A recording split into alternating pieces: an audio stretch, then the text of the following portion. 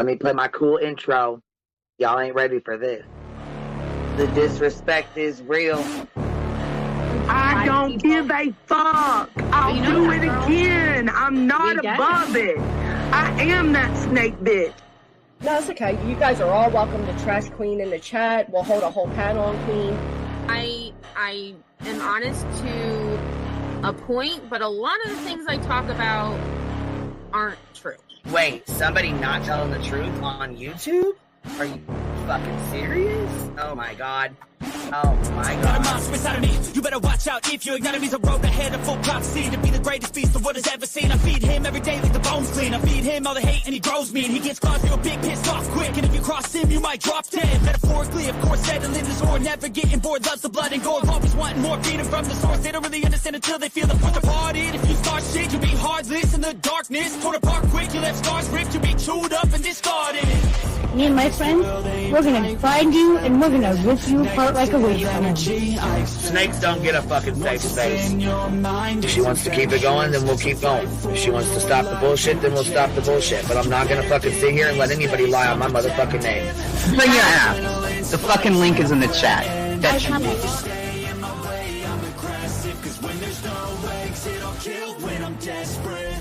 Oh, loose booty, wet panty looking ass boy. Replay that, Queen. Her name is Queen. It ain't really so much Queen. Queen B. Queen B. Queen B. Okay, there. Queen B. Queen B's money. Queen B ain't got no money. Queen B.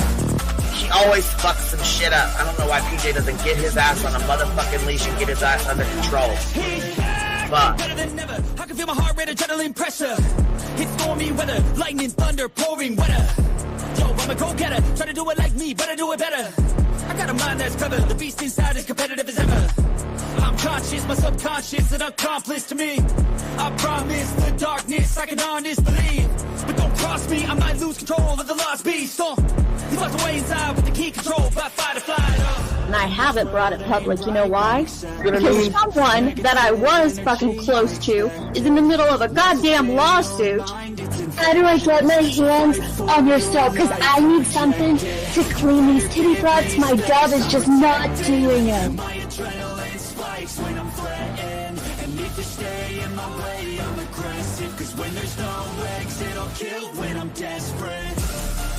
Bring your asses. As simple as that. Come in. I mean, bring it. Bring your asses. Hey, don't get Queen B at her 550, 600 service. Bring their asses out. You might have started it, but I'm gonna finish it. Absolutely.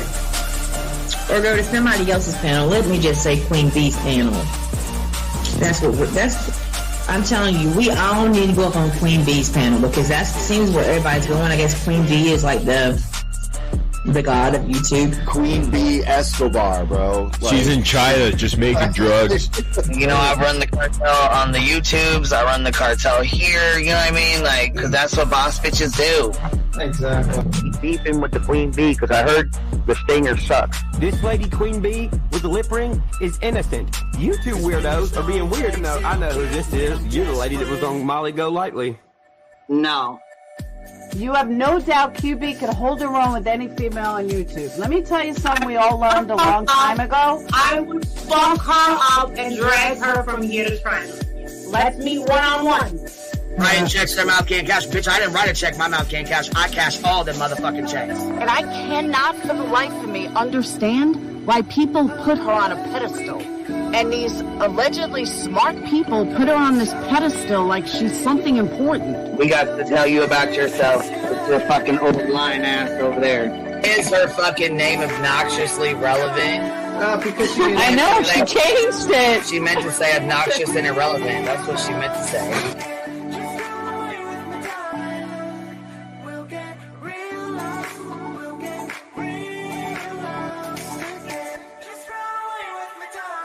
And coincidentally, it sounds exactly like Queen Bee's voice because, as I've always thought, Queen Bee is using some sort of slight distortion on her voice when she broadcasts.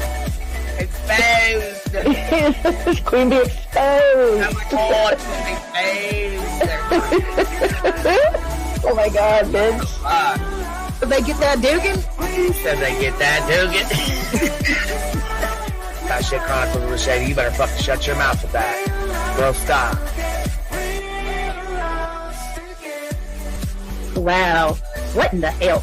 Someone told Queen Bee that you said it was her hacking your emails. What the hell is wrong with people? Take your ass to bed. It's fucking past your bedtime. Go on now. Right? Why you gotta be crying? Motherfucker killing the vibe, bitch. Take your ass to bed. Boston, no, I'm not capping at all. I'm telling the whole truth. Look, babe. Anyway, guys, I'm gonna skedaddle. You know me, skedaddling away. See you guys. Pumpkin. I love you too. I despise you, Boston. Whatever.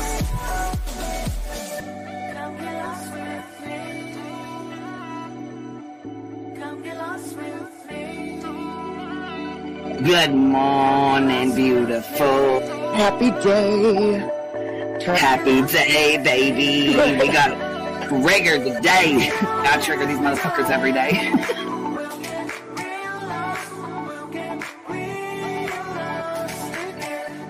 Baby Jesus showed us that, you guys. I swear to God. I know that's right, because you just put right on that shit. Yes, I did. Baby Jesus was like, look here. Yeah, fuck the pause. Pause for the cause. Fuck that pause. I'm just trying to be a better person. I know it. Let's see here. God damn it, Duke. You hear him? Yes, your dog is. Damn it, Duke. Girl, this tea is piping. It's living. These motherfuckers hot. That just burnt the roof of my mouth. Where's Candy Sue? Where's she at? You heard that like I heard that one. Fire in the hole.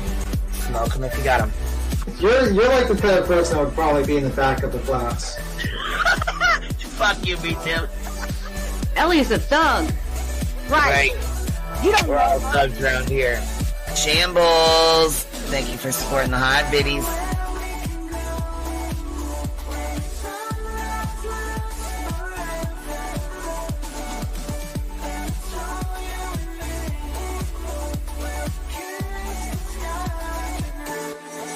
Y'all wasn't ready for that, was you? Wait, I wasn't, bitch. I wasn't even close to ready for that shit.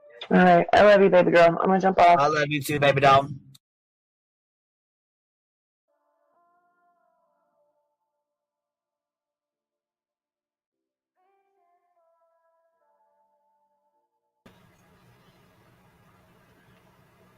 Yo, good morning, how y'all doing? What a shit show. What a shit show.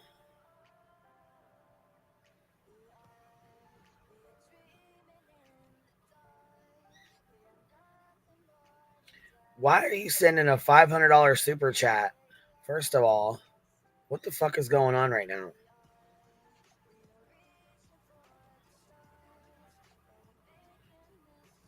Well, that's because you put that amount in there.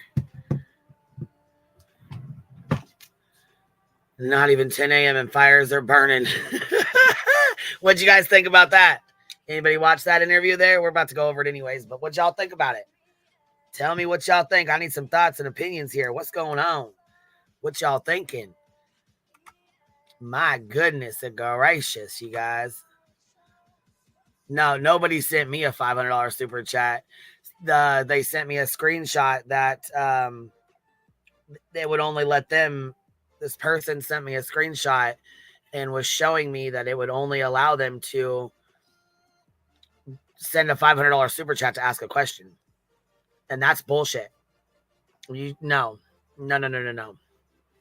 Also, I did get a thing that says memberships are rolling over. So if you're not green, that's why. I didn't even know we got little messages like that. I guess it's maybe something new that StreamYard's doing, or the studio's doing. But anyways, it did say that if you come in and your name's no longer green, it's because memberships are rolling over. So they're probably falling off or renewing or whatever. Yep, you're green, Literal Davis fam. Shelbell, you're green. I see you. Usually, yeah. I thought I dropped the link already, baby. I'm sorry.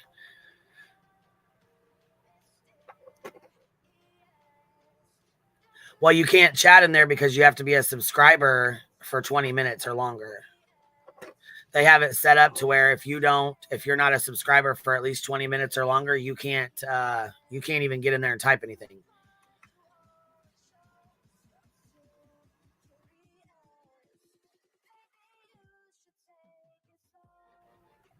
Oh, that was sweet of you, SS. Thank you for gifting 5 memberships.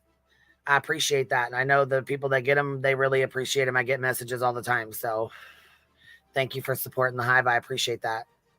Oh, here we got Barbecue Lady right here. What's up, baby? Hey, girl. What'd you think about that? What's up? Oh, my God. Honestly, there's so many lies that were said in that shit. Let me say, what's your opinion? My opinion is... And you're only stating your opinion, allegedly. Nothing is stated as a fact. My opinion is that I think that they haven't shown proof of anything that they've actually said. And they went on there and portrayed that, obviously people know that I got the cease and desist.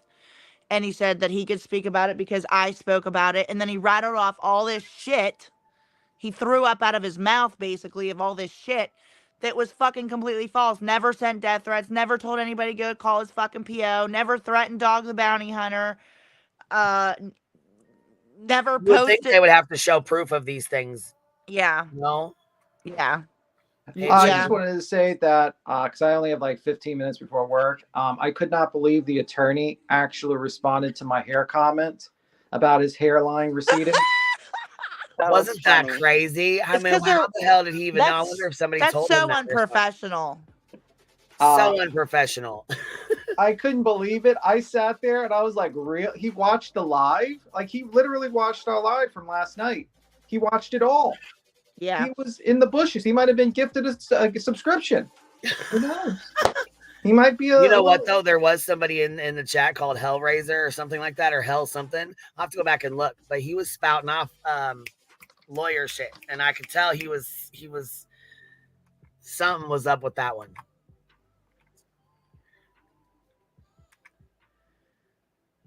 Yeah, by the way, calling someone Hong Kong is not defamation, even though it's insensitive and really piece of shit thing to do. Well, I didn't know how to pronounce his last name. I actually just learned today that his name is he was calling them the drop foots, the stupid foots, the, you know what I mean? Oh, like, true, yeah. Many nasty ass jokes as you can't about him. You know what I mean? So it's like, come on, man. You really can't. You can't ass fucking jokes, and you said just as many nasty ass things as the next person, calling Clue fat, calling her a skunk, telling her she's a big girl. You know what I mean? Like, he was just being petty too. So yeah, and you can't sue someone based upon repeating information that your client, supposed Tony, and your client stated, which was the 15 cease and desist, which was Tony, what he stated, and also the fact that you can't sue them because they talked about the pants being found and discussion of that, and you really can't sue and you have to show what death threats and who sent them. And also, you have to show who's reporting you to the parole officer.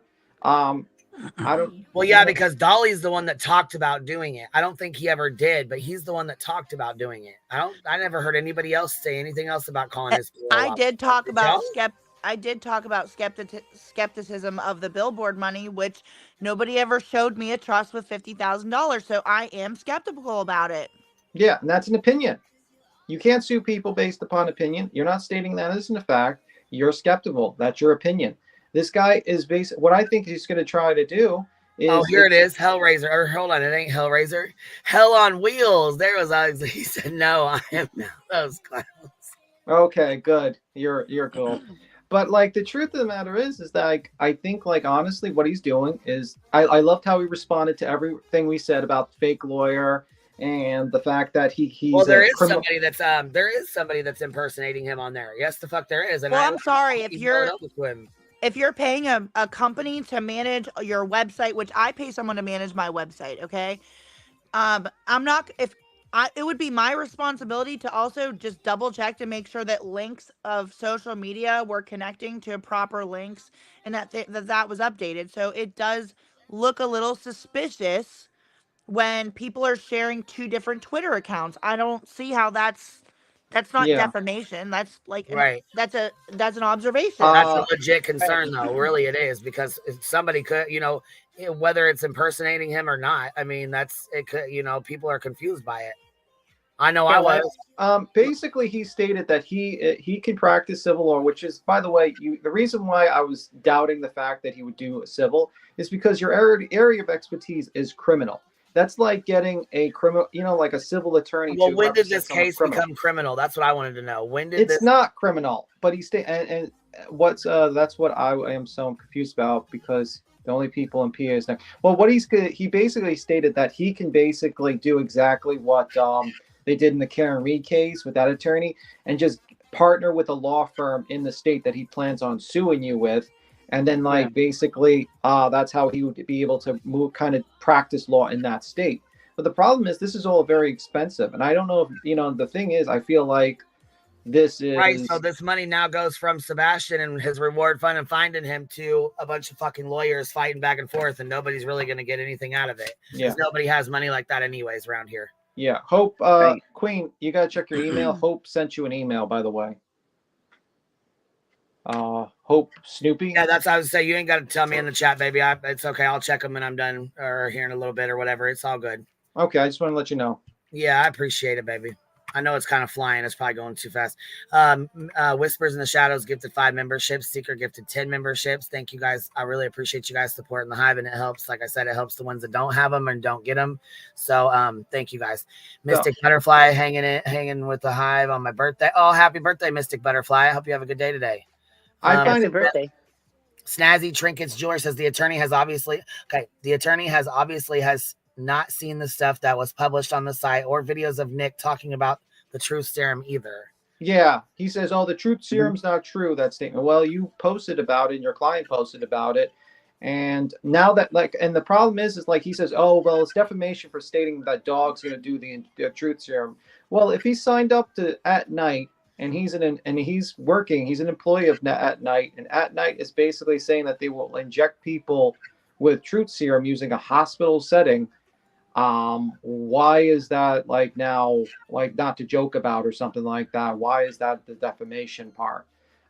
Your client, Mr. Nick the Nut Hat, basically stated that he facilitates truth serum to unwilling or willing participants. This later statement was willing, and that's the problem. You might want to talk to your client also about the definition of defamation. Sorry, tongue twister.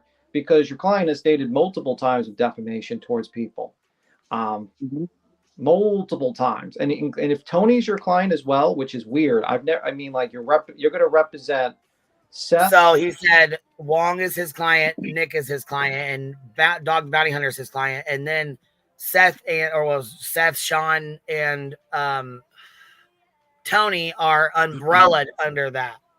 Under At Night. Because they're clients of At Night.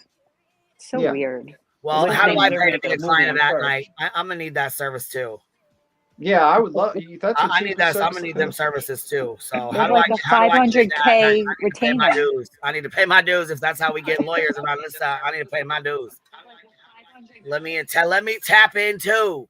Shit. Yeah. Well, I promise. We want to tap in.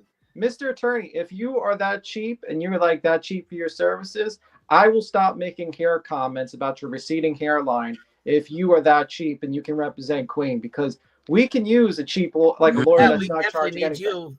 Come on, man. I just want to clarify some misinformation also. There was a lot of people were saying in the chat, Barbecue Lady's trying to change her name. That's not what I was trying to do. I have YouTube on my iPad and I have YouTube on my phone. But when I'm out and about and people send me a StreamYard invite, when I connect to YouTube on my phone, it's my first and last name. So I don't come up and I do it on my iPad because I have a different account on here. Right. So when you emailed me, I got... But people are like, oh my God, she's trying to evade. She's trying to create a new account. I'm like, no, I'm just trying to fucking not have my first and last name on, you idiots. Yes, and see it, and it will pop up like that. See, when you send me that email from your personal thing, I didn't know it was the same as the one you get. You're like, who are you? I was like, no, I'm not going to do that. Who the fuck are you? I was like, oh, sorry. Whoops. I didn't realize that was you. It's all right. I mean, that lawyer acted very clownish, in my opinion, and it's very clownish. And I couldn't believe people were buying. I'm sitting here, I can't wait to review it. Are they done yet? Let's go check see if they're done yet. Something done? is up with that lawyer. I think that's probably Nick's lawyer, right? In for his criminal stuff. Yes, that was his lawyer for his Yeah. criminal thing. And then he's And like, he said well, he had represented him for a while, which I mean, Yeah. I'm not Makes sure if sense. he represented him for a while. Then he should know about all the stuff that he got in trouble for, the racist emails and all that stuff. He should know about all that, right? yeah. Yeah.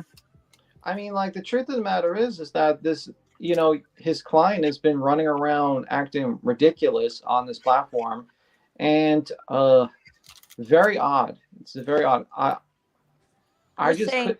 You go.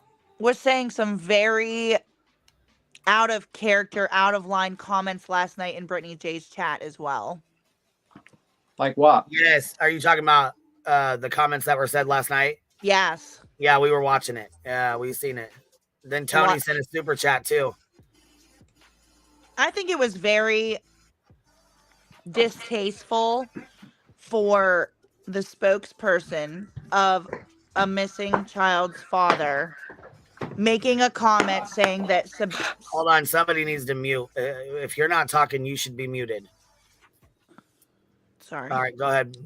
But he said Sebastian has only one dad. And listen, I just don't think that comment was necessary. It was fucking wrong, in my opinion. Like, how are you going to sit there and say that you're the spokesperson and Sebastian only has one dad? There's lots of people that have step parents, stepmother, stepfather, stepsisters. Like, would you... Tony has an adopted child.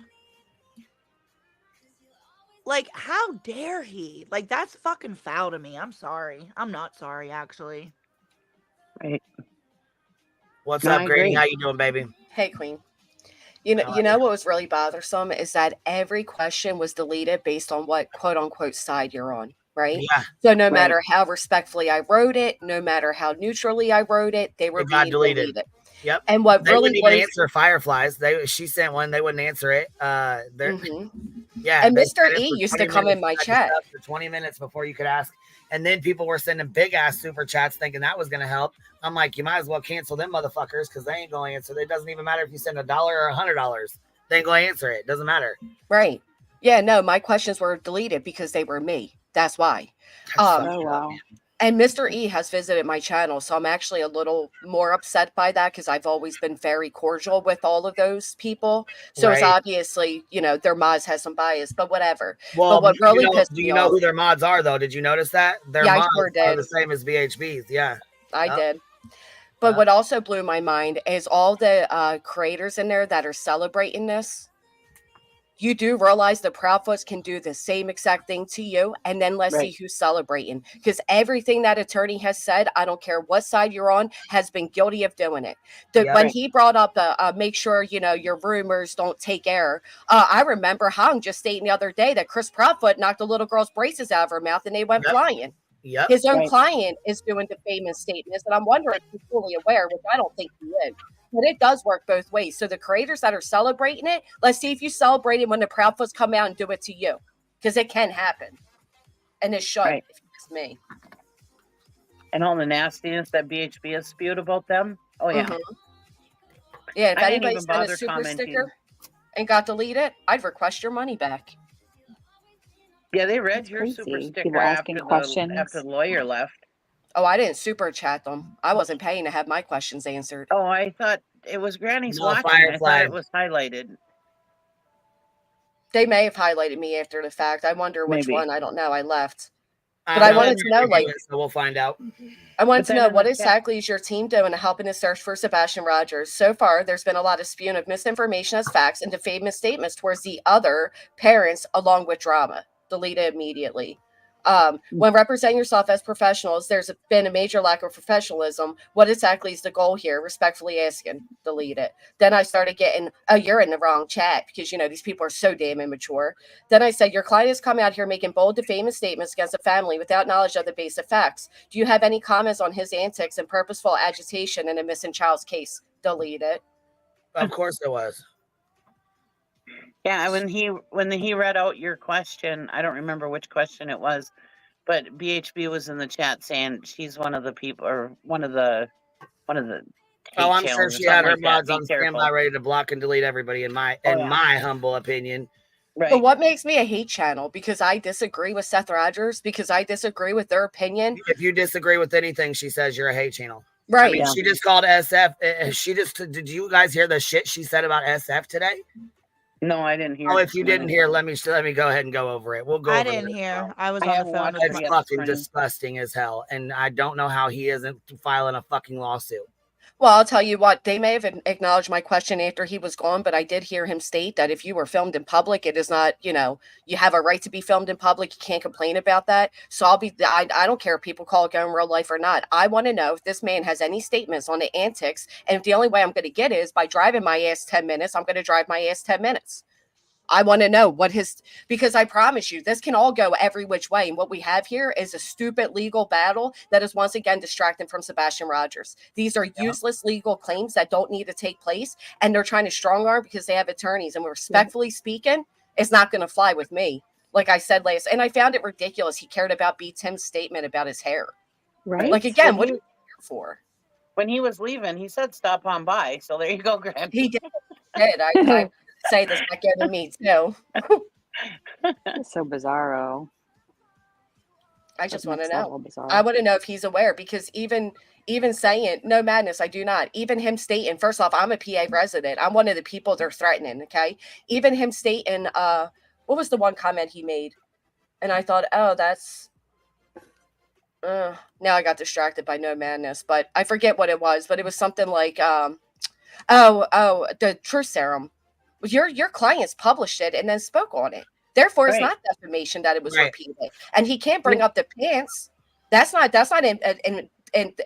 distracting from their investigation. They're not investigating. So accusing Terry Lynn of planting pants, which I disagreed with, but doing that does not distract their mission or distract the investigation, because this has been going on for months and they haven't been here. So for them to now come up and pick up rumors that have been going on for months and act like it's, preventing them from doing things, it's just an excuse for those who eat it up as to why they're not doing what they came out here selling everybody they would be doing, which is boots on the ground searching for Sebastian. That's what they said they was going to do, and they ain't done that at all, in my opinion. B. Tim said, did you see that the lawyer stated it's defamation to say he was in Tennessee because that would break his parole, so he can't go to Tennessee? Nick the Hat. I saw that. Firefly just dropped a $100 super chat and said, I canceled my measly $10 just now. Mine wasn't answered. I'm buying my part at the Hive this month. I know that's right, girl. Tell him. Fuck you. But that whole statement about saying Nick's in Tennessee, let's not forget that Nick was the one that was leading people to he was going to believe. be there. Right. And he's the one like Tennessee Tuesday or Taco Tuesday. So if anybody did state he was in Tennessee, it's because he misguided people to believe he was there. I knew his ass wasn't going to Tennessee. You said it. You said he's on parole. He can't leave Pennsylvania. Right. And but he made it seem like he was in the woods in Tennessee or something. We're going to be out here searching every day until we find him. Yep, that was the statement that was made. We'll be out here searching every day until we find him. We're going to bring him home. Boots on the ground coverage. Yeah. Well, we've seen JLR fly all over the United States when he was on probation. All you had to do was get. But parole and probation are two different things. That's the thing. Permission. Parole is a hell of a lot different than probation. Plus, JLR's probation was years. His probation, his probation. You know what I mean? Probation's a lot different than parole. For one, parole, you are still basically a part of the system. You know what I'm saying? You're still locked in. Right. Probation, you didn't go in. They gave you probation. You know what I mean, to try and keep their thumb on you for a little bit longer. You know what I mean? Well, I'm whatever JLR was on. Wasn't he on parole? Probation's usually for those that they know will fuck up. They give you a little bit of leeway just to do it. You know what I mean? It's a trap, in my opinion. It's a fucking trap. But anyways. The difference is also the time frame, because you're right, Cheesy. He was on parole as well, but JLR was on parole for years, where Nick is freshly on parole. So right, but JLR wasn't doing this shit when he was on parole like that. Right, gotcha. You know, I think because he knows better. You know what I mean? In Pennsylvania, by the way, I've never been on state parole, but on state parole, you're only allowed to ask for permission to leave the county, and on county parole, you have to have permission to leave the state. Well, depending on what your stipulations are, you may not be able to, you know what I mean? Like you might have to, but you have to, be out for a year before you can leave the state. It just depends on what your stipulations are of your No, probation or parole. No, but he's on state parole. He's not allowed to leave the county. Right, but I'm saying even if he wasn't and the judge put on there that he's not to leave the county, it doesn't matter. He has to follow whatever is on his order. Right. Yeah.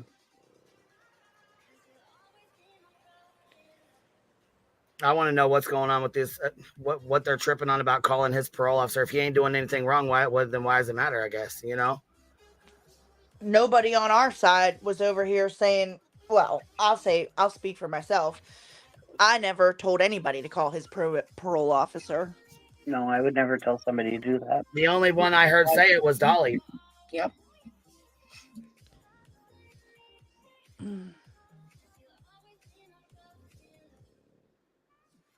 Yeah, I certainly never said call his probation officer or parole officer. Here, and Kodo says, how can anything... Hold on. She said, how can anything said about Nick distract from an investigation when Nick has nothing to do with this investigation? Exactly. You can't even leave his county, possibly. So how is he going to search, Right. Doesn't make sense. Don't make sense. PJ said Dolly did not call. He just had said something about calling. Yeah, he did not call. From that I'm aware of, he did not call. Well, and I'm also curious because the basis he listed for the reasons for the cease and desist, I'd be very curious if I received one because I didn't do those things that were listed. And again, I don't understand how he can list like stating that the pants were playing it. That has nothing to do with him. Yeah. They're making it seem like they're like law enforcement and that they've like come over and taken over or something. Right. No, I didn't receive one. B for you. Mm-mm. They said what 15 to 20 of them went out or something. A comment was wrote, after he said how many, I think somebody wrote in the comment section as well. But then the lawyer said it's not near 15. He goes, I don't know where that number came from. I'm curious. Oh, okay. So hold on. This is so Hope, the email that you just sent, baby. I went back to go look real fast. Because usually I'll get distracted. So I try not to wander off too much, you know what I mean? But let me go ahead and pop this up real quick. Yeah, you can't be held legally. You can't get in trouble for calling somebody's parole officer. As citizens, we have a right to do that, especially if there's genuine concern. They would have to prove. And then it makes me wonder, he didn't mention anybody calling, Nick's quote unquote job. So was Betty just trying to say job to make it sound fancy when everybody knew it was his parole officer? Oh. And then when he said that barbecue made it public, actually Nick made it public. Right.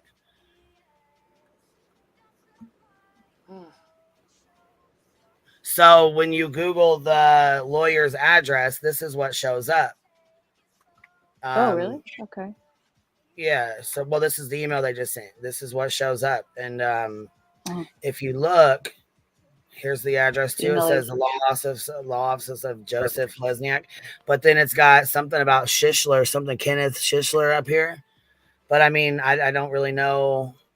Usually they share office spaces. Right. I was going to say, I'm not really sure if this is just them sharing the office or possibly, yeah. If it says, yeah. Okay. So Schuster Law is a personal injury law firm that helps people receive justice in Philadelphia. Philadelphia. Huh. That's not Philadelphia, though, is it? Well, they can represent Philadelphia, Delaware County. They can do all of it. His offices are located in Delaware County, but he can absolutely. So obviously they're sharing, Yeah. Office space, or the building could have different tenants in there. Well, yeah, he said before. I mean, he can, just like he said before, he can lock in with another attorney and use their office or link with them. Yeah, of course, yeah. So that could be just what that is. You know what I mean?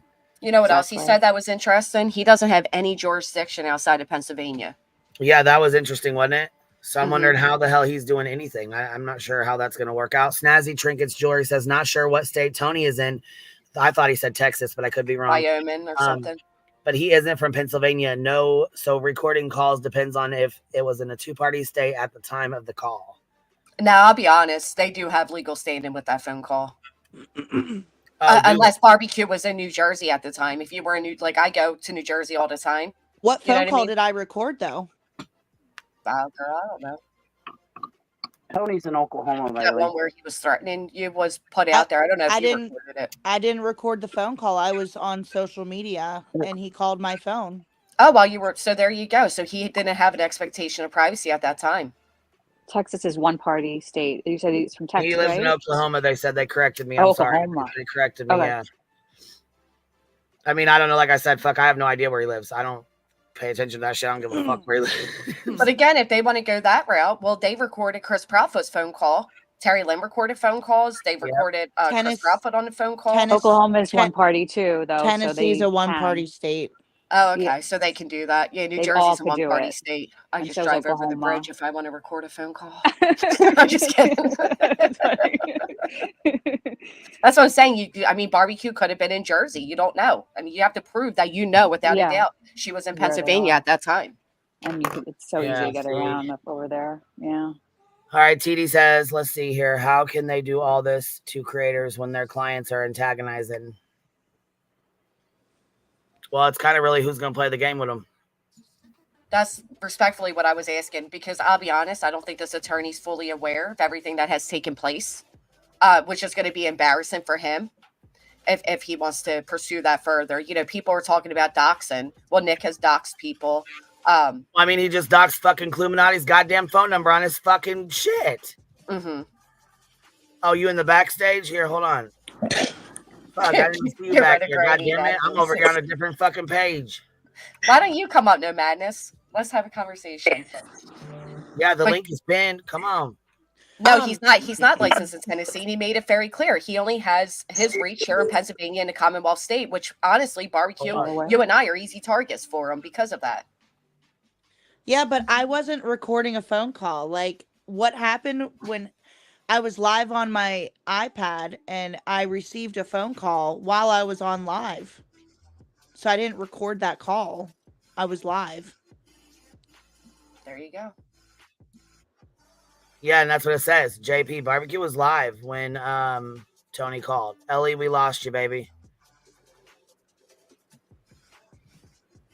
Hey, Clue. I'm over here talking muted. Anyway, I have a question for barbecue. You put your paperwork out? No. That's funny because I could swear on that. He I did didn't watch say it it. all. It kind of got on my nerves, so I. He couldn't said watch I it. posted it. Right. I never did.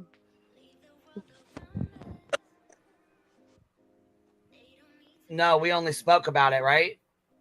I've never posted it. Right. Yeah, he's never shown it. Spoke about. Which again, he said we wanted to keep it quiet, and as an attorney, he wanted to advise of that. But your client made it public. How do you think people are speculating on the number of ones that are going out? Because his client's out here, you know, strong arm people like I'm signing a cease and desist, and then he talked about. Sorry, go ahead, Clue. I read a freaking Twitter post last night from some chick I've never heard of talking about they've said keep it quiet. It's been in videos on Twitter. What are you talking about? Quiet. I say make it louder. Hold on. Betty said this morning you should have posted it as if you're hiding something. Bitch, that bitch, she fucking hid from a goddamn fucking order protection paperwork. So sit the fuck down, Betty. Shit. You're irrelevant as fucking this. It just blows my mind how people are saying what was done to Betty is wrong and her freedom of speech and all these things, but then they're same people are now cheering this on. Mm-hmm. And I didn't read that verbatim either. It was summarization. Yeah. It doesn't fucking matter. I mean, Well, I didn't go live with it first. Actually, Nick was over there walking through the woods. Go lay down. You know, Mr. Lednick is an author. Say it again. He's an author with books. Aw. Oh wow, so is He's dog. storyteller. Yeah, so is dog. Huh. Did that get advertised too, like his did, or? No, somebody emailed me and I'm looking at it. Oh, okay. You know what's crazy though? For him to say like, "Oh, he would have kept that quiet." I bet you would have. I not me. I'd be as loud as I can be. Throwing in things there that he has no jurisdiction over. I mean, again, he can say like, "Oh, well, I represent At Night Media, and they're an arm of Seth and Tony." Yeah, you can do that. Sure, he can represent whoever he wants for free, without a doubt. But he can't smush everything together and a cease and desist and say, because you said this about Terry Lynn and you said this about Seth and you did this, I'm going to put it all together in a pile. I mean, he can do whatever he wants, actually. But you know what I mean. I try to go through here and mute because the background noise is something. It's you know what I'm saying. So if you're not talking, please try to stay muted because the background noise comes through and then you can't hear some. You know what I'm saying. It's hard to hear the other person talking. So go ahead, baby. I'm sorry. I'm gonna go look up this At Night Media. I want to know what the fuck this even is. Let's go investigate this. They have one review on their Google page. Okay, so here's an Insta with it. Let's see. I'm telling you, I think they're doing a movie. Yeah, baby. I'm listening. Check that back chat. Okay. I can't even find it.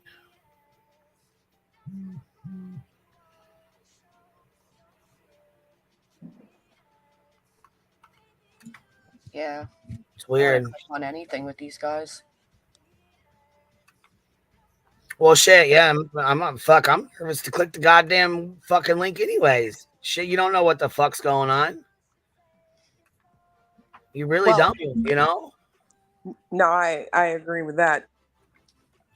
Fuck, they probably hack into your shit. I don't know if that's something they can do or not, but I mean, fuck, it makes you nervous to think they might be able to. Hey, body moving. Hey, girl. I'm sure they can. Yeah, I really honestly believe that they're making a movie about this.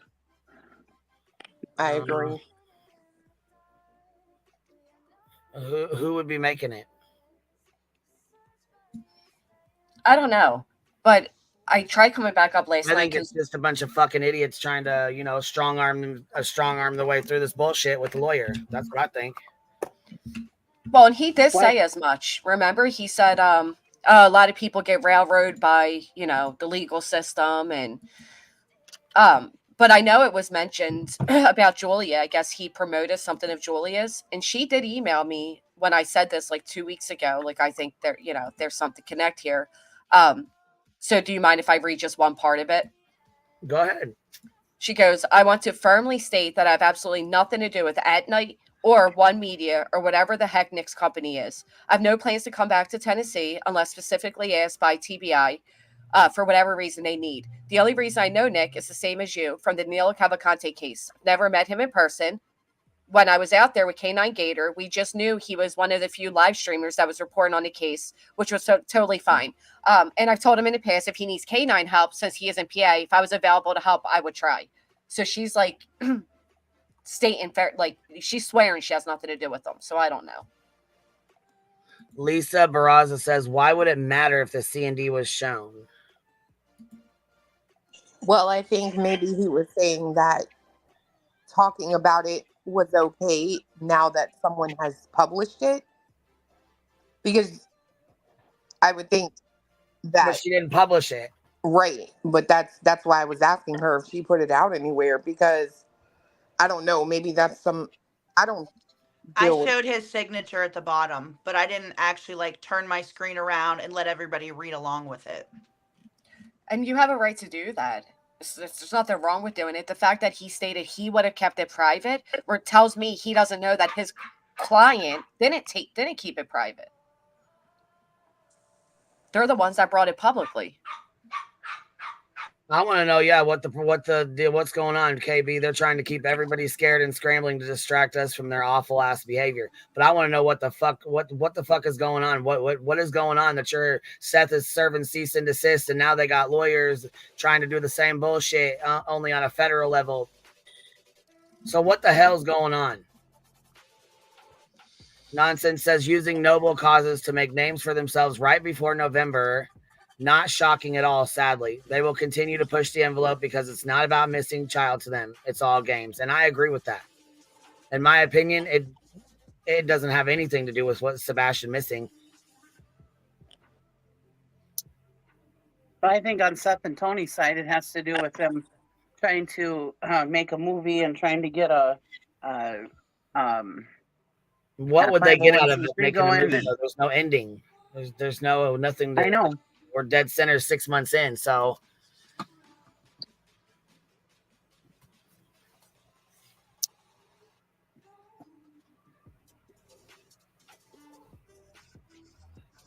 Unless they're gonna do a show on the search or something with Doug.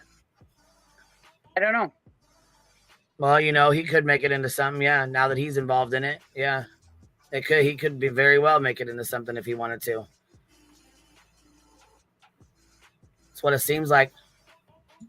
I also found it interesting that he said that At News was retained to work on behalf of Seth and Tony, but yet when Hong was doing his little Nick Muzzle speech, he said they're not making any money.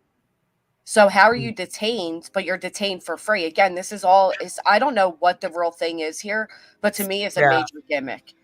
Something's up. Yeah, I can't put my finger on it, but there's something up. And I really just don't think this attorney's aware of everything. I don't think he's getting the full picture. He even said Nick skirts the line. He's done far more than skirt the line. Again, the Proudfoots could easily come out here and do the same exact things to every creator on that. Yeah, they could have been handing out cease and desist, especially on the ones calling them murderers and shit like that. Yep. Brianna said, why do we care what Julia is saying after everything she's did and said, helping them craft all this drama? I'm sorry. I don't care about people like her. And I don't care if people go at her. Well, I'm not trying to stop anybody from going at her by any means. I'm just saying that I brought this up a few weeks back and she wrote that email. So I thought I'd repeat it. Doesn't mean it's true. Right. I don't care how anybody feels about her. I feel indifferent. I don't give a shit. Right. I just think that, and then did you see how many ads they had on? Subscribe for 20 minutes, the ads every few seconds, only answering the super chat. A money maker. Yeah. Yeah. They knew what time it was. Get it how you can. Yeah. I got a question. How can anyone, this is just for me personally, how could anybody on that side start screaming something like defamation when you're on a YouTube public forum calling me a racist? It just seems a little like we're allowed to do everything under the sun we want, but you guys can't speak. You know what I mean? Right. That's what I mean. They've made a lot of very bold defamatory statements themselves, which is why I'm saying either this lawyer's seriously not aware or, Oh, and not to mention the statement, Cluminati is related to Chris Proudfoot through extended family. Mm-hmm. But that lawyer, I heard him say something about non-factual statements. Mm-hmm. Yeah, Firefly did a $10 super sticker, said QB Tony doxed you by giving the TikTok lady 40-page documents on you to put out at his demand, and she admitted it on your live. Absolutely, she did. And I have the copies of it, and I have the fucking emails with all of it. And I have where Tony publicly stated that he has all the backgrounds on all of us YouTubers. Yep.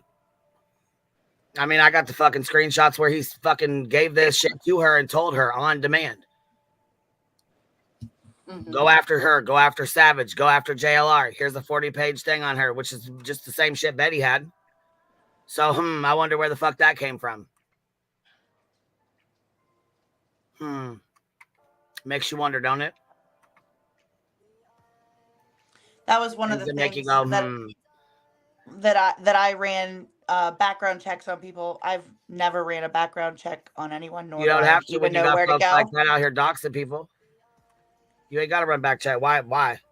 They're going to do it and put it out anyway. So what you going to waste your time for?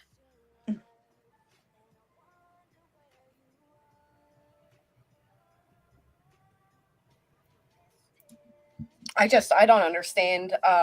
I wish they would have told more about their intent with the whole Sebastian thing. Like, again, it's not very, what misinformation am I spreading? Like, respectfully asking, because I don't think anything I stated up here has not been factually based or stated as my opinion. everything has been looked into. But yeah, I wish they would have told us. Sorry, baby. Go ahead. I'm just saying, I wish they would have told us, like, what is their real plans? Like, what is your real intent here? At what point does the search or the aid in a search for Sebastian take place? And if it's already taken place, how are you doing that? Because all I've seen is a focus on all of this, all this unnecessary things, which is kind of baffling that anybody who claims professionalism is more focused on these small things compared to the bigger picture.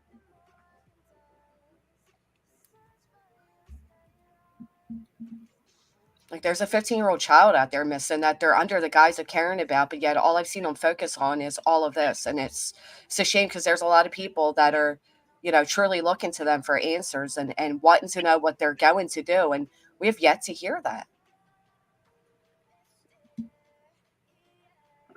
Right. I mean, in the beginning, they sent C&Ds to people like Chloe and that who were actually out there physically searching for him. You know, I mean, I agree. All right, I'm going to jump down. Thank you for allowing me up. Barbecue, best of luck to you. And thank you. We'll see what happens next. Yeah, bye, guys. We'll see you, baby. Thanks for coming up and hanging out. You know, I always thought because her name was Granny's Watching, I always thought she was older than she is. I mean, it's a cute name, you know, but yeah, I always thought she was older.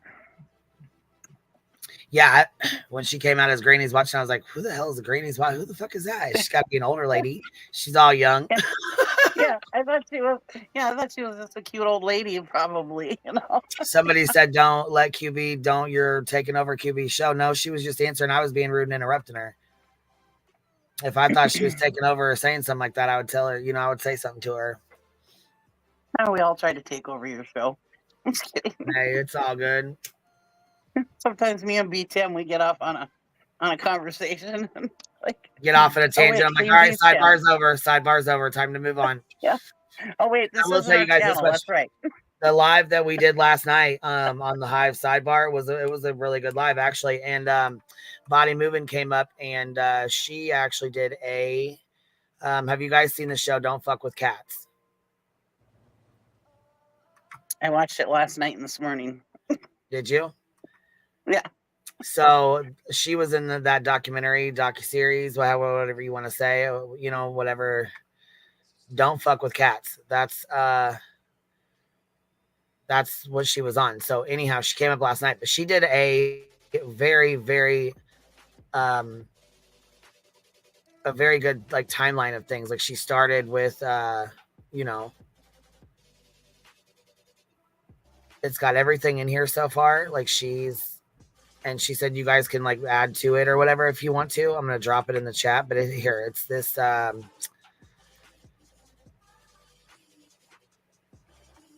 spreadsheet like this. It's got everything in it. Medications, last seen at this time, leaving Texas Roadhouse, reported missing at this time, favorite color, favorite song, last wearing black sweatshirt and black sweatpants. You know, and then it's got links and stuff to family, like it's got a little breakdown, the officials, you know, and then like I said, you guys can add to it. She said you guys are more than welcome to add to it or whatever. It's on view only right now, but it'll kind of help out for those who are having a hard time, you know, placing everything and placing, you know what I'm saying? She did an amazing job on that. Honestly. Yeah, she really did. That's a lot of work. Did. Yes, it is. And if you do use it and make it your own, you should always give her credit because she's the one who did such a good job at starting it. You know, even if you do add to it, absolutely give her the credit. Body Moving is who made it, and oh, did you, Mai? Yeah, email it over, baby. I'll share it if you want me to. I mean, it's up to you. If you don't want me to, that's fine too. I won't. You know. I don't share my emails unless it's like absolutely something that I know can be shared. So when somebody emails me and they do it from a fake ass name and they expect me to take them seriously, I just can't. So as soon as this said something about this email said something about I'm emailing you from a fake name. Nope. Delete. Didn't even finish the bitch. Cause if you ain't got enough respect to come at me, and you want me to take you serious, don't message me under no fake ass name, because I'm not gonna take that serious at all. So you don't take my cheesy weezy emails seriously? No, I'm just kidding. Not when you say, hey, my name's Emily. I'm not gonna message you for my other account because I just don't want you to, out me for telling you how I feel, which I would never do anyways. Right. And then proceed to tell me all your bullshit. You know what I'm saying? But then expect me to take you fucking serious. No, I'm not gonna. No. That'd be like me saying, hey, my name's Sarah, and I'm gonna email you from a fake name because I think you might say something about me on a live stream. Okay, so this is so amazing. This spreadsheet, I was looking at it last night. She did a really good job on it. She really did. Yeah. So she also has a channel on here too. You guys, I'll go try to find it. Let me see if I can find it real quick. We'll link it. She's on TikTok. We were talking too. about God. We really need to make a whiteboard for all this connecting the dots. And then all of a sudden she came up. I got a spreadsheet. Yeah. We're like, right? Oh, thank God. Oh hell yeah! This is like yeah. sleuthy goosey kind of spreadsheet, Yes, she does it just awesome. like this. Yeah, it's missing a lot. So she said, yeah, it is missing a lot. So she did tell you guys you can add to it. If you guys want to add to it, you're welcome to put things in there that are legit. Don't be putting any bullshit in there because she can take it right back out. I don't even know I don't know. But she said we are crowdsourcing all the missing info because I missed like a month. So if you guys want to, I don't even know if you can just add to it like that. Here, let me stop lying. I think you can. That's what she's saying. To message her and body moving. I think you can make a copy and save it to your own drive. Okay, and then work on it from there. Right, and then you can. So there you go. So if y'all want to do that, download it, and then you can add to it or whatever. You know what I mean? And then and then Pineapple's got her channel in there too, so you can go sub up. Her channel's in the chat. Hey, I'm gonna jump down, but I do want to say that, and I'm not gonna mention who, but there have been 2 people in the last 24 hours who've had attempts of hacking on their emails. Oh yeah, I told everybody last night, lock your shit down. You need to lock it down. There was one yesterday, and there was one. Hold on, let me verify. This and morning. I'm dead ass serious when I say that. Morning. Make sure you lock your shit down. Your Facebook, your emails. You know what I mean? Use your VPNs if you got them. I mean, be very careful. Be very diligent because this ain't nothing to fuck with. I went through that a month ago. Start clicking on people's links and shit. Next thing you know, your fucking shit's hacked and you don't even know what the fuck happened. That was less than a month ago, but I went through that and had to go in and change all my passwords and everything. All right, I'll be around. I have some shit to do. Yeah, we got to pull this lawyer thing up. I'm just kind of waiting on them to finish, so we're going over that. But we'll see you here in a little bit, baby. All right. See you guys. See you, Clue. Bye. Yeah. Pop up the Bullhorn Betty from this morning while we're waiting on their bullshit because they're still alive, and I don't want to play with the strike in here because ain't nobody got time to be sitting down for no 3 motherfucking days or 7 days for the bullshit. So we'll go over this dingbat. We'll go over her fuck shit real quick. Why she was calling SF a predator and all kinds of stupid shit this morning. Running her fucking mouth like she does best. Who? All right. I'm sorry. Who was? Oh, never mind. I see. Betty.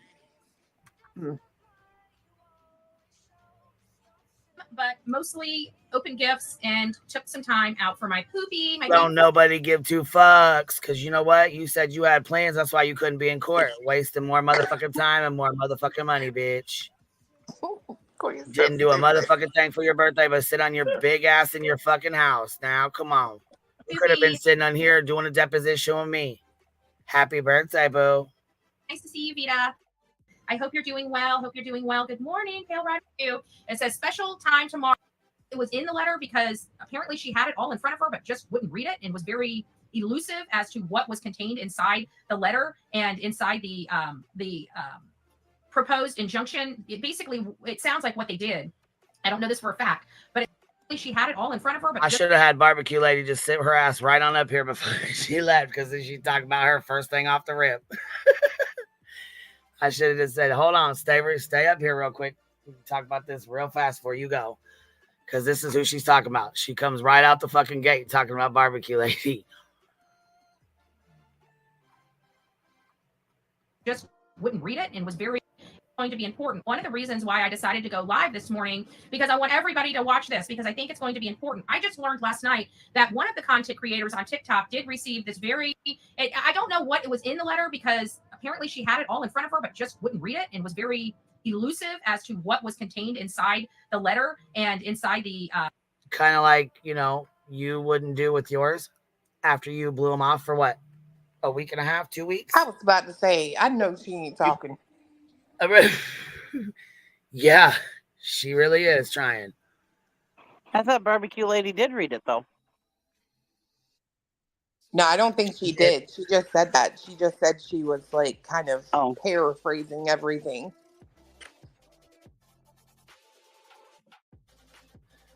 I was gonna say she just kind of went over like a kind of like a rough draft thing. Oh, okay. She just, you know what I'm saying, went over some important things, really.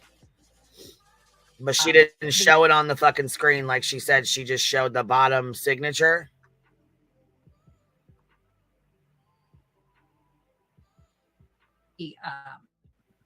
Proposed injunction, it sounds like what they did. I don't know this for a fact, but it sounds like what they did is they sent out a cease and desist letter and must have attached, the way I'm understanding it described, must have attached this injunction to it, this proposed injunction, basically saying, we want you to stop these activities. If you do not cease and desist from these activities, we will be going to federal court, and this is what we will be filing to the federal courts to injunct you, to provide an injunction just to prevent you from doing these types of activities. Again, very elusive. It just seemed really funny because clearly she had it in front of her, but she wouldn't read it. And that's the problem for me. Like, why aren't you either showing it? Why didn't you show yours, Bets? Why didn't you show yours? I mean, after you blew everybody off for 2 weeks, why didn't you show yours on the screen? I know you ain't asking her to show her stuff when you didn't even show yours. You wouldn't even open the door. Pot me kettle. Right. Or reading it. And to me, it sounds like, because let's face it, I'm pretty sure this person is guilty of some of the things that were cited, if not all the things that were cited in that cease and desist letter and that federal injunction, and didn't want people to know how serious it was. That's just my opinion. I don't know if that's the case, because let's face it, if we get documented. You don't know if it's the case. That's the fucking problem. And listen, she knows, obviously, she fucking said what she could say. She spoke with an attorney, just like she fucking said, and she said as much as she could possibly say about it. That's it. That's all. And quite frankly, it's really none of your motherfucking business. That's right, Pam. Tell her it ain't none of her motherfucking business anyways. Well, she probably doesn't understand what good advice from a good attorney looks like. Right. She pro se, yo. Like that, and we're going to go on panel and discuss it. We're going to read it verbatim. It was not read aloud. It was not read on air. It wasn't. It was just, it could be this. It could be. Everybody was.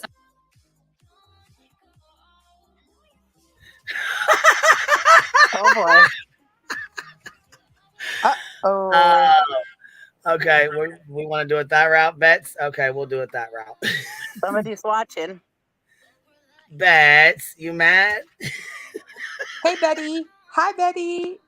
Hi, Hey, Boo. Bets. Just come click the link. Betty, now you know. I'll go grab it. Give me a minute.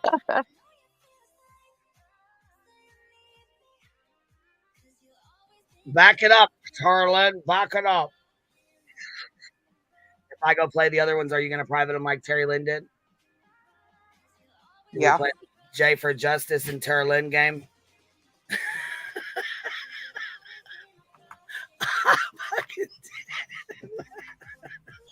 Did you see what SF? Did you see what SF just posted? SF was just, yeah, because I'm sure she probably did private it. Fucks, like I said, she called him a gosh dang predator. No, SF just posted that he booked his flights for the 24th through the 29th, and he's like searching. He's gonna be searching from air and ground, and he goes, but because searching is the only way Sebastian's gonna be found, not by drugging people. Oh, Betster's in her fullins today. Yeah, he done went out and bought a new drone. And let me tell you, last night I was looking at the drone because fiance's gotten into this drone flying as well, and it's like a thermal drone. And I looked over at him, I was like, this thing is $7,000. He was like, yeah. I was like, okay.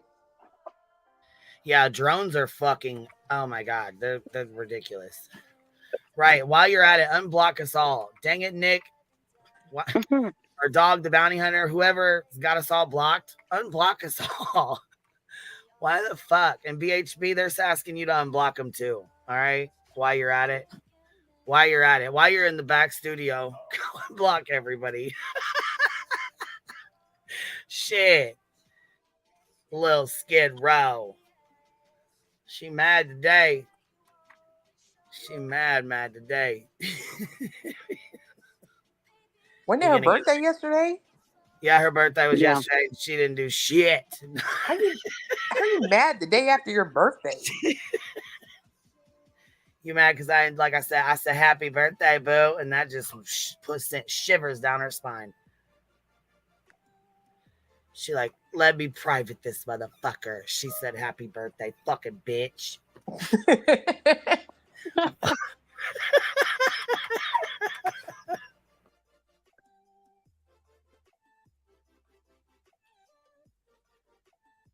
We were teasing poor Andy saying that they were birthday twins.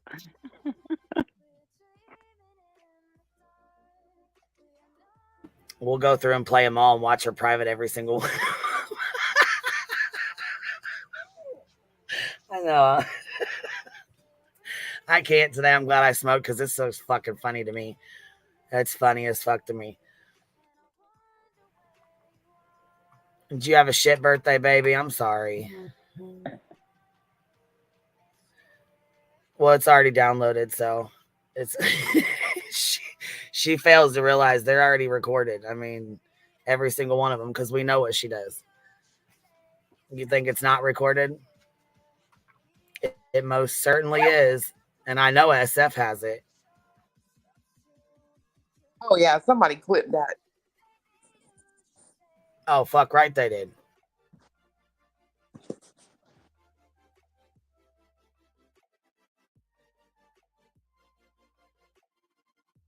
Bipolar.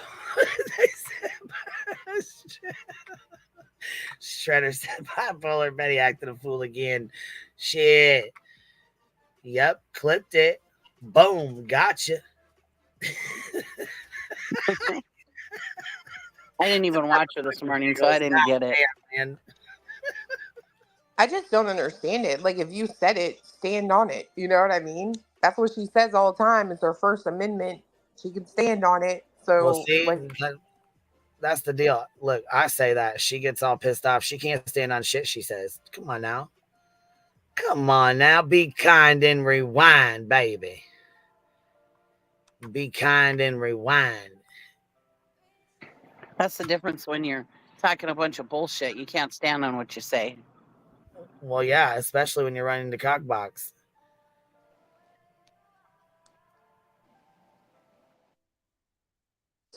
We were all trained in very well from the drama community. They just delete. So we know how it is. We're uploading this, so we'll go over that here in a minute.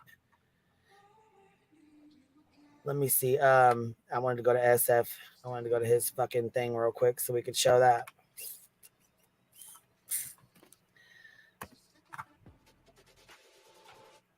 SF investigates, said, fuck you. I ain't playing no games no more with you. What you thought this was? Did you think I was going to play with you? Huh.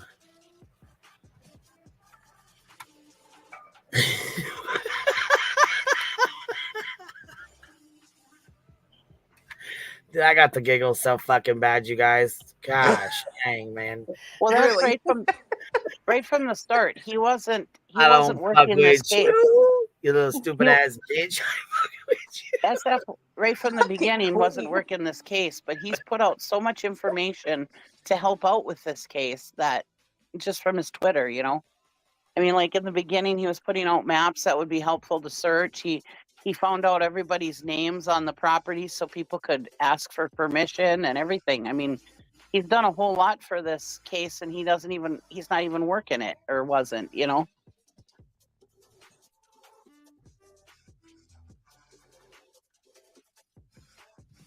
Done a lot more than these other assholes have.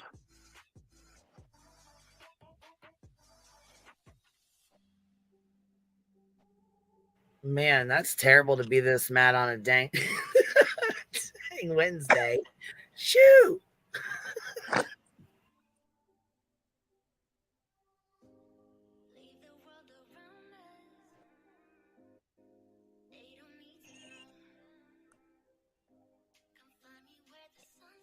Here, we're gonna throw a little Skid Row into this, because that's her favorite. That's her favorite fucking video, anyways. So there's that.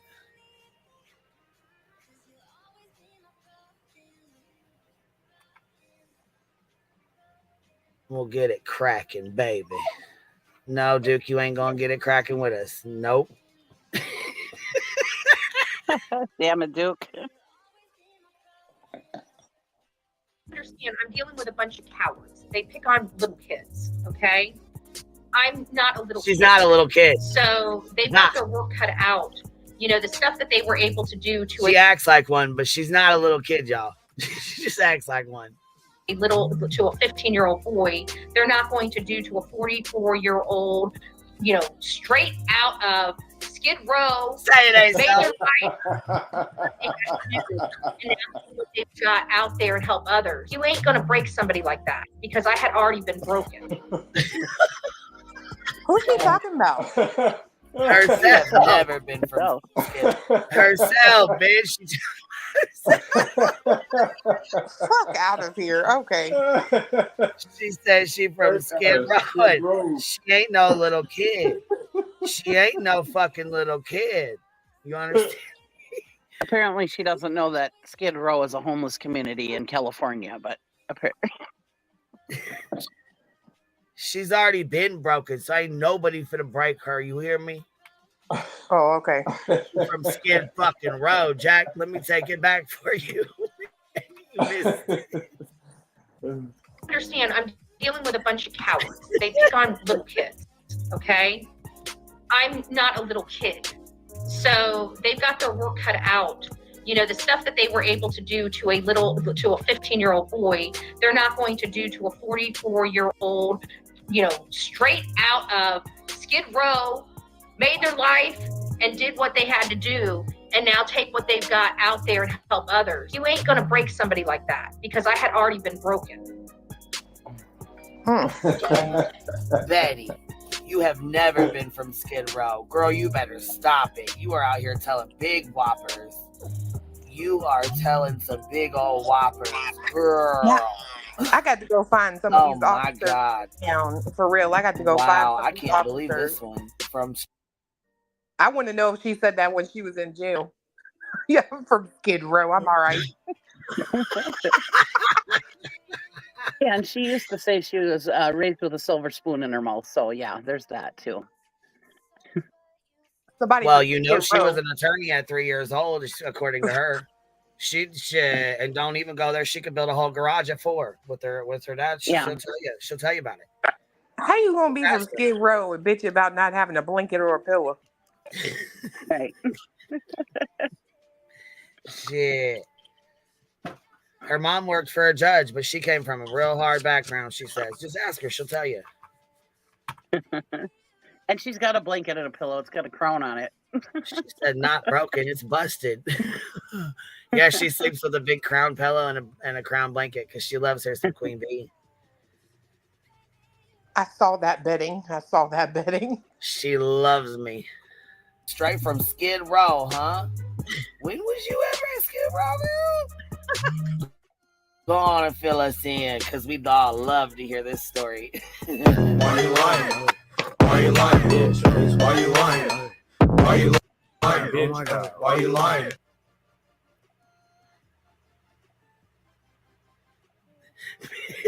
Miss Skid Row herself. Miss Jack of all trades. Yeah. Don't forget she was doing her business taxes when she was 2. April Goodwin says, Cluminati, she can't stand on her words because she sits in her bed. Petty AF, I take it. Court's canceled. Member for 4 months. KDO of NH. Southern Sassafras. Frankly, I'm tired of Breaking Bad Sean. These Better Call Saul lawyers and their carnival cartel misfit wannabes. Girl, you done did it with that one. They are trying to make conflict big enough on social media so that the main media picks it up. Hey, presto. They have their little documentary. Miss Firefly. Yep, we read that one. Hey, Miss Brittany, how you doing, baby? Hey, I'm just up here to say one thing to Betty because I know she's watching. Happy 80th birthday. And also, you mean Sean and Tony didn't give you a birthday dinner yesterday? What kind of friends are they? But again, happy 80th birthday. I figured they just in there for a steak dinner, you know what I'm saying? Yeah. But happy 80th birthday. Hope it.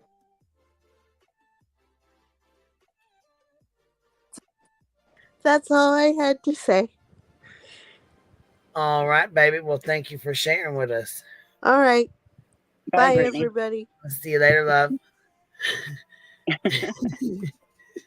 That was Amy the other day. She was spitting out facts and she goes, "This sucks." I was laughing so hard. Like, yep, it does.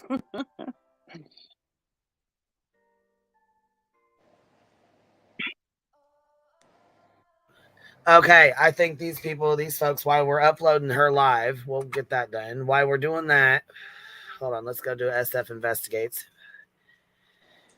Gosh dang it, I wish Nick would unblock me. I don't even know. I didn't even do nothing to him for him to block me like that. That's bullshit.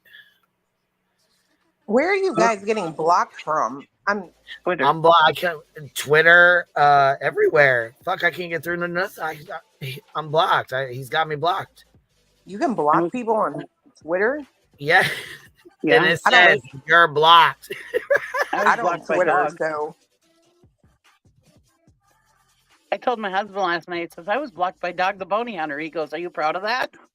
I said, yes, as a matter of fact, I am. You're like, shit, I don't know if it's the real one or the fake one. I'm not sure. No, I don't know. Because I'm sure he probably has a lot of people impersonating his accounts. You know what I mean? I'm sure. I'm so proud. I mean, you know. Hold on here. Green-eyed PI says here, let's gifted 5 memberships. Thank you so much. I appreciate you supporting the Hive.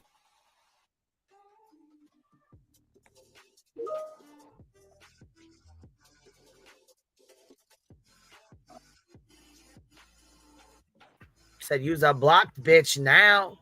Shit. I'm blocked by JLR too. 10 ways to look. He's got me blocked 10 ways to Sunday. I don't know why I didn't even do nothing to him either. Shit. I didn't go at him at all like that. I mean, we did talk a little smack. I mean, we did do that. We did do that. Can't lie about that. You were probably blocked back when he was hanging out with Bets too. Oh, I'm sure. Okay. Yeah. Here we go. While we're doing this, okay. Unspecified Hate Channel. Oh, I love that name. That's a good name. Unspecified Hate Channel. Gifted 1 membership. Thank you so much, love. I appreciate that. Thank you for supporting the Hive. And Viv Hyde is the one that got the membership for that one. Why it popped up on my cellular. All right, let's go. We got the ease up here. We're going to go over this lawyer real quick while we're uploading Bedsters live. She acts like we didn't have it already downloaded and ready to go. Oh, you know what? Let's do this one first. So,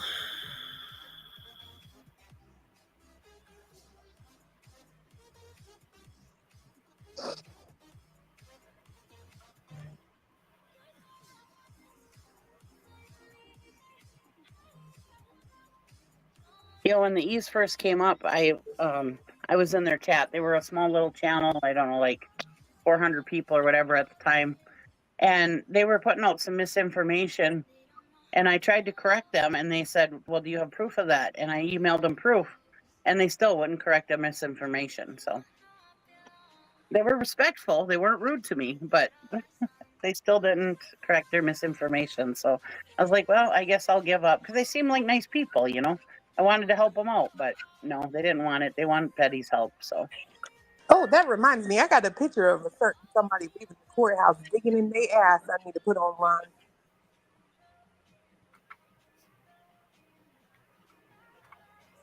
a picture of what? Somebody leaving the courthouse digging all in their ass. What the hell? Ew.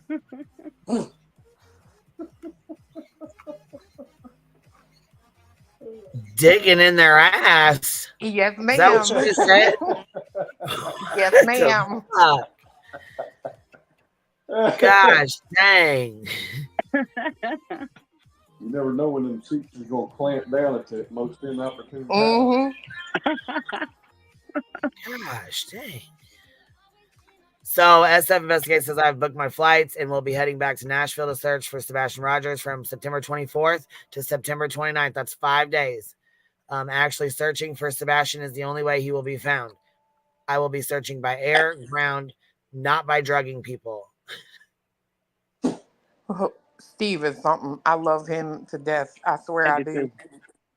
I do too. I said it before. I think I got a low-key crush on him. He has like just the right amount of like FU, but so classy about it still.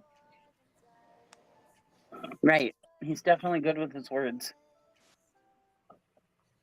When he sent Betty that message in jail, I was dead. Yeah, me too. I didn't even know you fucking could send messages like that in jail. I'm like, what? Yeah, girl.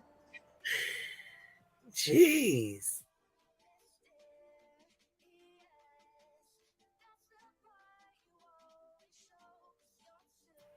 All right, we're getting him up here first. Let's see here. We need to go back to when he was first popped up. And this is Mr. and hold on, let me see their channel. Mr. E's Crime Cast. That's who this is. Mr. E's Crime Cast. So, if you don't want to listen to our commentary or you haven't watched it, you can go watch it on Mr. E's Crime Cast. The original source of it all. All right, here we go. Let's see here. Good morning. How are you doing today? Good, Mr. E. How are you? Great. Well, we really do appreciate you joining us. There are a lot of folks here that are excited to hear what you have to say. And is it okay at 1.5 speed? Can everybody hear it, or is it too fast? If it's too fast, I'll take it back down. Sounds good to me. But I just know that's a lot of word salad, so it kind of goes on a little bit. You know what I mean? So yeah. Seasons, I do too. It is over the top. It's seems like a bunch of bullshit, like a big distraction. There's something's going on. Like this is because all this shit is not necessary. All right, so we're all good then to go leave it how it is. I understand that the future of the investigation with At Night. So I might just kind of, if we could start, if you wouldn't mind, to tell us a little bit about your professional background and how you became affiliated with At Night and all of these folks. All right. Sure, absolutely. First off, I always find it scary that people are waiting to hear from an attorney, because our profession does not normally have the best reputation at giving clear-cut and information that people can actually use or understand. We're very good at obfuscating, deflecting, and... Did anybody have any doubts that this lawyer was not real? I mean, I think we all knew he was a real lawyer, right? I mean, I think everybody knew.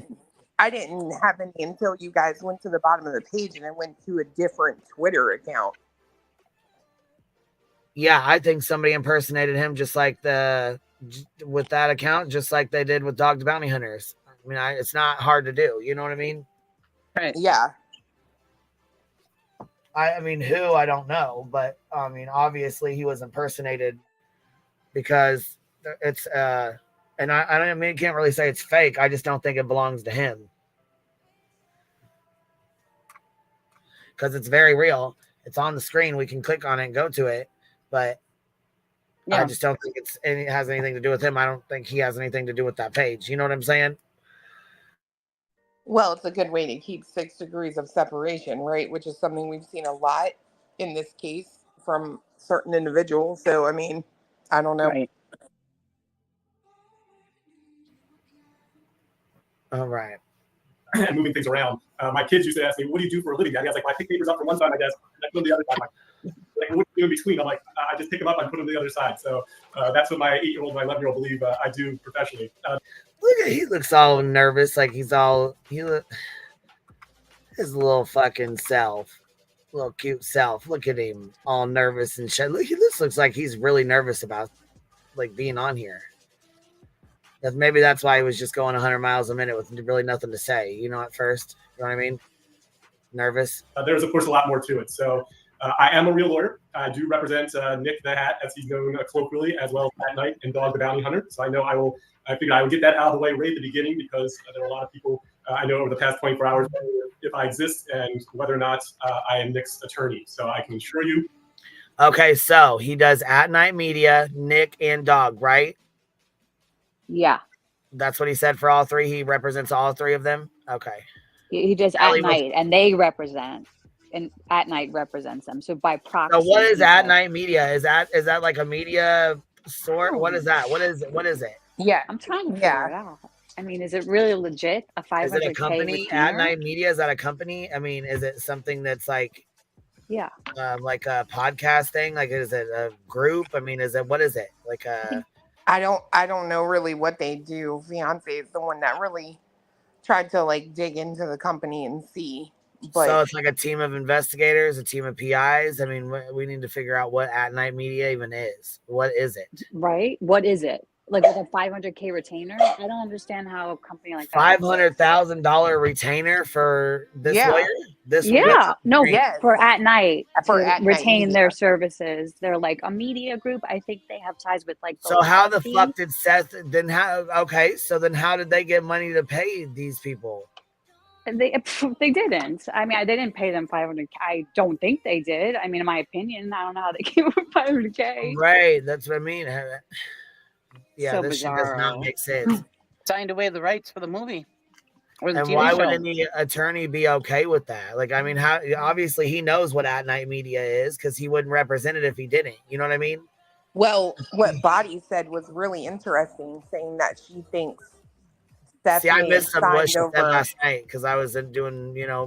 bedtime stuff. So but- she had said at one point she thinks maybe Steph signed over the life rights to Sebastian, meaning they get. But what about Katie being his mom? I mean, how can he just sign something over on him like that? What is it for? There's like, what kind of story? I mean, like they're gonna sell it to Hollywood? Like, I don't understand. Even like people talking about this movie. Like, what's the movie? What's the Right. plot? There's a missing child. It I might don't be a get it. TV show that they're searching for him or something, kind of like Dog the Bounty Hunter. Well, that's you know? ridiculous. I don't know. It might be an investigation show. Who knows? And then, But a I lot would of assume backlash. Katie- And I'm surprised why Dog hasn't gotten backlash for this child being the only missing child. Is this the only missing child he's ever searched for? I mean, has he done this? Is this something he's doing now? I don't know of any other ones. And I think it was Body who said that. It could have been somebody else up here. There's a lot of people up here last night, so keep it on Right. the street. But I think it was her, but it was. Okay, so yeah, signing over the life rights. It's almost like, in Idaho, right? They started really early with giving offers to tell the story. I feel like it's probably that same kind of thing, right? Where no one else can produce any Right. show or movie with that subject matter. Right. I said last night also, I would think that Katie could fight this though. Yeah, that legal part of it, I'm not really sure about, because I mean, if they truly have like 50-50 custody, maybe not, right? I mean, it's half, I hate to say that, it's a kid, but it is half this person's, half that person's, right? But I don't know, like that would be based on how their custody agreement is set up. Well, if I had a company, and not that a kid is a company, and I hate to say this, but if I had a company and I was 50-50 with you, you wouldn't be able to do anything with that company without my permission, and vice versa. So I would Correct. think it would be the same with a kid, you know? I mean, I don't think you sell the rights though. Like several, there's several movies made about certain cases. So I don't think that's like necessarily like a thing that like the parents sell the rights to make a movie. There's like several documentaries about different cases and stuff. I don't think it works like that. I mean, unless it's becoming like a Hollywood movie, but like what's the Hollywood movie in this? Like I don't get it. I mean, Well, Body like- Moving knows that stuff, right? So for me, it's like I'm gonna, believe that she knows what she's talking about. I wish she had time to pop up here. I really do, because she said some interesting stuff last night. Well, Dad the Challenge podcast was talking about one time, Dr. D Dozen selling the rights to her kids to that one company that she works with, and that the kids are under a contract. They're signing a contract for their kids. Right. Exactly. And a lot of these people do that. A lot of these people on YouTube, family vloggers and stuff, do that. They sign contracts with these companies for their kid. Mm-hmm. Yeah.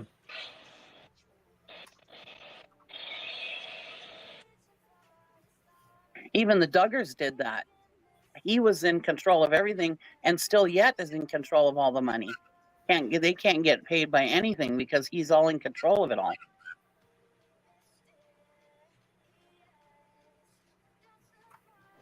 Wow. Here we go. As we sit here today, that I have been Nick's attorney for a number of years.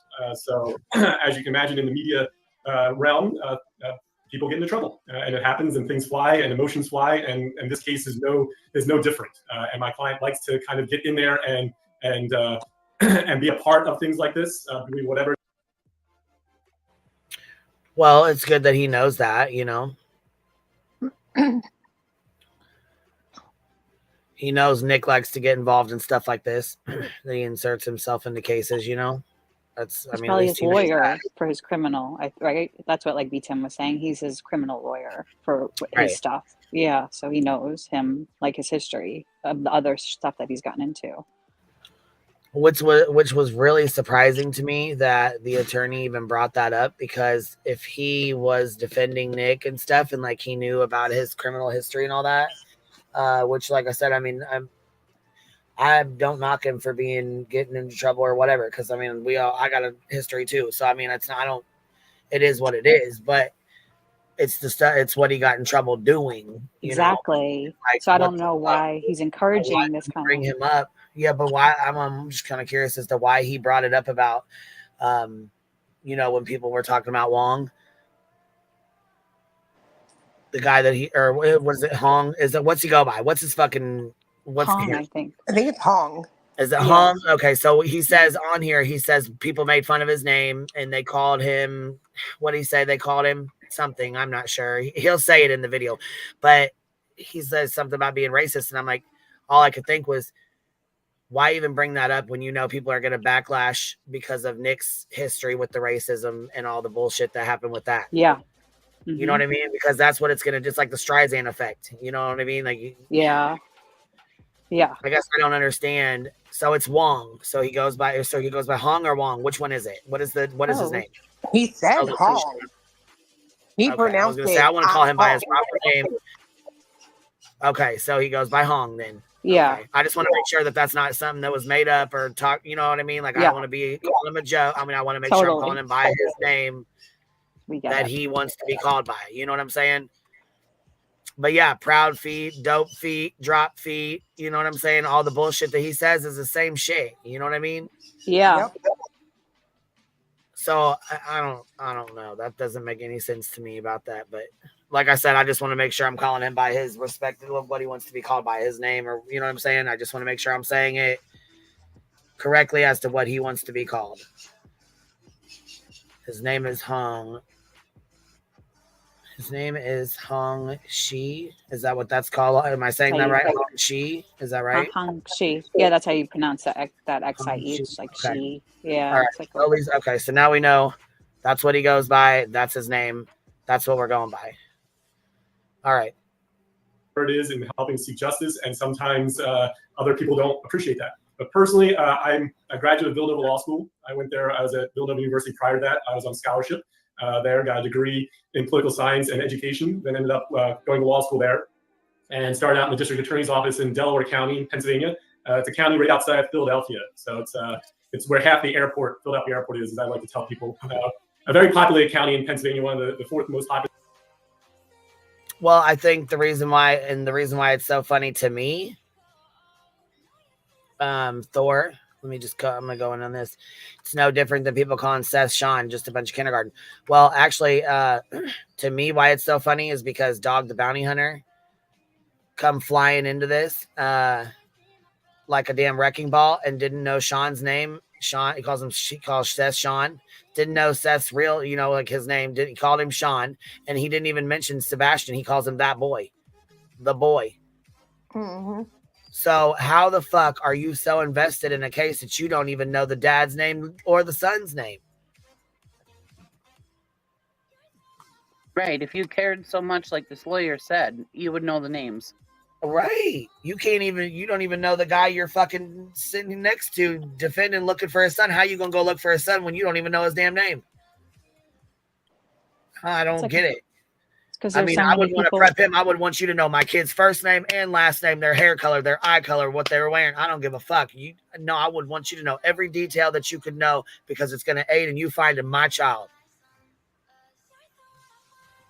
Shows why they came in, though, to me. Like, they didn't really come in for Sebastian. They came in because there's a lot of eyes on this case. That's why Dog always comes into a case when there's like and he has a book deal right now that he's like traveling around for. So I don't know. Do the math. Like he comes. What has he even done? I haven't seen Dog doing anything. That I'm aware of. Nothing.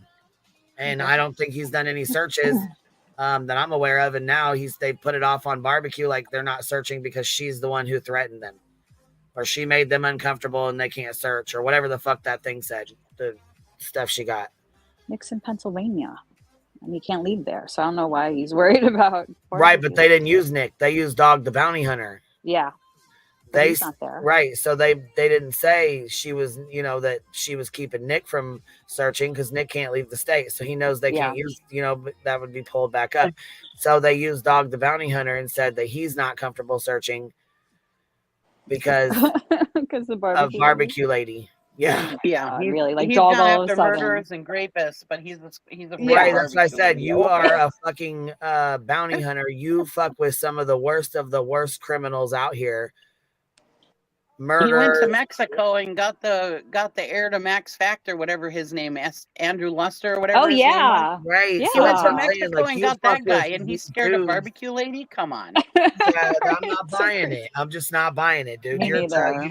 And you have a reputation where you're supposed to be this big ass, tough ass dude, and you're scared of a young ass fucking woman like that runs a barbecue fucking joint. Are you serious?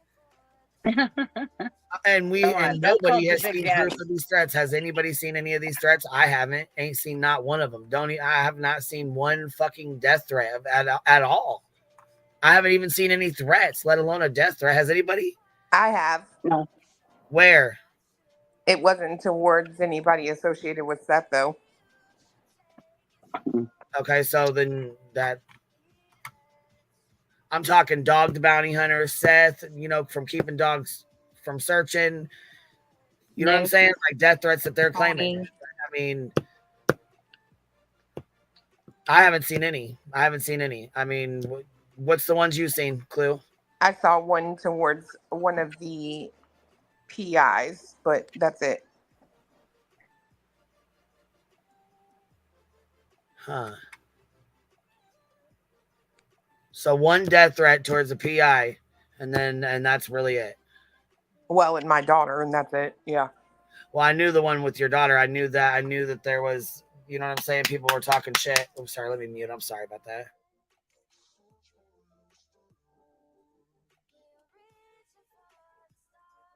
Yeah, I don't understand the whole angle with this lawyer. And I'm not. I mean, like I said, Nick says he keeps getting them. Who's death threatened Nick? Why? Why would they death threat him? I don't understand. What the fuck? He I don't know just why anybody handled would this do that. case. Why would anybody do that to anyone? You know what I mean? It's just stupid. And then Tara Lynn said her tires were slashed and never seen proof of that. And I know she got, somebody that paid for him to replace them.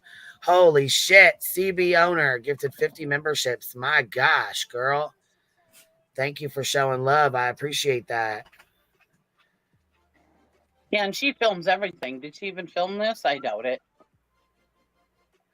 Oh, listen, I got a friend here, and she is on the ocean. Let's see here. We'll go back up here. She said she's on the ocean in Ireland, and she can still hear our live stream playing. Ain't that cool? On the edge of Scotland in the ocean, and I can still hear QB's live. That's Wow.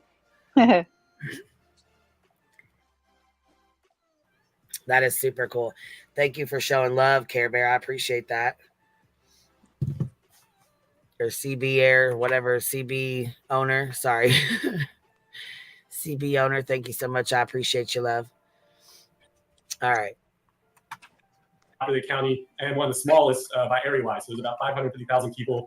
So we had an office of about 40 prosecutors. Ended up in the special victims unit of that office, starting with domestic violence cases. I didn't understand domestic violence because I was raised by an Irish Catholic woman. So the idea of somebody hitting a woman and getting away with it was shocking to me because my mother would never allow that to happen. So it was a real eye-opener starting in that and then moving into child abuse, child pornography cases.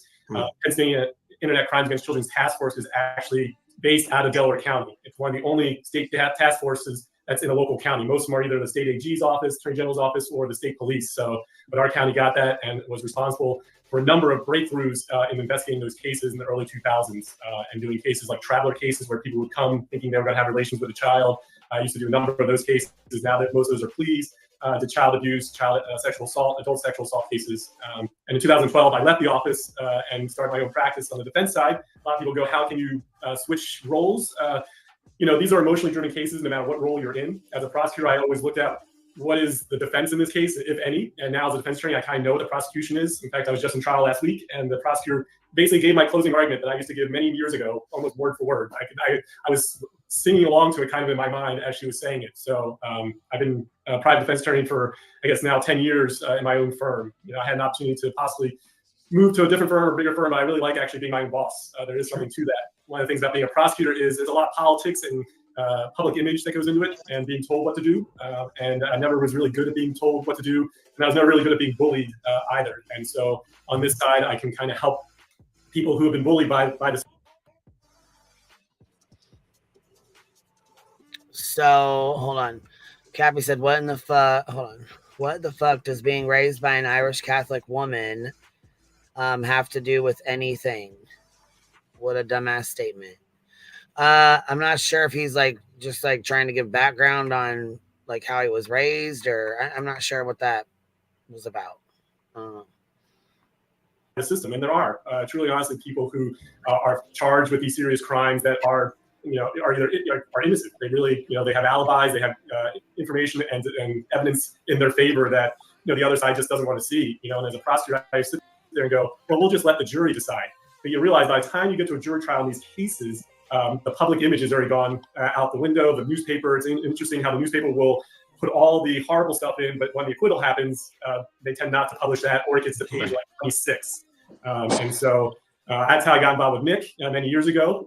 As a younger person, he did some things, pushed the edges. He likes to kind of be on the edge there. I'm much more of a conservative, so in that realm, I try not to push necessarily the edges, but I certainly have no problem advocating for people and their rights. We have a constitution for a reason.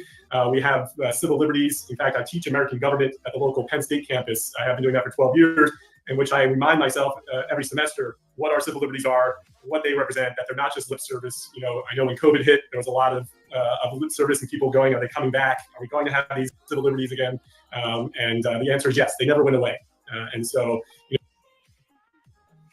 I feel like this is a lot of word salad. Just my opinion on that, though.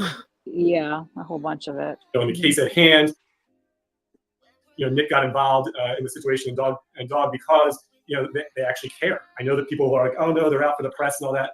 That's not true. There are lots of cases out there, unfortunately, of child abduction and child kidnapping. This case is has an especially heinous aspect to it in the fact that he's autistic. That's been so long that truly and honestly, there's been a lot of from what I've read, a lot of missteps that have been taken, and so for Dog and At Night to kind of come forward and bring it to the limelight and call not necessarily law enforcement on the. Yeah, people are asking, when did this become a criminal case? When did this become criminal? I guess I'm not understanding when this ever became a criminal case.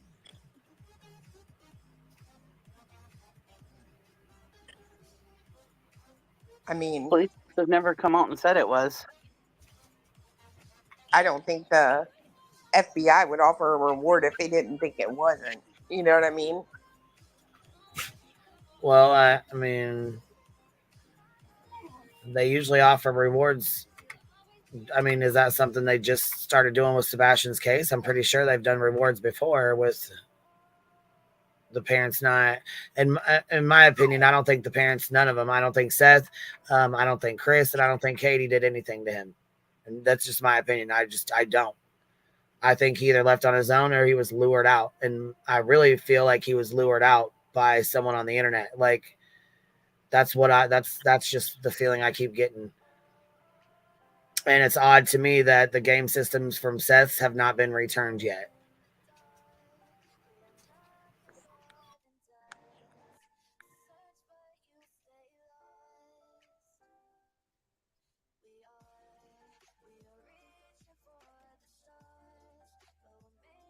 Carpet, but get them kind of excited to move forward is important. Certainly I respect our law enforcement officers. I respect the job they do.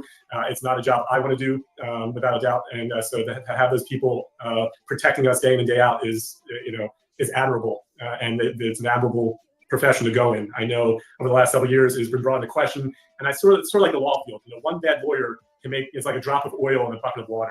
Can make the whole bucket look like bad lawyers. And the same thing with police. Law enforcement, I would say not. Well, yeah, there's bad doctors, there's good doctors, there's bad lawyers, there's good lawyers, there's bad cops, there's good cops. I mean, fuck, there's bad and good in every profession. Yeah. Definitely. I mean, that's just what it is. Dog the Betty Hunter says, I feel it's Seth's fault for leaving him alone on the internet for 12 plus hours.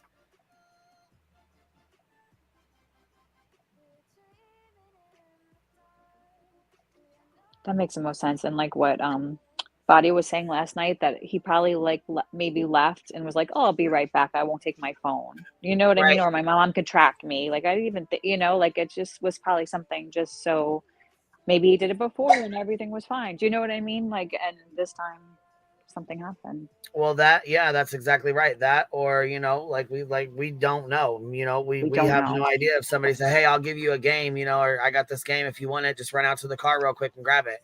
Yep. When he ran out there to grab it, they snatched him. Mm-hmm.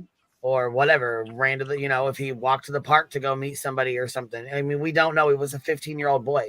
And I know another thing that really just fucking works my goddamn nerve is when they say he's a 15-year-old autistic boy and they put autistic there like he's part of his it's part of his fucking name. That pisses me off. Just say, it's Sebastian Rogers, a 15-year-old boy, and he does have autism or whatever. You don't have to fucking label him. I feel like it's a label to him. Yeah. Like, oh God, he's autistic. Like, what? Okay. So what? I mean, why? A newer diagnosis too for him. It wasn't like he was since like a baby or something, right? I wasn't in a newer diagnosis. No, he was recently diagnosed. Yeah. Mm-hmm. That's another thing too. Is that, they're saying it like he's just like he can't think, like he can't walk on his own, like he can't make a fucking phone call. You know what I'm saying? I'm sorry, but people with autism are very fucking smart. And it works my fucking ever-loving nerve when people act like they're just fucking stupid, like they can't do anything. That's bullshit. Well, he made a noise. Okay, he's a 15-year-old fucking boy. You don't go to your 15-year-old son's room every time you hear a fucking noise. If you did, you'd be a little shocked at the shit you'd fucking see. Right. You know what I mean? Come on, man. Come the fuck on, man. Like, stop treating him like he's a 5-year-old fucking boy that ran off. Like, I mean, come on. Yeah, 15 He years would go old. stand outside and wait on his dad and talk to the neighbors and shit. Like, I mean, Yeah. it wasn't like he just fucking stayed in a room all night long, every day, all day. Yeah.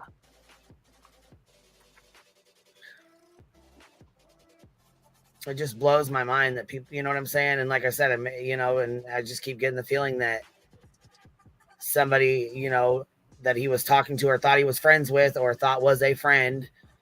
And what's really messed up is, like I said, on those Roblox games and baddie games, and all that bullshit games that the kids get on, there's chat fucking boxes. Yeah. I said, you know what? This is like a fucking predator's dream. It's and you could disable it, but maybe it was disabled at Chris and Katie's, but not at Seth's or something. Right. And it's okay to give your kids privacy, but you also need to check on them. In my opinion, this is just my opinion. You do your own thing. They're your kids. You do what you want to do with them. I'm not giving any advice. I'm not telling you you're right or wrong. I'm not saying nothing about that. In my opinion, it's okay to give them privacy. But it's also very important to watch over them because, there are predators out there and there are people out there who will talk to your children and they will, tell them things and, you know what I'm saying, fill their head full of shit too.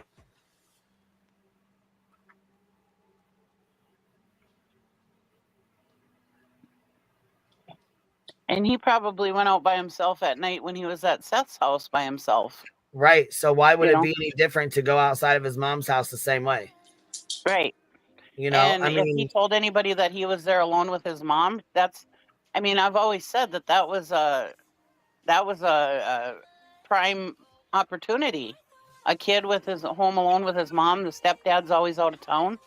It's a prime opportunity for a creeper.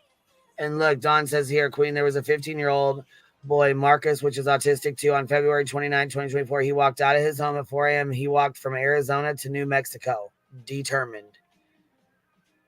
Right. See, we don't know if he just took off walking. We really don't know. Jen Sparky Queen here says, I just wanted you to know when Chris McDonough boiled it down on his recent show with another creator about how it is a criminal case and the FBI, he made it crystal clear. I bet he did. Oh, I bet he did. They talk about good cops and bad cops. Man, there's also some shit cops out there too. But there's also shit doctors, shit lawyers. There's good and there's bad. Every profession. And we're not saying it's not a criminal case. We're just saying law enforcement has not come out and officially said it's a criminal case. Yeah, when? That's what I want to know. When was it late? When was this said? Did I miss something? Did we fucking miss something somewhere along the lines? Because I never once heard it was a criminal case until now. No, I haven't heard either. Did you hear what Body was saying last night? No, I missed a lot of what she said. No, because one thing that she said was so interesting was that the Amber Alert wording was like nothing she's ever seen before. Like she went through a lot of different Amber Alerts, and the fact that he was like last seen, like I think on the block, right? Like right? What is the exact word? In the area of. Yeah, in the area of, exactly. Where others are very specific. Last seen in a silver car, heading south on the town. You know what I mean? Like this one was like very kind of different, she said, and that made her think that there must be some kind of like camera footage or something that they're keeping from us. Remember with well, and there's a post that SF made and it says when he was just down there, he was just down there. And yeah. It says on there, there's cameras of every entryway to in Hendersonville and out. Mm-hmm. Yeah, I think SF said there was like 16 cameras or something, like 16 or 19, but I think it was 16. Yeah, remember with Riley Strain, there was like rumors that there was like camera footage and then there ended up being like footage. Remember? Yeah. Like you don't know until you know. Like this is something they would never share with, especially on this case. You know what I mean? They would never share that kind of information with people because people would freaking freak out, try to like hack into their people's like Ring cameras or something. I don't know what they would do.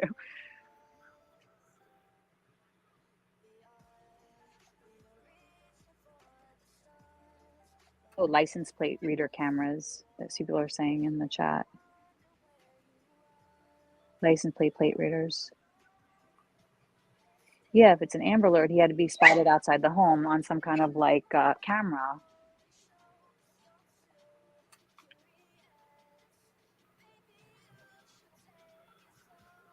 Yeah. Here, wait, let's finish. Here, I'm going to finish this, or I'm going to play a little more of this real quick so we can hear the rest of it. Because I don't know how long he was on. Was he on like 20, 30 minutes or what? Yeah, not like the whole time. They did like, you know. He was on for quite a while, though. Let's see here. We get jumps off at Like an hour, I would think. Okay, 55. So we're at 12:53. So he came on about, so he was on for about 50 minutes. Not a bad conversation. I gave him enough time to, you know, clear up some loose ends. All right, here we go. 99.9% of them are in it for the right reasons and moving in the right direction and trying to help. They really want to be public. They are public servants. And the ones I know, especially, you know, expound that to the nth degree. And we're lucky here in Delaware County to have a lot of committed law enforcement officers who keep us safe day in and day out, whatever it may be. And in this day and age, when every time I think I've seen everything, every time I said, you know what, now I've seen everything, the next thing comes along, you're like, wow, I never thought that I couldn't see everything. And you know, law enforcement sees it day in and day out. You know, be it at 2 o'clock in the morning or 2 o'clock in the afternoon, they're there on the front line. You know, as the rest of us are ducking and running away, they're running towards it. And so for Dog and At Night to kind of come in and be helping that, and they really are help. They're not trying to stick their fingers in anywhere they shouldn't. They're not trying to take the place of law enforcement or the investigation. Without a doubt, they really are there to try and help the process along. And I truly believe that. Unfortunately, there are other people that are not necessarily doing that, and that's unfortunately why I have to get involved. You know, normally the legal team does not have to get involved unless problems arise. Like I tell people, I give an award out to our local high school every year where my wife and I actually went to school. I mean, that's how local I am. Literally, I live 5 minutes from where I am sitting right now, where I work, and I grew up. So he's in the town that he grew up in, raised, like he grew up in that town, and then his kids grew up in that town. So he's very familiar with all the legal world there. You know what I mean? Like the court system there. Yeah. Heavily involved. He knows That's what everybody, that I'm tells me. sure. Yeah. That tells me they We're up there, literally in the same house. So I always tell them that, you know, nobody calls a lawyer because something went right. Nobody says, "Oh, I had a great car accident." Really, because you know what Betty says? You only call a lawyer if you're guilty, right, Betster? I know you remember saying that because it's clipped, so I know you remember saying Yeah, that. she said that until she needed a lawyer, and then she stopped saying that. Right, until she needs a lawyer, and then it's all different, huh?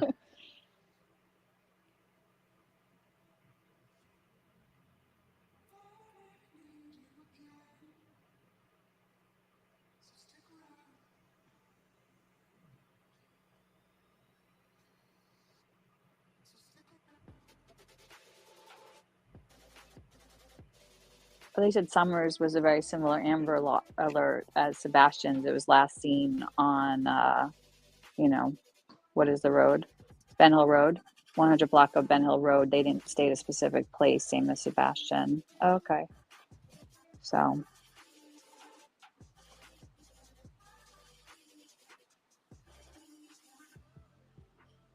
Oh, Mr. E lied to his people, and then on BJ's panel, he said he had an interview with Dog, not a lawyer.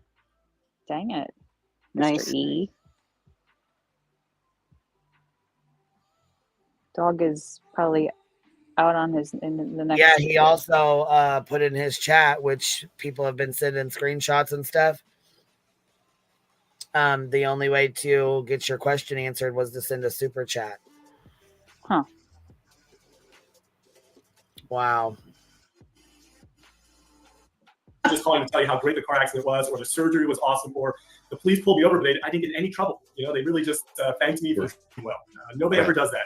People only call lawyers when things are going awry, and the same is true with any of my clients. You know, and I'm always here for them, no matter what it is. You know, so when things started happening on the internet with issues with fake news and fraud and what's being said and what's not being said.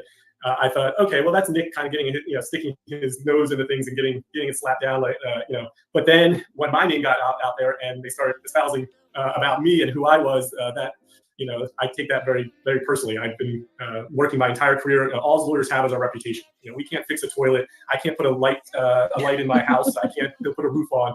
Really, the only thing I have are my words and my reputation. And so when somebody brings that into question, I start realizing, okay, this is not just Nick, sticking his nose into things and then people making nice comments. These are people who really are out to attack him and Dog in a situation where they don't deserve that. And this the same thing happened. I was involved. This is kind of a funny story in the Cosby case. On a side note, so I was not part of his legal team in Montgomery County. I was in charge of taking care of his citations. So after he was convicted and sent to jail, the local town cited him for rubbish and unkept. Okay, so he represented him after he went to jail. Is that what he just said? Yeah. Yeah. That makes sense. Maybe you just, trying to get him out. Appeal or something? I don't know. He said he was just helping him with his citations after he went to jail. Okay. Huh. But B-Tim said he was on some of it, so he was on some of his paperwork.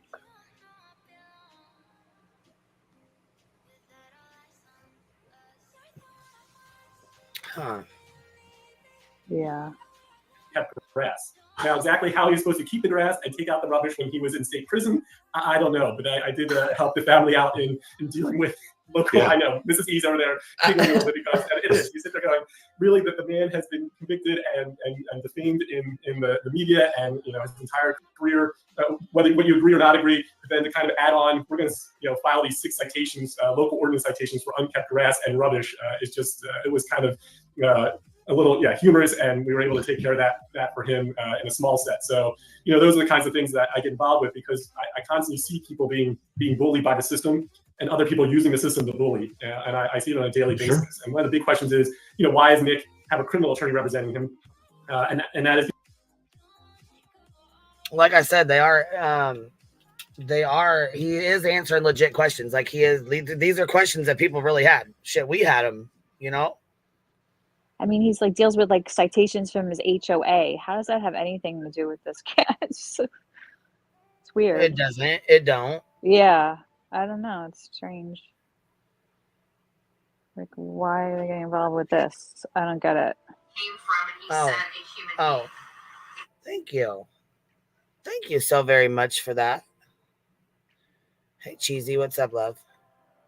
Sorry, I fell off. Oh, it's okay. I was waiting on the upload from BHB's live this morning since she wanted to try and private it and be a little dickbag. So, people record every fucking thing she does and says. So I knew it wouldn't be long that somebody would be able to email me and say, hey, here's the link. I recorded it. Here's the upload, whatever. And I opened my email and there's bing, bing, bing, bing, bing. Look at all these gems. But there's one here that was clipped, so we don't even have to watch all of her bullshit because I really only wanted to play the part where she was talking about SF and defaming him, which is why I believe it was deleted. I don't believe she deleted that shit because I play her lives all the fucking time. I don't think she gives 2 fucks about me playing the live. What she didn't want was the shit about SF repeated, and somebody got that shit. I knew they would. And thank you for grabbing it to the one that got it. Because Nick has had some criminal issues without a doubt. You can look on it; it's public, very public. But I'm not just a criminal attorney. I want to give people a little lesson in the law. I am a certified lawyer in the Commonwealth of Pennsylvania. So I passed the Pennsylvania bar exam in 2003. I continue my continuing ed, and I can practice law anywhere in the Commonwealth of Pennsylvania, including out in Western Pennsylvania. I just want to say that. As well as I can practice any type of law that is within legal statutes. So even though I specialize in criminal law, I certainly have experience in other areas of law, and I can write a cease and desist and file an injunction without a doubt. So just to alleviate all concerns whether I have the legal ability to do that and the standing in the jurisdiction, I do. They are right outside the Commonwealth of Pennsylvania. I am not a certified lawyer in Tennessee. I never practiced in Tennessee, but the situation at hand as being dealt with deals with a Pennsylvania resident, and I can practice law in all 67 counties in the Commonwealth of Pennsylvania, and I can move myself into or have another attorney move me into any federal court of standing as long as I have a bar license and pay the money. So just so everybody's aware that where my jurisdiction begins and ends. So that is I know I went on in a narrative. I apologize. I know if I was in court, I would have objected to this narrative because. Wow. Is this a job interview? God, it seems like a infomercial a little My bit. goodness. Tell us a little bit more. Yep. Yeah, and one time actually last week in court, I did object, and the judge was like, "What's the basis?" I was like, I just need to slow down that witness because she was just on a binge that did not go well. So that sometimes that us lawyers do that. I do not get paid by the word though, much to my chagrin. Otherwise, I'd be very rich just in this last 10 minutes. So. Right. But you actually answered some of the questions we had anyway, because there were questions about credentials and things like that, and that helps us to dispel some of the rumors that were out there. And I think we mentioned before we came on that you've got your degree right behind you, so that'll your license and everything. Yeah, that's my undergraduate, and then my law degree is so that's my Penn State Supreme Court saying I can practice law. So yeah. Oh, and we even gonna do some show and tell. Show and tell. I love show and tell. It's a good little freeze action there. Yes, I can assure you that was not my. Wait, these guys went to the court date. Hold on, he was outside the fucking courthouse. Joe was? Yeah, they went. No, Mr. E was. That E. Oh, Mr. E, yeah. Yes, he was outside reporting. They were looking there. at his videos.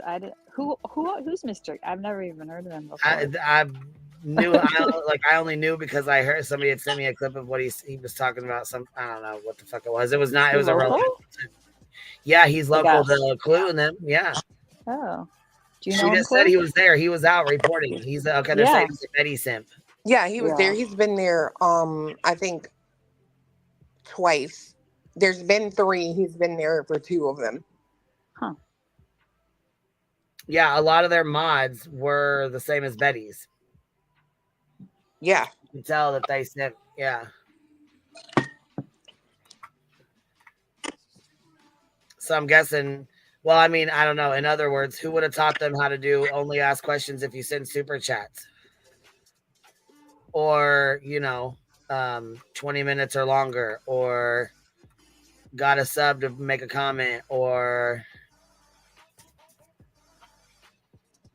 I'm sure Bets told them how to do it all. you got to pay to make a super chat. You got to pay to do a super chat and ask a question, but we're not going to read it till the end after the lawyer's already gone. Yeah, that's some bullshit, man. Because that's such a what's up?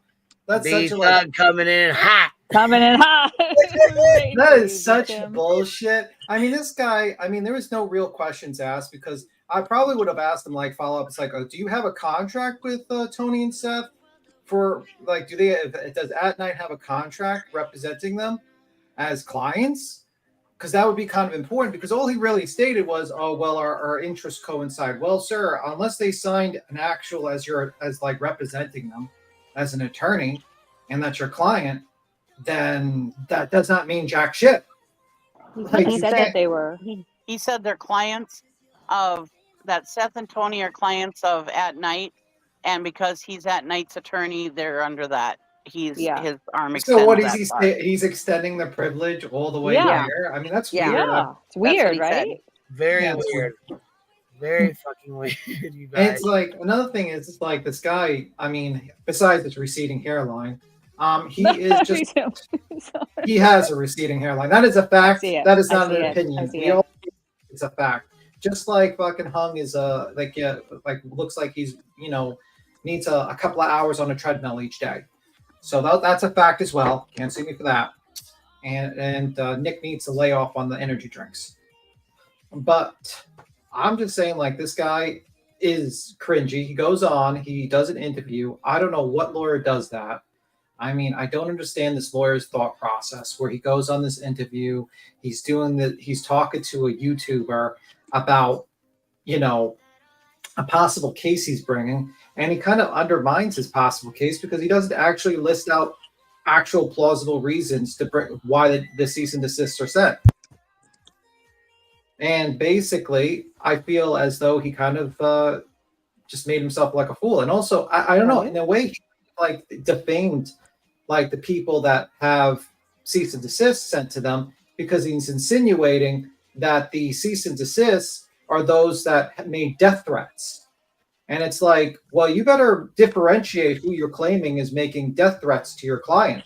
Would you like to tell us who is making death threats to your client? Because your vague and ambiguous statement upon which you're stating that these people that you sent to cease and desist are making death threats that are calling to parole. You know, when you're stating that, to me, that you're bordering, I think that's close to defamation that you're making to these people, because that is an attack on their reputation. You're claiming that these people that you sent cease and desist to are doing this. But he didn't say who, so. It doesn't matter, because basically he's insinuated people that they sent the cease and desist, and he listed those as examples. And we all knew who he sent a cease and desist to, was Barbecue Lady.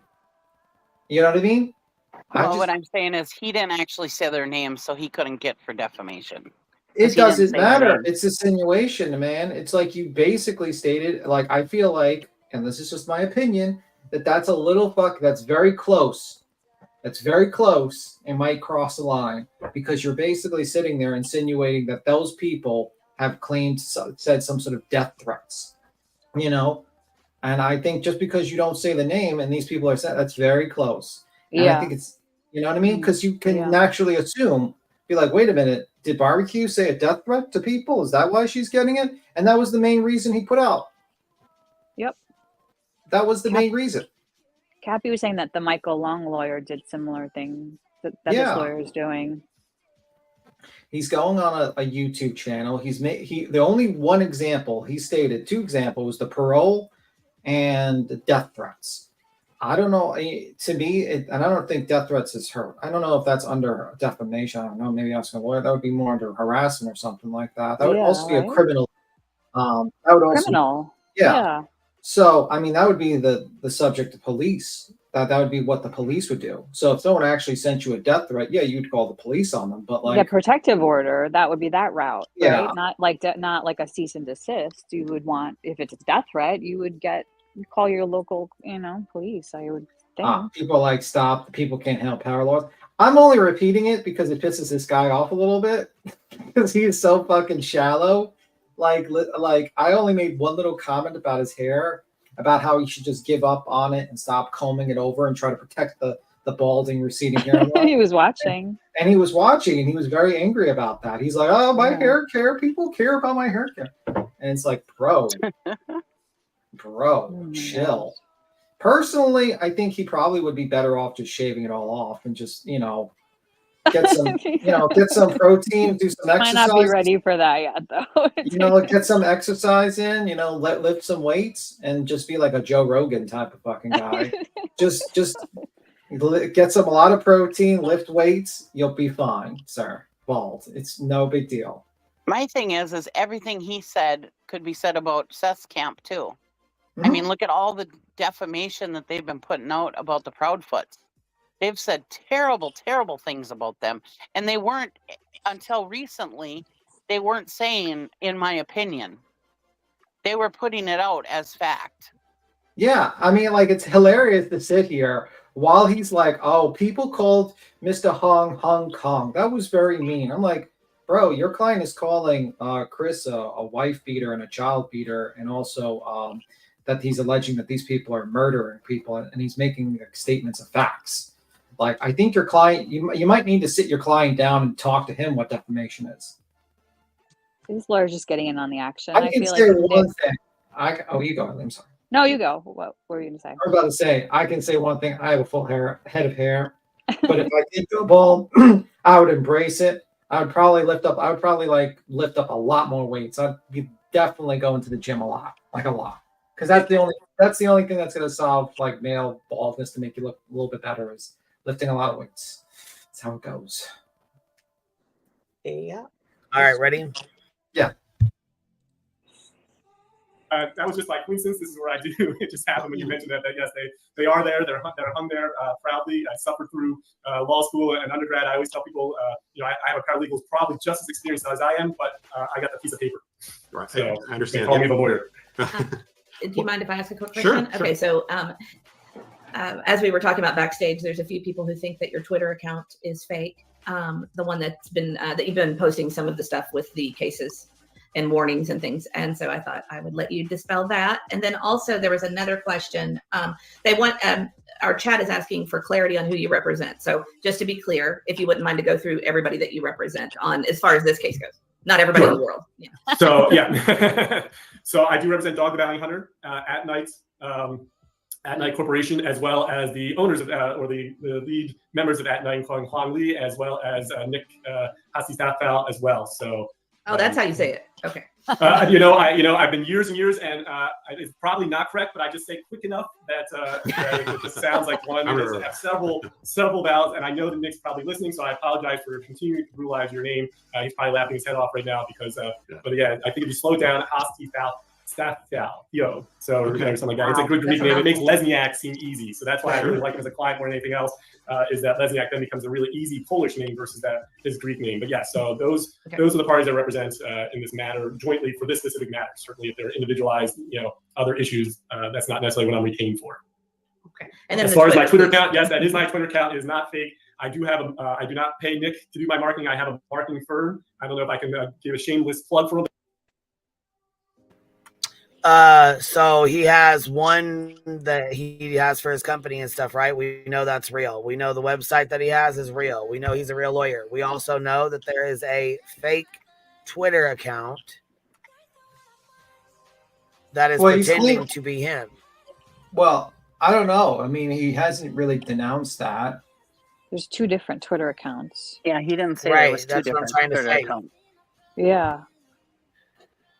So he's saying, yes, his Twitter is real. We know your Twitter's real. We know that. Yeah, it's verified with like a. We've been known that. Yeah, that's not the question. And we're not saying his Twitter's not real. What we're saying is there's a fucking Twitter out there that is a fake Twitter. It's either impersonating him or it's his second account. Didn't people say it led back to Nick? I mean, who's that? Who? It's got to be somebody's account. I mean, do we know who? No, we're not gonna. We probably won't know who, but. Oh, somebody lazy Wolf just said he claims both are real. That's what she asked. Yeah. Okay. But question, why does he need? Because he mentions later on that he has an online someone that helps his publicity or something like that. His online thing in Jersey. Followers. Yeah. How? Something new. Yeah. Why? Why do you even hire those people? You could do it yourself, bro. What is it? You get maybe 5 people watching one of your fucking comments. Not now. You're probably getting a lot more now than that. Well, exactly. Probably why the reason he's doing all of this, in my opinion. I don't know. That has to be some kind of motive, not to Yeah, that's true. I don't know. I thought this interview kind of didn't make any sense with that. I did not understand that. Yeah. Why would you even have someone run your accounts? You're not a big firm. It's just he's one guy in a small firm.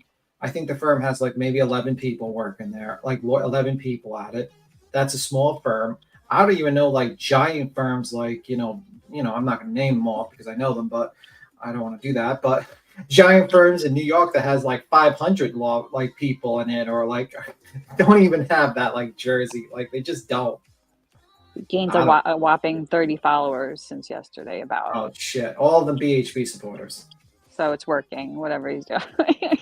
Working 30 people, baby. He's gonna start a YouTube channel. But he's blocking people too, right? Or no, that's Nick.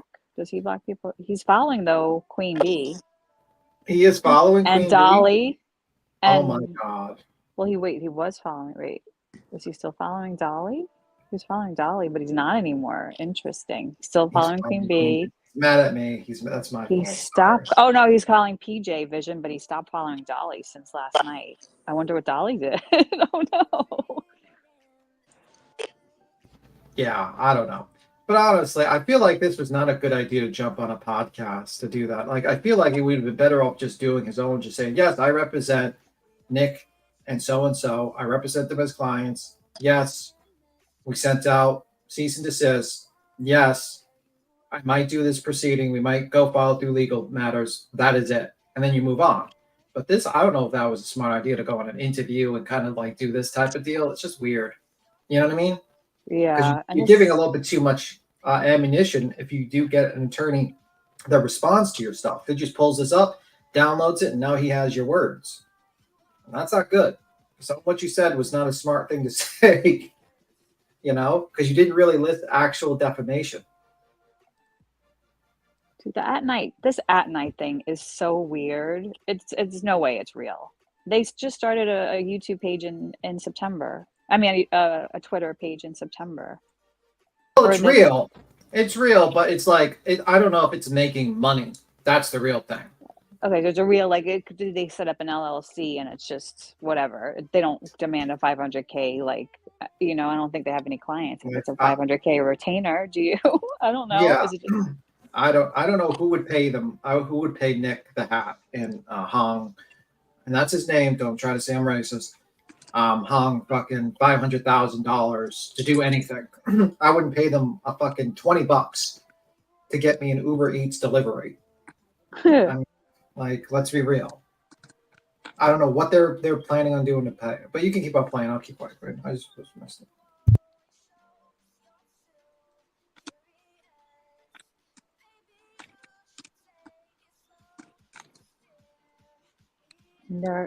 That Night Media page is so. Do you guys look at it? I mean, it's like, it's weird. It's like something It's a 12-year-old made up, like bunch of shit that you just make up as a 12-year-old. AI might have like written some of this. You know Could what I mean? be. I don't know. I mean, Because it's like very, I don't know, end-to-end execution, tailored strategy, you know, operational planning. I mean, it's very like, I mean, they're like not what I've never heard of a private intelligence agency. Come on, with elite like- operatives. What the fuck? yeah, like I look at Hung and I look at Nick, and I do not see elite operatives working behind the scenes with the CIA or stuff like that, or law enforcement. Like these guys, I wouldn't trust with my fucking Uber delivery, let alone like an actual case where there's actual stakes. I'd be like, sir, you spilled my goddamn coffee. It's all over the place. You are not getting a tip. My coffee is gone. Like, sir, you're not doing a good job. This is definitely fake. This All right, is here so we go. fake. Okay.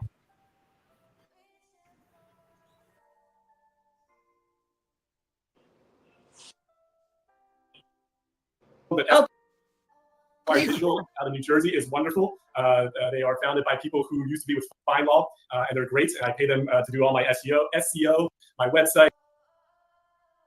Yo, whoa. Back it up, Turlin, back it up. SF just got cease and desist. Uh-oh, incoming. Cease and desist. I guess they're going out. You think you DF, get one, Queen B? SF. S is next to the D. Look at your keyboard. S is next to the D. She meant to say SF got a cease and desist. I promise you that's what she meant to say. Yeah. Okay, so it says here, I have not been sent or served with a cease and desist or a federal state injunction as threatened. If I am served with either... That was written out about a couple hours ago, right? That was written out 12/18. 12/18? Yeah. 35 minutes ago. 35 minutes ago, that was written out that he did not get one. She just came in the chat just now and said it. Yeah. Check your inbox. Maybe you got one. Oh, shit, they better come to the house. I ain't accepting shit. I don't know nothing about it. Yeah, we're not gonna know nothing. They're gonna have to pay a processor. That's what's gonna happen. I will also record my any phone calls shared. Those should they happen. Oh shit! So he said like 35 minutes ago. I have not been sent or served with a cease and desist or a federal state injunction as threatened. If I am served with either, I assure you that you will know 30 seconds later. I will scan and post everything for full transparency, and I will also record any phone calls and share those should they happen. Yeah. Because at a certain point, he was stating that he was gonna that it was like illegal to record phone calls in Pennsylvania, and he was stating that. I thought that was a little odd. I was like, whoa, why is he talking about? Because I don't know if you can actually do that. Like, I know it's like in Pennsylvania, yeah, but I'm not sure you can actually how it works with state to state. If it's one party, it's kind of tricky. Yeah. What? Hold on, Angela. Did I miss somebody's memberships? Did somebody drop 50 memberships somewhere? Did I miss it? Because I didn't see it. If I did, if I don't want to be rude. Yes, you did. CB owner. That was Yeah. from like Okay. I a already while said thank ago. you for that. CB owner. That was a while back. I just didn't know if it was somebody else because she just said it, so I didn't want to miss it and be rude if somebody did. Maybe she's back in the stream. You know. Did you pay attention to his special interest in the beginning? Domestic violence, cybercrime against children. Was it some statement that was made? Are there screenshots of At Night's site about the truth serum? No, he made a statement.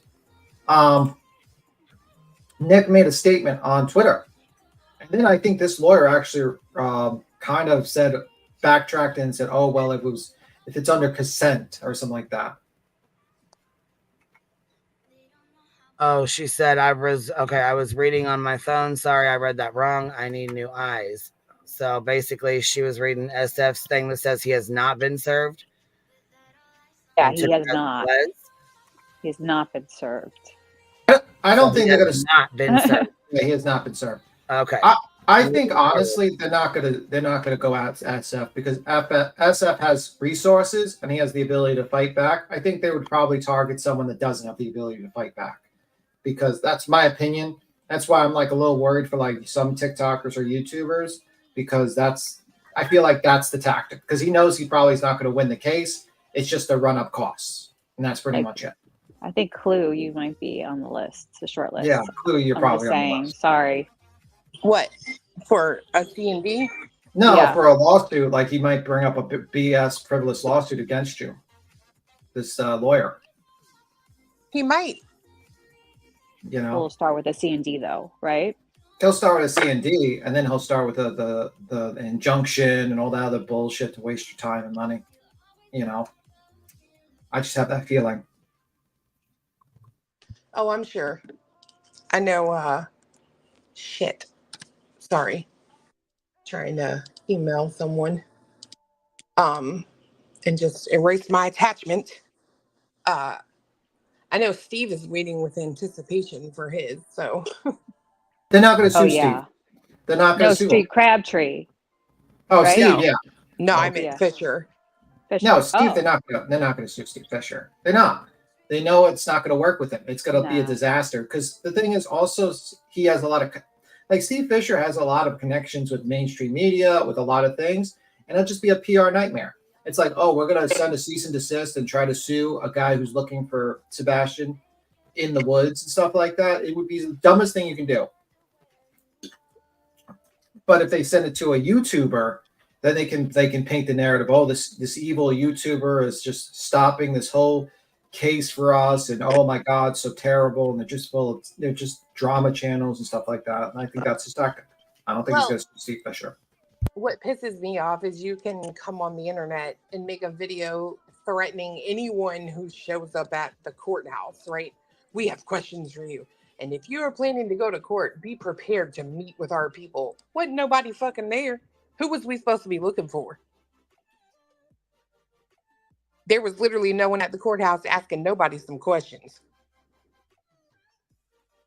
Where were they? So I'm sorry, but I have to question everything else you say you're doing. Well, this attorney just said that it's defamation to claim that his client's in Tennessee because he can't leave the state of Pennsylvania because he would break his parole. He's the one that said he was in Tennessee. Yeah, I know he said he was going to Tennessee, but that would break the condition of his parole. I think usually you can talk to your parolee and say, look, I'm doing it for the purposes of work, like JLR, but maybe he's not going to do that. Maybe they denied him. Maybe did ask him. They said, nope. Nope, you're not going. Get the fuck out of here. You just got out of jail like 7-8 months ago? You're going to, yeah. And especially if he's going to go pretend and be a journalist after being in, right? Allegedly. What post, Visage? I'm not sure what post you're talking about. Not to mention, it's super bothersome to me that you can even send a letter that says something about falsivities or making false claims again when you all keep saying that I'm related to Christopher Proudfoot. I am not related to Christopher Proudfoot. It's been debunked months ago. So it's okay for you guys to throw out all this false bullshit, but nobody else. Like, I'm so over it. Betty does the same shit, and it's just it's past time that someone puts an end to it. My A lot of advice to you people is say that. I'm sorry. go. A lot of You go people ahead. have said that you're like that they think you're somehow like distantly related to the Proudfoots or Katie's side. That's like been a rumor going on for a while, Chloe. On my daughter, that is false. Okay. And We y'all believe know you. how I feel about my baby. Yeah. So no, course. they can kiss my whole entire unrelated ass. Write that down in your notebook. Yeah, I mean, my advice to you is usually the best thing is to record all the defamation that Nick the Hat has done to you, and make sure to have audio and have it all just ready, just in case they think about bringing litigation against you. So you have, timestamps of when they said the defamation. Download that shit in a folder, Twitter posts, even that skunk avatar, and just have them all there. Oh, we own it. Yeah, and just have it ready, just in case you want to bring a countersuit. And then they have to fight a countersuit in Tennessee. It's going to be more expensive, but it's not going to be fun. That's okay. It's worth it. It ain't nothing but money. Come and go. I don't know about that. I don't have that type of money to come and go. Money. It works still. The lawyer said the person, the C&D, was a Pennsylvania who. Barbecue is in Tennessee. I know Barbecue got one. And it was so vague. I heard it and I was like, this makes no sense. Like, because usually a cease and desist would be like, okay, please stop defaming my client by claiming so-and-so. Please stop this. But what it sounded like, it was just basically, please stop talking about Sebastian Rogers or anything related to Sebastian Rogers, or we might come after you.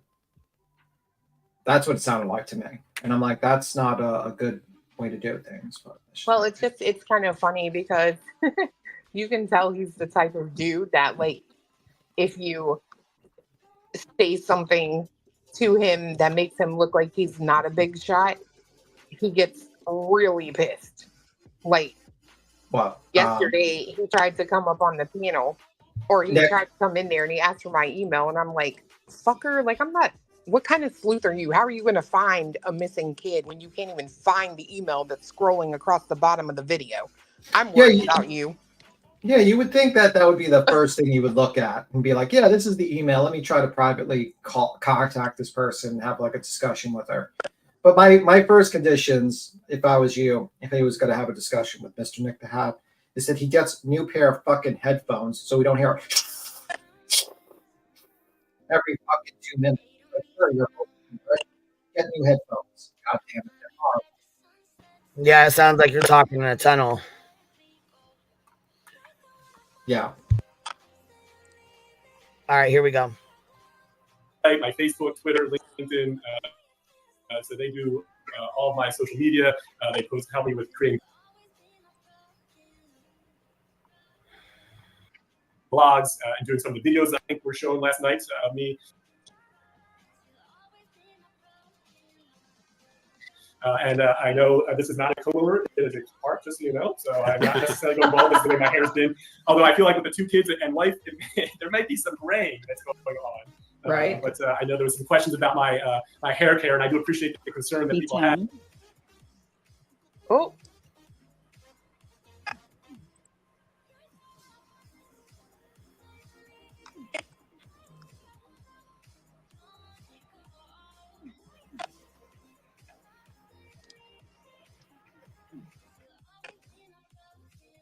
Uh-oh, we lost her.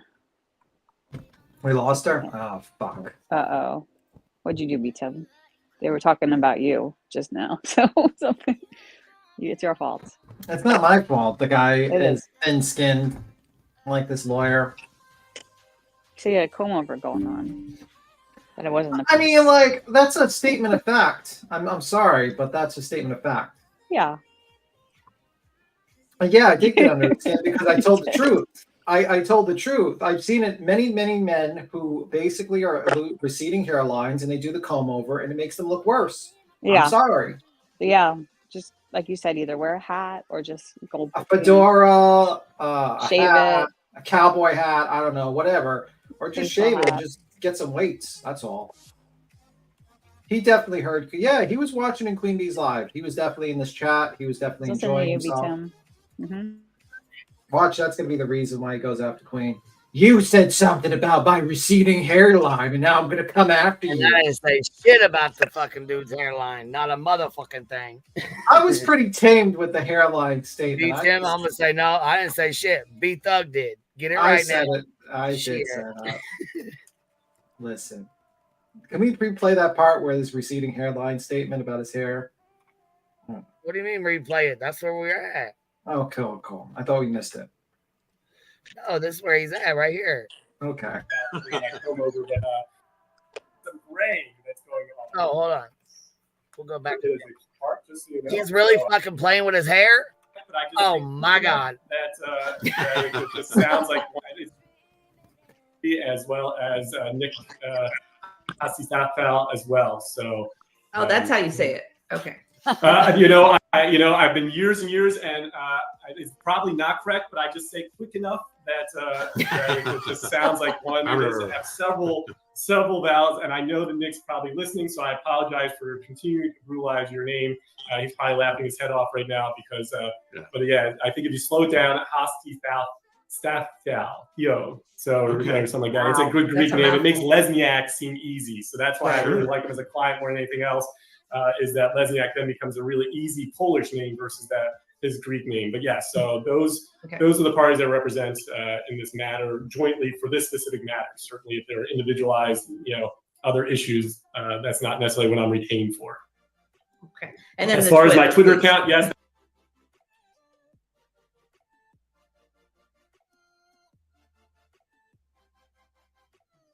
You stopped it. I don't know why you stopped it, Queen. I think this is where the hair part comes into play. Oh, okay, cool. That is my Twitter account. It is not fake.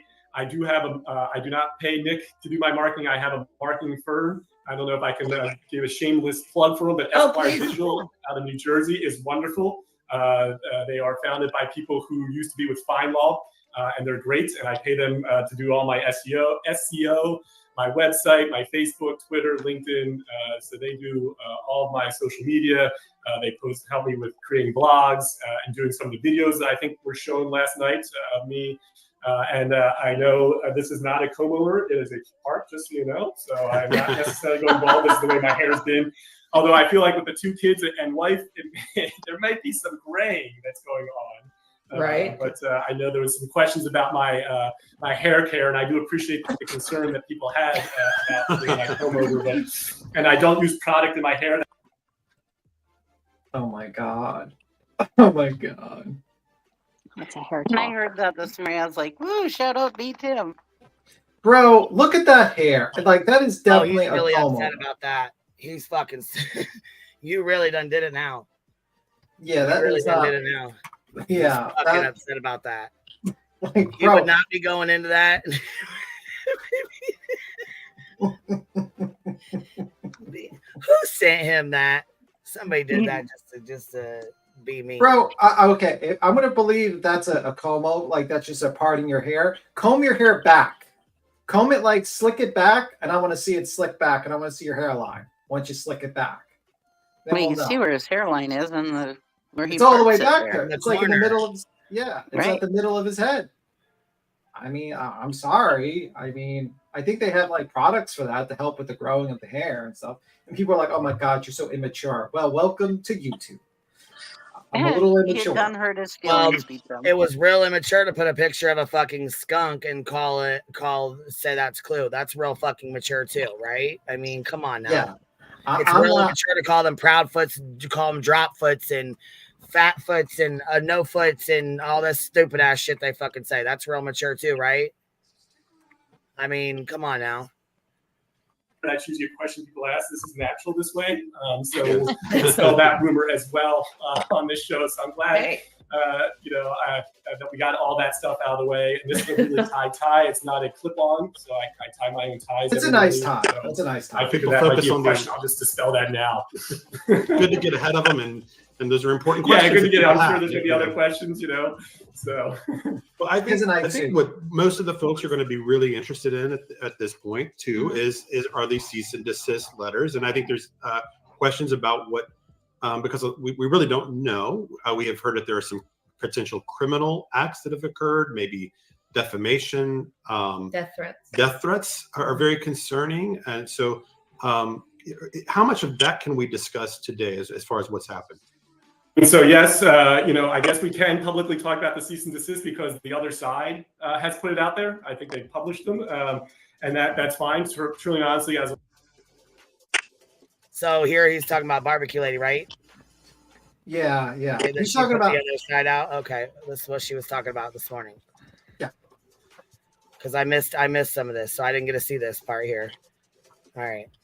As a lawyer, if they weren't, I wouldn't talk about them because until something's filed in court, and on the public record, we try to be discreet with people and try and handle this discreetly.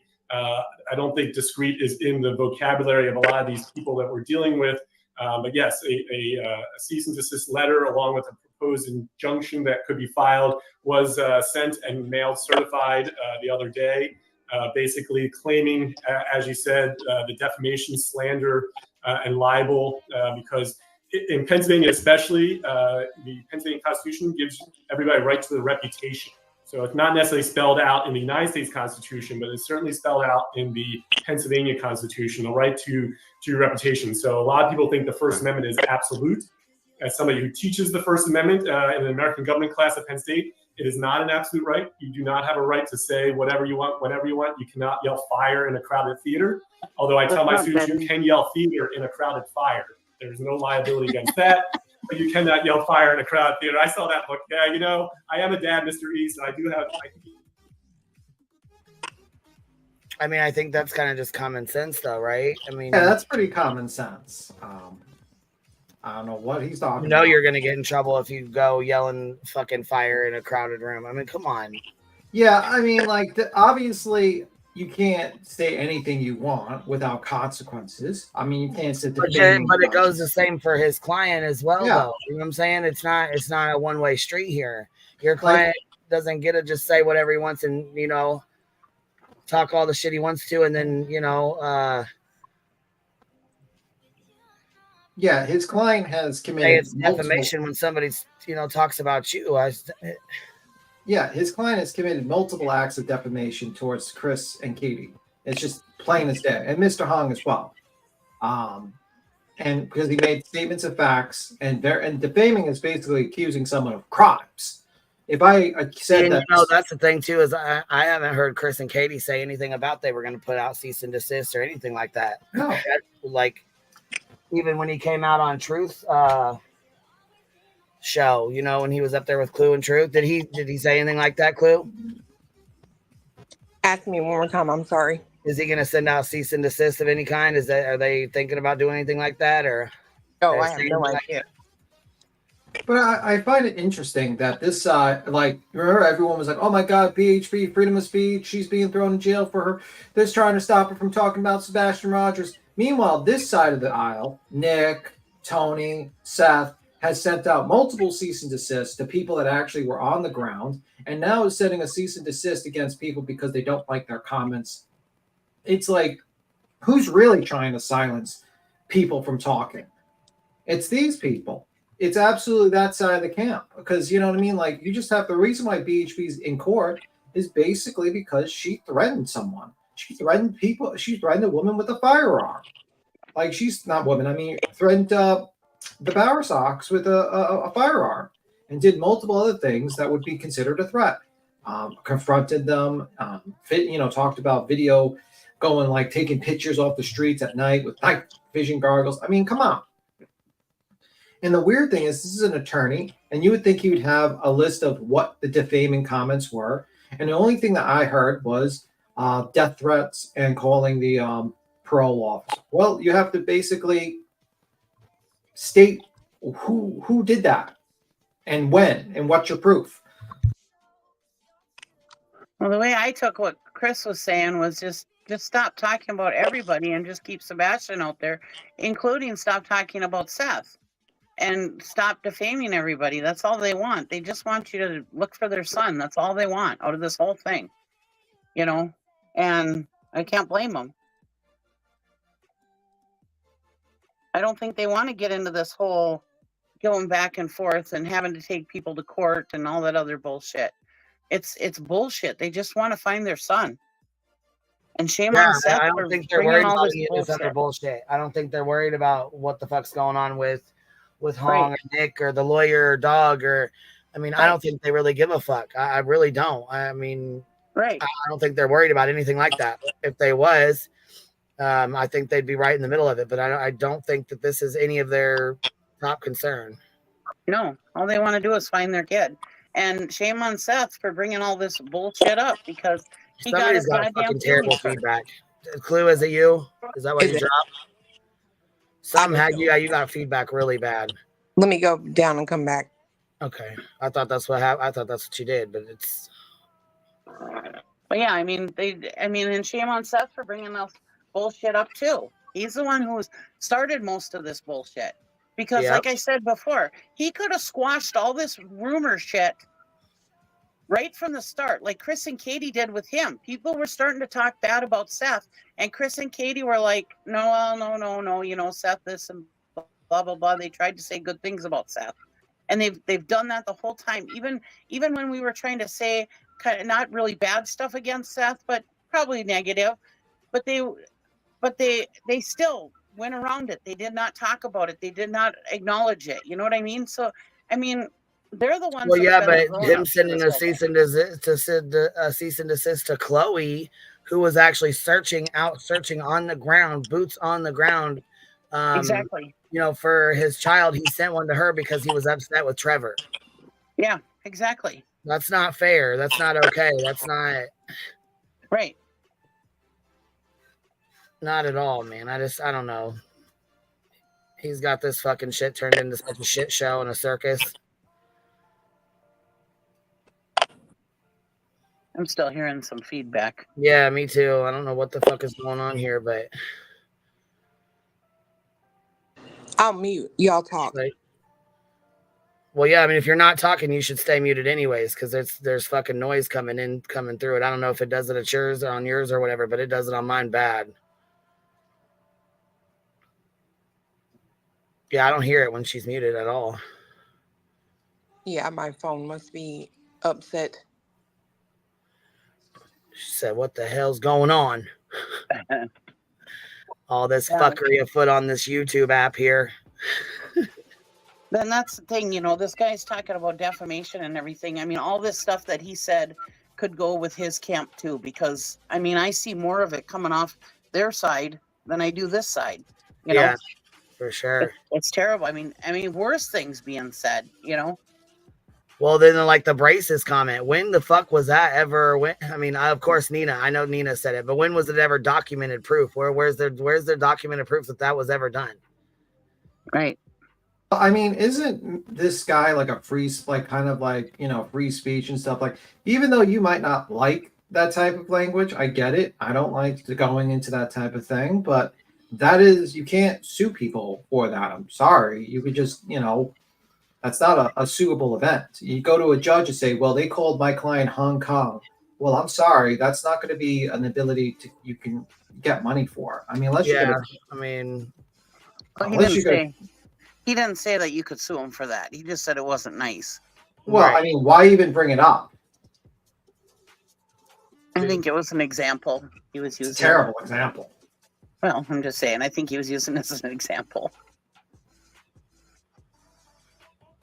I mean, why did he bring up his fucking hairline? You know, I mean, you're gonna get me in trouble. People think I was immature for that. Well, I mean, just like they are with the you know. I mean, drop foot. Drop foot is a real medical condition. So, are you trying to be disparaging to anyone who has that? Just curious.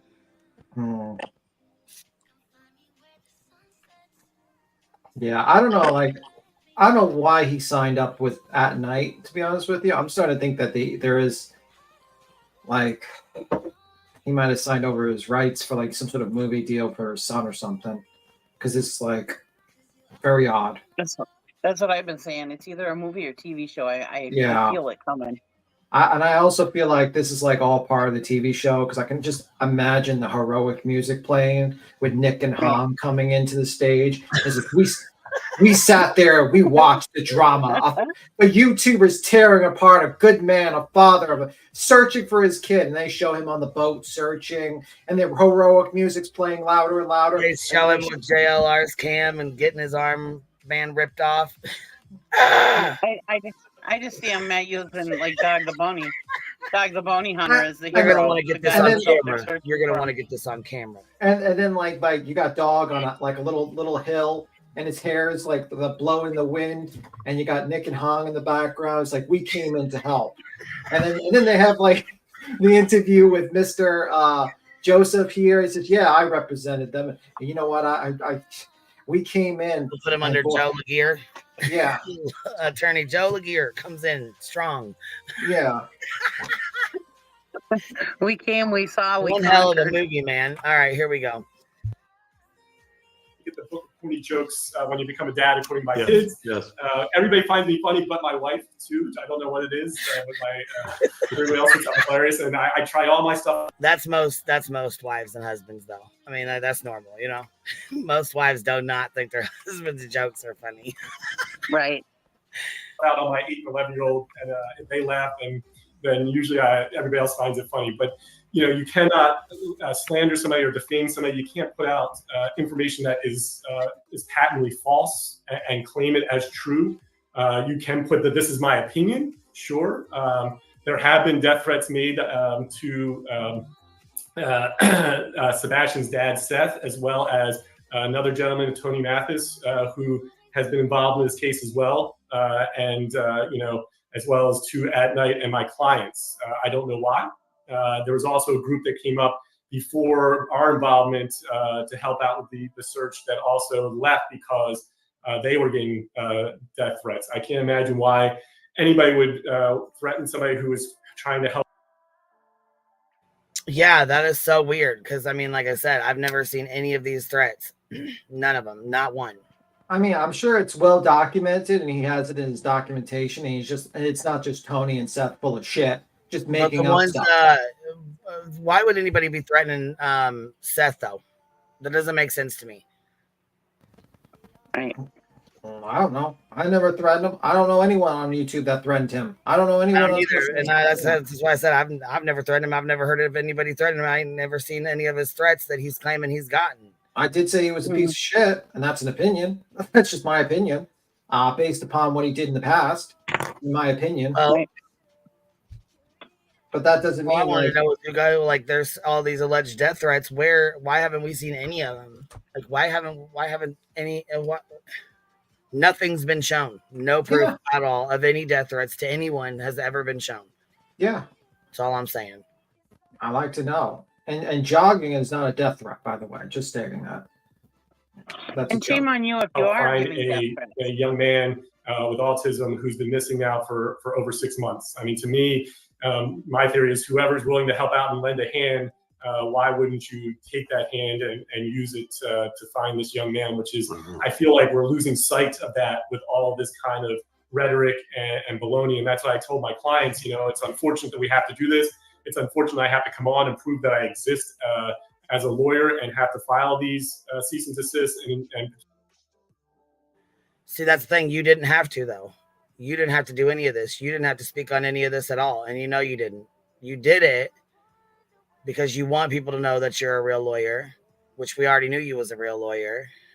And we knew your website was real. We also know that there's a fucking fake one going around pretending to be you.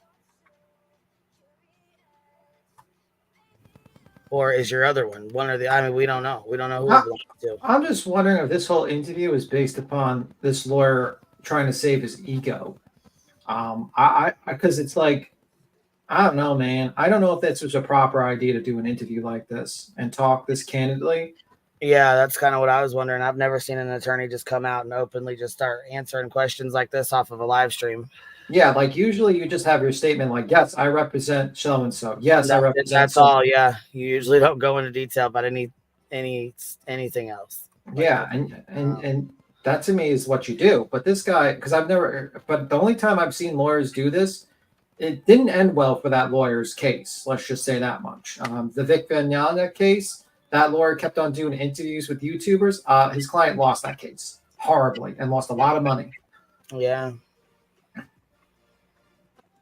And potential injunctions because at the end of the day, what's really important here is a young man, a 15-year-old young man, being found safe and sound and brought back to his family where he deserves to be, and that we kind of lose sight, or we've lost sight of that as we kind of layer on these these YouTubes and these chats and this information and this misinformation, and it doesn't help anybody. It certainly doesn't help Sebastian's case at all. So, the hope is that people can calm down and keep their eye on what is important here. And so, we all have backgrounds and pasts that you can harp on, but moving forward, it would be much better to move forward as a cohesive group trying to find concerned citizens.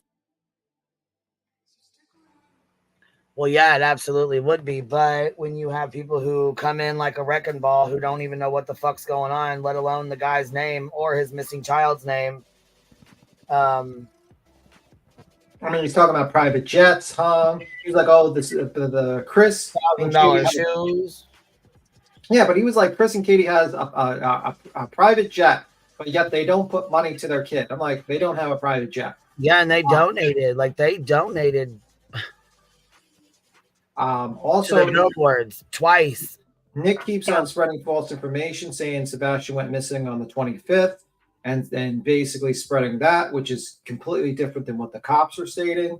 I mean, the guy is spreading misinformation and lies. And if you don't think people are going to correct those misinformation and comment on that, then you're out of your mind, because you're going to be fighting the internet at that point. Your client came in. He's doing this. He went in here with almost no knowledge of the case, no clue what he was talking about, didn't even know who, his supposed client who he signed up to is client, I should say, that he signed up to his media company.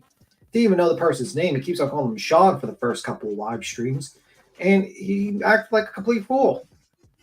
And Dog too. And Dog, I haven't heard anyone stating that he's actually like been there. Hold on. Because listen, 5 days ago, Mr. E, the same guy doing this interview right here at the top left, Mr. E. So the same guy that just did this interview today did one 5 days ago on Nick the Hat, right? I know that. So, what? I didn't know that.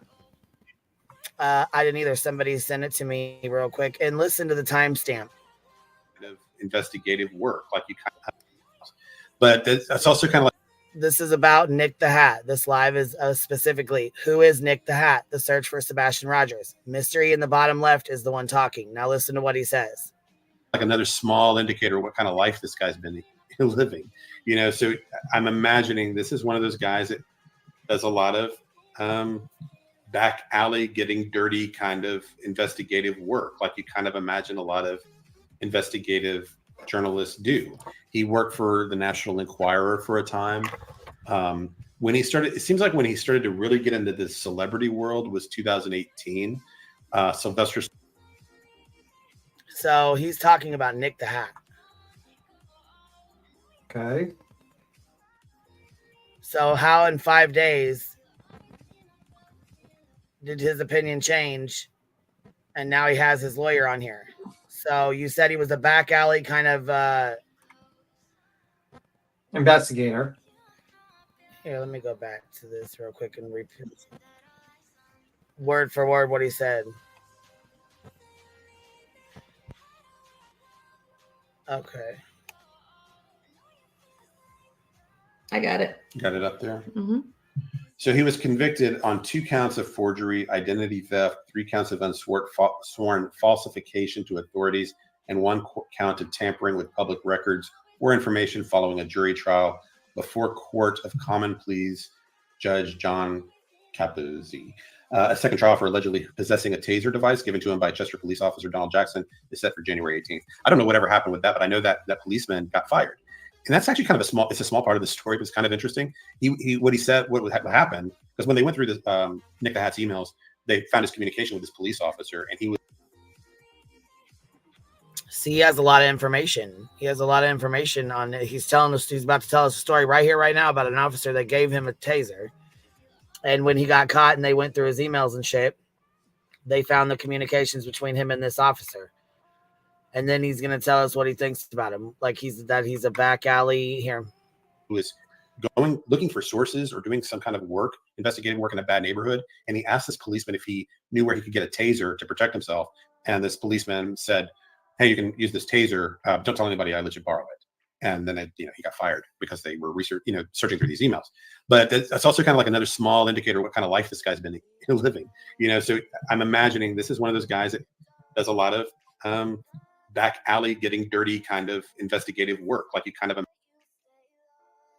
back alley, getting dirty kind of investigative work. Okay. Yeah. Yeah, Well, I believe that. Oh, you're going to have the attorney of a back alley getting dirty investigator.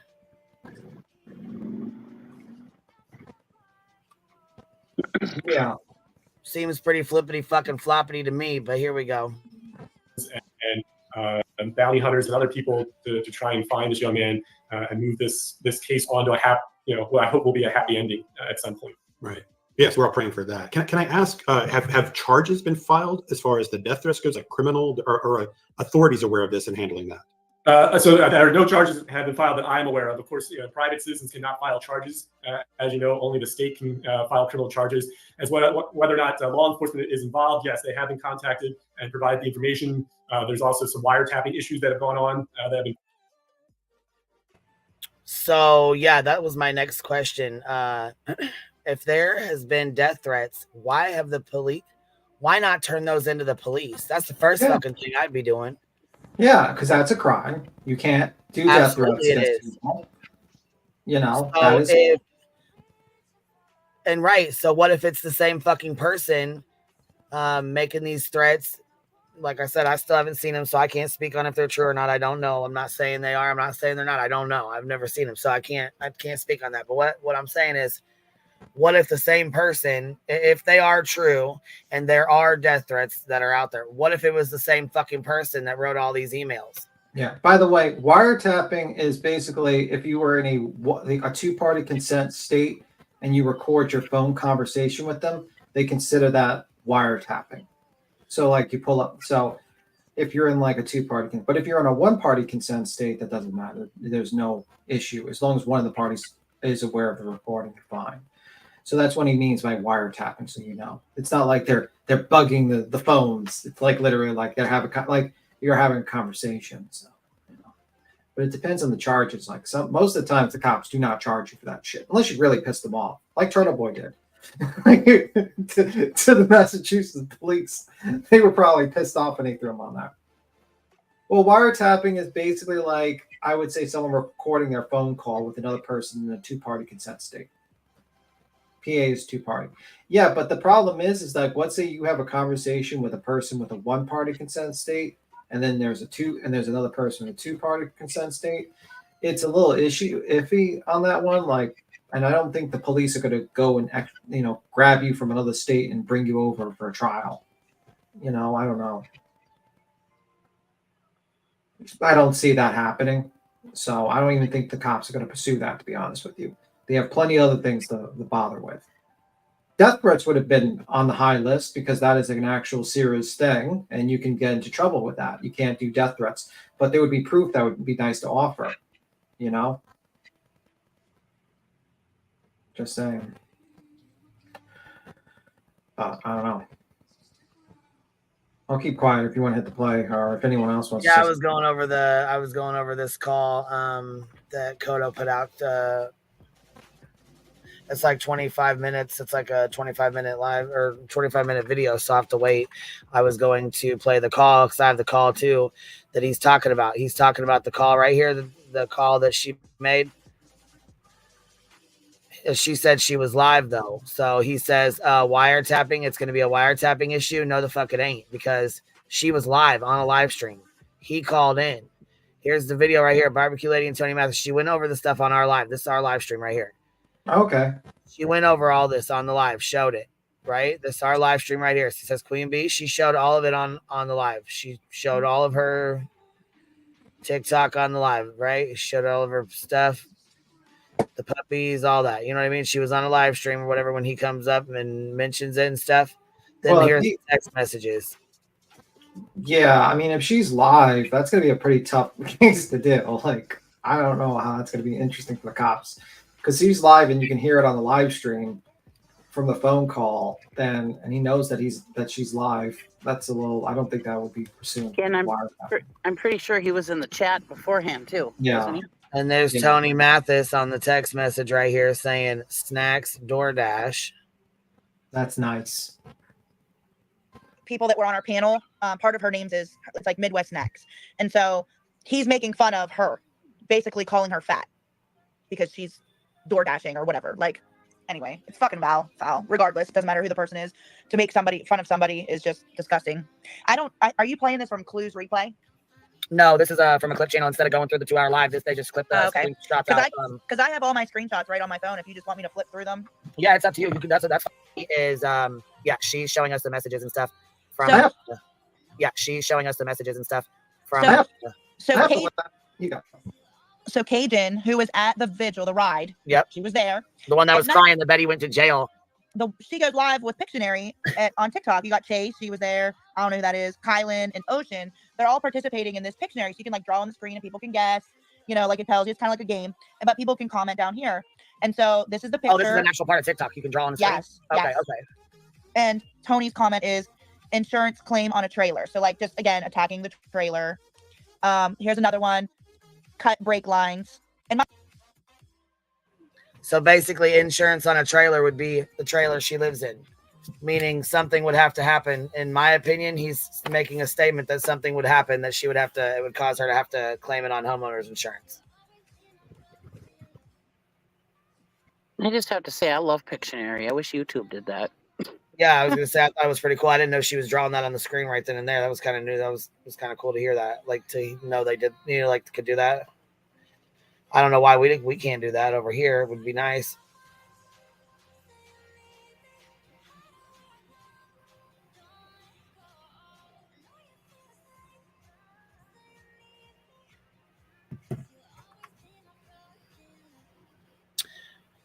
Anyways, it says cut brake lines. Tony Mathis. Why are you saying cut brake lines in a chat? You're supposed to be PR for a missing 15-year-old child. Why are you worried about cutting anybody's brake lines or anybody's brake lines being cut or saying that? I mean, what any of that? I mean, why? Why does any of that matter? What does it mean? Why are you saying it? Mind you, this TikTok page is the previous Finding Caleb Harris page. Oh, that's nice. Yeah, which is another thing that he took the fuck over. A family he was supposed to be helping, but he took that fucking page over, and the money that was on it, he donated to these bitches to sit here and dox people out. And from what I was told. Swing set. Obviously, I can guess this is swing set at a park or something like. Oh yeah, it's park. They're trying to insinuate this is your house. No. They're drawing. The word is park. Tony's answer is snacks arteries. What? Which is some TikToker on there or whatever. Anyhow, back to our fucking lawyer interview here. Published. You cannot in Pennsylvania. Basically, the only reason I was even playing that is because at the end of it, there's a call on there between her and Tony, I guess, or the live that she was on that he tried to say was a call.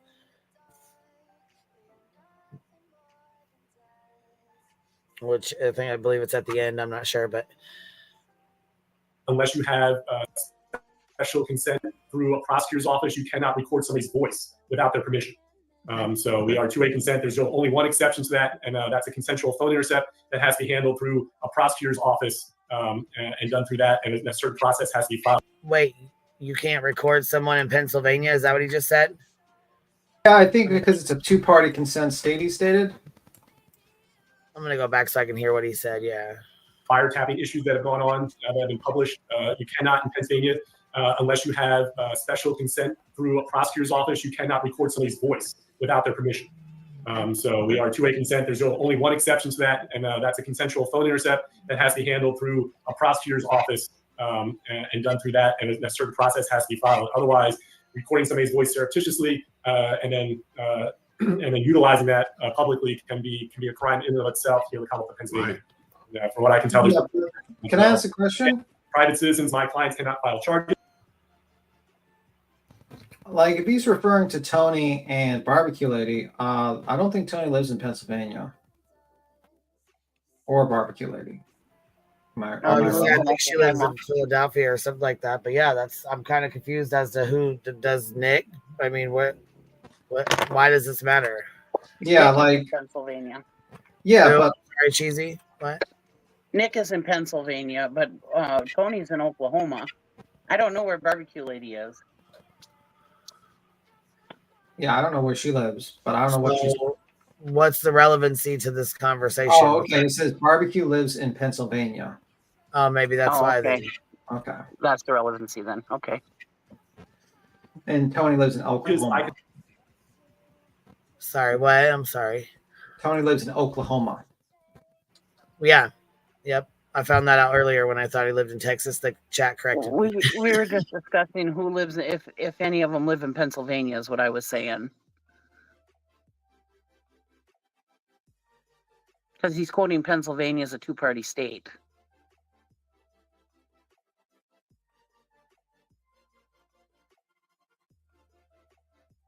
Cannot file charges. Only the Commonwealth of Pennsylvania or the United States can file charges against somebody criminally. So the only thing a private citizen can do is file a civil case against somebody if they feel it rises to that level. So at this point, authorities are aware of it, and if they want to pursue charges, that's sort of at their discretion and their Absolutely, their discretion. We're not, we provide the information, we provide whatever they ask. Again, we're not going to stick our fingers or our noses in that area as well. That is, for law enforcement to deal with as they see fit. And we understand they are very busy with other cases. And again, like I said at the beginning, have the utmost respect for law enforcement, and prioritizing is a hard thing for them because there are serious cases that come in that require attention. Wiretapping, that was interesting. I think this happens a great deal in YouTube where people record people without their knowledge and then release video, and we've seen this happen quite a bit actually. So I'm not even sure who we're speaking of, but that's good knowledge for there's a lot of creators in our audience tonight or this morning, and so I'm sure that's an interesting thing to keep in the back of your mind depending on which state you're in. So that's great for them to know to avoid any trouble, I think, in the future. Actually, absolutely. This is the reason why when you get those phone messages it says this is being recorded for educational purposes, or this is. Well, yeah, wouldn't you say this is being recorded for such and such purposes? Yeah. Or to contact a prison, this is being recorded. They have to inform you of it, or if you leave a voicemail, of course, then you know you're being recorded. And as soon as you know you're being recorded, then that goes out the window. And video recording is different. So you can video somebody in a public place. You cannot video them in somewhere where they have an expectation of privacy. So of course, like the peeping Tom cases are not legal. You cannot go into a tree and record somebody in their bedroom changing. That is certainly legal. Right. But if you have a camera outside your house, or there are cameras, street cams, all that, they are legal because you have no expectation of privacy as far as your image is concerned out in public. Right. Can I ask too? Does it matter where the call originates from, as long as it's going into Pennsylvania? Correct. Okay. As long as. Yeah, I'm glad she asked that question because I was kind of curious about that. Does it matter if the call goes out or if it comes in? You know what I mean? Yeah, but like, are they going to actually put out a warrant for your arrest for recording a phone call? No, I doubt it. No, I doubt it too. Like I feel like that's something I never even heard of someone being arrested until Turtle Boy, but he lived in that state, and they just tacked that shit on. And if he had other charges, they probably would just ignored it and not give a fuck. But I don't think any of those things they want to arrest for. They want to be able to collect on it. Yeah. I mean, I just think this guy, someone said, I think Barum said, he should say in generalization and like things that like, says, lawyer just spewing generalized stuff, all accurate but arguable as applied in the actual case situation, but don't hear him making any specific claims. So where's the beef? Yeah, like there is no specific claims he's actually made that, so-and-so made this statement to my client. Like the pants statement, like he's like, oh, someone said about the pants. I'm like, well, that's not an actionable thing. Like that's not defamation. I'm sorry. I don't know who did the pants comment. It's misinformation. If you want to talk about that, sure. But you have someone called a news reporter. You claim as a news reporter, Mr. Nick the Hat. Maybe he can correct it. Well, if he can actually get shit right. But yeah, I don't hear anything about his client. I don't hear anything where so-and-so said this as an untrue statement that damaged the reputation of my client. The Ward Fund, people are asking questions. They're like, is it real? Where is the money? Can we trust these people to have the money? Because the fact is, one guy owes like over $1 million to the feds, dog, and another guy just got out of prison and doesn't have an office, and I don't know how he makes his money. So can he actually fit the bill for $25,000? Could dog fit the bill for $25,000?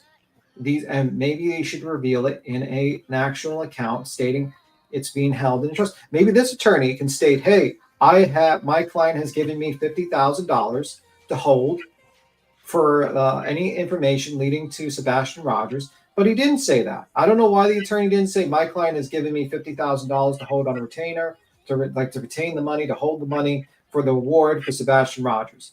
But he didn't do that. At least I didn't hear him say that. Did anyone else hear him say that? I guess not. Wouldn't that have been the best time to clear it up? You say, as an officer at a court, I can tell you that my client has given me $50,000 as an award for anyone that leads the information to Sebastian Rogers. Because if he just says, I'm an officer of the court, which, by the way, if you're an attorney, you have to be truthful and honest when you make certain statements, and that's why didn't he not say that my client gave me $50,000 to hold to give the award money? I would trust his word. I would trust this lawyer's word if he said that. I'd be like, sure, okay. If he says he's an officer of the court and he says he's going to do it, I believe you.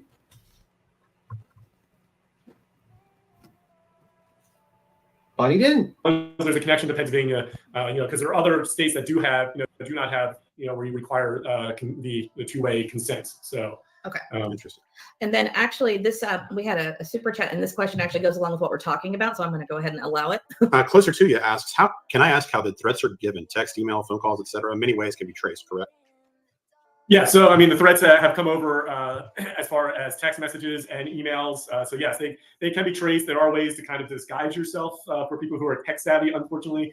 But at the end of the day, they can ultimately be traced to somewhere. Where that is becomes the big question. There's VPN that can help mask you, unfortunately. But you're not absolutely anonymous on the internet and through email, just so you know. I mean, that was the Internet Crimes Against Children's Task Force, without a doubt. That's what we did, was try to eliminate the anonymity. It was our task force that first started going on to shareware sites on Bearwire and things like that, Frostwire, able to actually download and find out where images and videos. He's full of shit. He doesn't have an actual source to talk about. He's just giving generalization. He's full of it. Yep. Well, it seems like. Yeah. Are being traded, because that's where the next step was. After people realized you could get caught sending emails of these images, they started going on to shareware, and it was actually the Pennsylvania ICAC, along with the University of Massachusetts, that came up with a program to allow the internet crimes to police shareware sites and shareware programs and things like that. So yeah, so anonymity on the internet is not what you think it is. Right. Answer the question. He didn't answer the question. The question was, did you get these texts via like text or email or stuff like that? He didn't answer it. He just basically said, oh, well, you could get it, and you could be anonymous with VPN and stuff like that. But why didn't he just sit there and say, my client received text on so-and-so date threatening his life? My client received so-and-so email threatening his life. You know what I mean? Like, why aren't those statements being made? Like, are you serious? I mean, like, whenever he's asked a question, he gives like generalization of VPNs and like, what? What are you doing, sir? I mean, because you didn't answer the question. That was not asked. Like, we all know about VPNs. We all know about like burner phones and accounts. I mean, we all know that. Why don't you answer the question? You said you made a bold claim that Seth Rogers, Tony Mathis, Nick the Hat, and Hong were all threatened. That they were all threatened. Their lives were threatened. That they are a fear of their lives. And they said Dog the Bounty Hunter can't go search because of Barbecue Lady. Yeah. So this would be the time to answer the question and say, yes, my client received so-and-so text. And the reason why I feel like he's not saying it is because I don't think they exist. And that is an opinion. Okay, sir? I'm not making a statement of fact. This is my opinion. You guys can believe it or not. But I don't think those texts exist. I do believe those emails exist. And I don't know what they are. Okay? I think he's just full of it. Because he's going to have to honestly, I have not heard one YouTuber threaten threaten anyone's life. Now, I don't watch TikTok, so I'm not going to speak on TikTok, but I'm pretty sure in YouTube land, I have not seen anyone threaten Seth Rogers, Tony Mathis, Nick the Hat, or Hung's life, or Dog the Bounty Hunter. I did say Dog the Bounty Hunter book sucks, but that's also opinion. I thought the only good part of it was the introduction when he was talking about his wife. That was pretty much it. All right, here we go. Ask too then about so as far as the cease and desist, and you may not be able to talk specifically about people that have not published theirs yet. But are there overall themes and issues that are specific that we could things that are happening that maybe other YouTubers might want to avoid as pitfalls that are getting them in some trouble as far as the line between free speech and defamation or whatever these major issues seem to be? Yeah, they're publishing statements. I think there's one about finding Sebastian's pants in a location that has never been proven or shown or evidence whatsoever of that. So basically, false information, defamation of people's character, and making pants. Well, isn't Tara Lynn the only one that said she found the pants? Are you going to sue Terry Lynn? Yeah, I was say, is that just so? Is Tara Lynn getting one then, or what? Because I mean, she gonna have to stop walking around the parking lots. Also, I don't think you could sue people for the Terry Lynn comment. What's she gonna do with her time? She won't have to stop searching, will she? I don't know. Ain't she the only one that found those pants supposedly? No. Yeah. Well, that's the only one he could be talking about then. Yeah, I don't think you could sue people. That's defamation. I don't think that's possible. And then serious. All right, ready? Statements about them that are defamatory. Nick, is not hidden. He is on parole right now for criminal acts, and they're basically flooding the internet saying to contact his parole and probation officer and say that he's in Tennessee, where in violation of his parole or doing other things. I can assure you, my client has not been in the state of Tennessee while he's on probation or parole, because he comes to my office on a very regular basis. So those kinds of lies are leading into potential criminal issues and violations that are specific problems that are coming out, as well as defaming Dog. There's things about Dog injecting people with truth serum without their permission and wanting to give them truth serum, things like that. That is completely false and debunked. There's lies about whether he said that. Right. It's good to know that truth serum shit is not going on. You know that's not. Because there was a lot of people that were scared. I got emails saying they were legit fucking scared. Like, what is this? What the hell is going on? How can they even do this?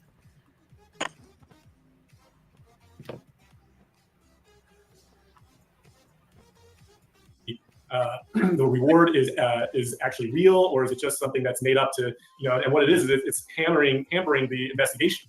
So why, forget, okay, you have my client. Yes, you can, say that he, got convicted of this, that, and whatever. It's all public news. But to sit there and hamper an investigation trying to find a 15-year-old young man is mind-boggling to me. Why would you do that? And so a lot of these issues, kind of connect my clients and are hampering the investigation. And so that's where, I get most concerned about.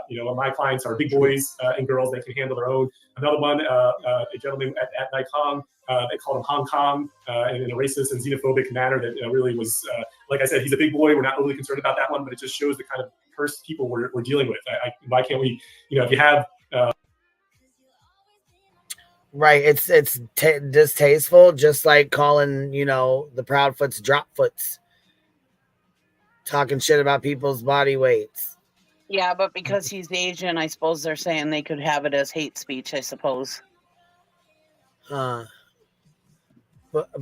he's that's a not a protected hate class. speech, though. He's a minority. He's a protected class. Yeah, but I mean, that's still not a hate speech. Well, I understand, but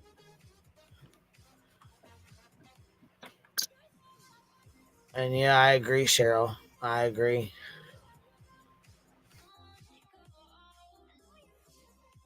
I've never been taught to fight with fists or swords. I fight with my words, but we can have civility, and you can show civility and respect for your fellow man and the plight that all of us, the life that we're all going through. And I feel like civility has been taken, shredded through a shredder, chopped up again, and thrown out the window just for the sake of getting followers or their 15 minutes of fame, as Andy Warhol said. And I'm just not into giving. If you want your 15 minutes of fame, that's fine, but do it legitimately and do it with civility. Like this forum. I feel like this is. I'm coming on your show, Mr. E, because I was told that it has civility and decorum, and you care about what is being said and what is out there, and I can see that now. And I respect that. Well, I watch.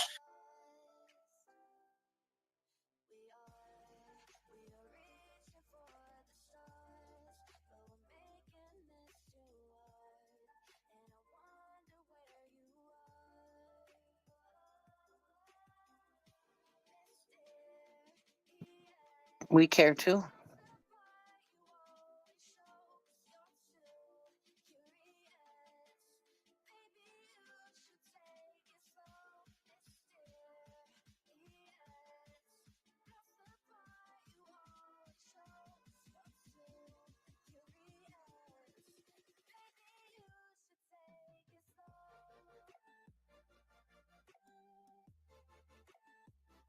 Well, and I just didn't think, okay, he said, I just know that you just care and that's why you're doing this and, that kind of thing. Right? Right.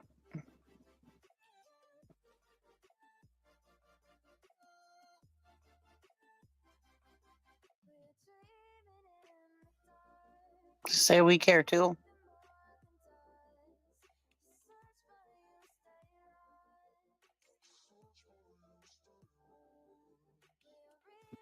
Am I only the one not hearing anything?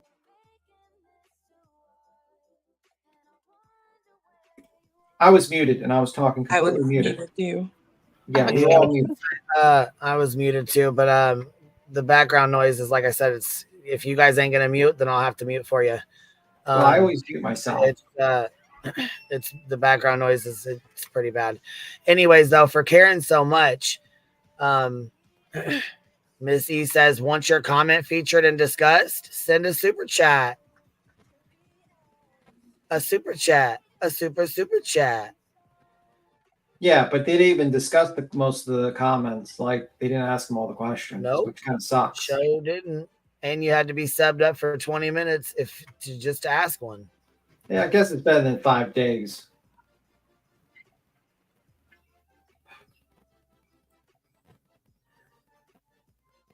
I mean, I don't know. The whole thing is a little weird.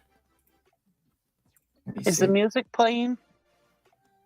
Yes, the music's playing cheesy in the background. Okay, just making sure I didn't hear it. Oh, you just gotten used to it. Don't worry. By the way, the question I asked while I was muted was, is Mr. E, Mrs. E, and Aunt E all in the same house? I'm just wondering. I know Mr. E. I know Mr. E and his wife are, because you can see them in the camera together, but I don't know about the Aunt E or up in the top right corner. I'm not sure. No. Yeah. A while back, Aunt E was in the same house because she was staying with them or whatever, but I don't think she is now. Okay. I just want to know. I was just curious. Nothing nefarious. I was just curious. Well, yeah, I was gonna say they're husband and wife. You can see her arm and her headphone in his picture, and then you can see his shoulder and hers. They got the same backgrounds. You know what I'm saying? Yeah. They're definitely husband and wife. But I didn't know about Aunt E. I didn't know if she was there. I know a few weeks ago or whatever, maybe even longer, she was in the same house with them. They were all sitting at the table, but now I think she went back home. So I think she was there visiting or something. Because I was like curious how he got that set up where they're both kind of have, I guess they have 2 cameras or some stuff like that in the house. I don't know. I'm guessing they probably have 2 laptops, or like 2 separate computer screens, maybe, or 2 separate laptops, maybe. Yeah, pretty cool setup. Hey, Queen, I got to drop and make a phone call. All right, see you. Bye. Bye. I was thinking that too. They both have headphones on, but they're not picking each other up. They must be pretty good headphones. Yeah, it's a good setup. See, I say something nice. I'm not always Yeah, we'll give them that kudos. not negative all the time. Well, like I Yeah. said, when I first saw them, they only had like, I don't know, like 300 or 400 subscribers. And they seemed like really nice, genuine people when I first saw them. And I was trying to tell them about some of the misinformation that they had. And they were like, do you have any proof of it? And I was like, yes, I'll email it to you. And I did. I don't remember what it was, but I emailed it to them. But they never fixed it. They just ignored my email. So, you know. And their it's channel like, grew, right? huh? And their channel grew, right? Yeah, yeah, because they were Well, I mean, following that's VHB because stuff, and she was shouting them out and that kind of thing. So yeah, yeah, well, I mean, that's why they grew. They ignored your be sensible, tell all the sides, and they pushed into conspiracy. That's how you get. That's how you grow, baby. but unlike VHB, they didn't block me. They didn't yell at me. They were very respectful. They just didn't listen. You know. Yet, Yeah. after this stream, you're getting blocked. Maybe, but they seem like nice people, so I wanted to help them. You know, because they were a new channel. You know, but whatever. I tried. I failed. The reason why the lawyer is not asking Seth those questions is because, according to him, I don't know if there's like some sort of contract with the, because Tony and Seth signed over tonight, like at night or whatnot. They're technically his client. So I don't think he would be questioning his own client to get him into any sort of hot heat. You know what I mean? I don't know how that works. I guess, as a business, he represents all those people. A little odd. That's a pretty good discount if you asked me to represent like all those people. I mean, pretty good pricing. Very affordable. Betty fans tell you all about them. Yeah, that's true. But yeah, whatever. And he's like, he thought it was fun. It's like, oh my God, I can practice civil law too. Yes. Yes, we know that you're a lawyer. You can practice any law you want. But the problem is that as a lawyer, you get an area of specialty. Like there are lawyers that only practice can't say it. Law that has to do with like the sea and boats and stuff like that. I couldn't say I can't speak. But I'll just say that. There are lawyers that handle commercial real estate only. There are lawyers that handle criminal cases. There are lawyers that handle divorces only. So for a criminal lawyer to step into the field of civil and then practice a civil case in another state is a little bit beyond their area of expertise. You might be a great criminal lawyer. I don't know your records. You could be the greatest criminal lawyer in the world, but that does not make you the greatest lawyer of everything. Right. Because there's been many times a lawyer has jumped into an area of expertise they are not familiar with, and then suddenly they got back. They got completely destroyed because they didn't know one particular area. So Well, you're not really even the lawyers on LawTube, they're like, well, my expertise is this. maritime. Yeah. But this is what I think. This is how I take it. But they specifically say, this is not my area of law, but, and yeah. Maritime. Thank you for the correction, Liz. I was trying to get that word out of my head. It's maritime law. Yeah, I mean, maritime law has laws that are like 200 years, like hundreds of years old. Right. Obscure laws that if you miss, you will be paying out the nose in a lot of money. Like that's why you get lawyers that practice particular areas of law as their specialty. You wouldn't get a divorce lawyer to represent you for a murder trial. I mean, so that's what I was commenting on. It's very weird that you're going out of your area of expertise, which is criminal. And you could be a fantastic criminal lawyer. I just think that's a little weird, to be honest with you. I'm sure you can. I'm sure you can practice all the law you want, but I don't know. Usually, if it was me, I would want, if I was planning on suing a bunch of people for defamation, I would want a defamation attorney, a person who specializes in online defamation. Well, he might be criminal and civil, though. You don't know. I listened to his resume. It's a good resume for a criminal attorney. I'm not going to take that away from him. He's achieved a lot. I don't think I kind of looked at him like sideways was the whole Bill Cosby thing. Like that was like an achievement for saving the man from getting fined by, I think, what, yard stuff, like. Yeah. And I'm like, sir, I mean, like, I wouldn't spit on Bill Cosby if he was on fire. The man is trash. Yeah. I wouldn't help him with nothing. The guy is, in my opinion, taken advantage of a lot of women and done a lot of bad things. And he's a monster, in my opinion. And I wouldn't help him if he was on fire to the spit that I would do on him. And that's the truth. So I don't know if I would be telling people I helped Bill Cosby one time with some fines and stuff like that because Pennsylvania wanted to be attack him a little bit more. Okay, sir. Okay. I do have to say that was pretty depressing to see Mr. Huxtable and the picture pages guy and the Jello guy. It was really sad to see Bill Cosby in that light. I was like, dang it. My whole childhood is a lie. Yeah, I know. Bad Albert and all that other stuff, I love Bill Cosby. Well, Bill Cosby it's very sad that people who are artists, you enjoyed his childhood, like when you're growing up, and they're actual monsters. I mean, like, I'm sure people who saw Woody Allen, I'm sure they weren't too happy. Right. It's just sad because he was very talented. Yeah, I mean, what's that? I mean, there's also like, what's that director that ran to like France or something like that to avoid extradition? I don't remember who that was. And they gave him like an award. Polanski. I mean, yeah, he's a piece of crap. They still gave him an award though. I don't know why. God's green era, I think they gave that guy an award. So it is what it is. But yeah, I mean, like, to me, like, when I look at this, and it's like, I don't know.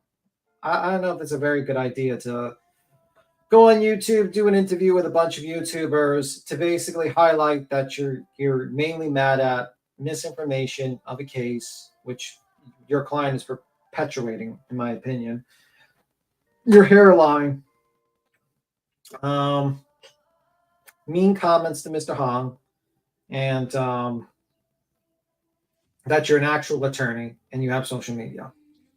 I don't know if that was a good idea. I think that could have all been covered in maybe like a 2-minute video on TikTok or Twitter. That's just my opinion.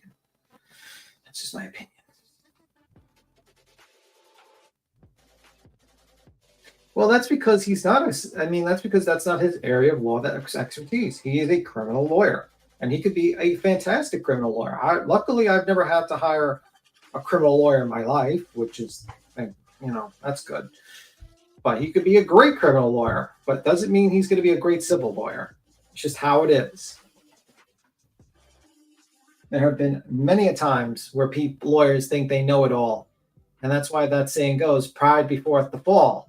You get a little too prideful, you think you know it all, and then you fall.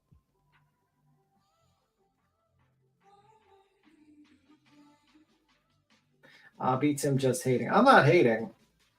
Not at all. I think he has a nice tie. I mean, I didn't think that was a clip-on. I knew that was... I don't know who said that was a clip-on. It wasn't me. You can play it on your Twitter. Oh, okay. I love SF Investigates. I just love him. You can hit play, Queen. If we are talking too much, just hit the play. I'm just killing the silence. You're just killing dead air.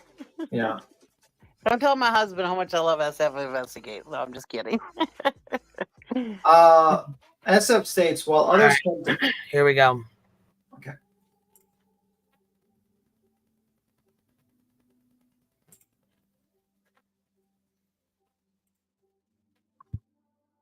There's no sound. There's no sound, Queen. Oh, you guys done talk so much, you done talk the sound off. Shit. Hold on. We're just trying to kill dead air. Yeah, like, we don't know. You don't give us signals sometimes. We're just like, SF has a new post up, by the way. Yeah. What's his new post? While others conduct YouTube live streams from parking lots, hold panels discussions about baseless and unenforceable cease and desist letters, or only show up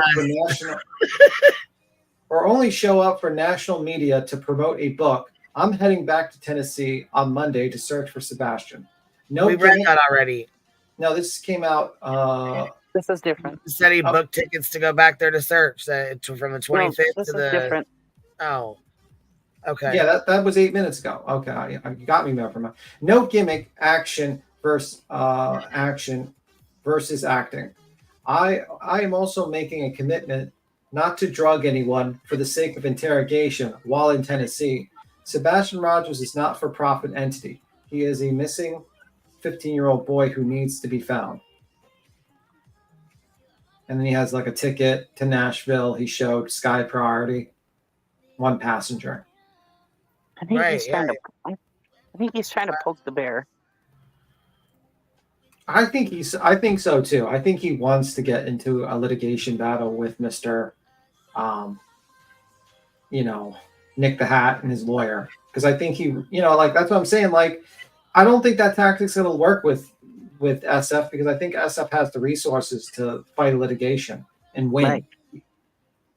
When it comes to YouTubers, like people who are single moms, they don't have the money to fight that type of bullshit. So I don't think it's. That's why we said she went after Queen Bee, because she knew she figured Queen Bee wouldn't be able to fight back, and it would be easy win. Yeah, and the same thing with this guy, this lawyer. He's setting cease and desist. That's exactly what the fuck she thought. She thought the fuck wrong, didn't she? The judge dismissed her first one, told her kick rocks. She went back and filed another one. She didn't realize how many people actually care about you and actually hate her. Yeah, I think it's the more hate. About all my people too, and that's the difference. She don't. I think there's more people that hate her than actually like you. There's a lot of people that hate Betty. Yeah, well, I mean, look at the stuff she does and says. thing. I mean, come on, I mean, I didn't mean it to sound mean, but I'm just saying, like, I think there's a lot of people that don't like Queen but still hate Betty more. Like, that's what I'm saying. There's like a legion of people that just despise fucking Betty, from TikTok to YouTube to real life. Yeah, she's got a lot of hate on TikTok. I didn't realize. I don't use TikTok, so I didn't realize that. She gets a lot of fucking hate over there, man.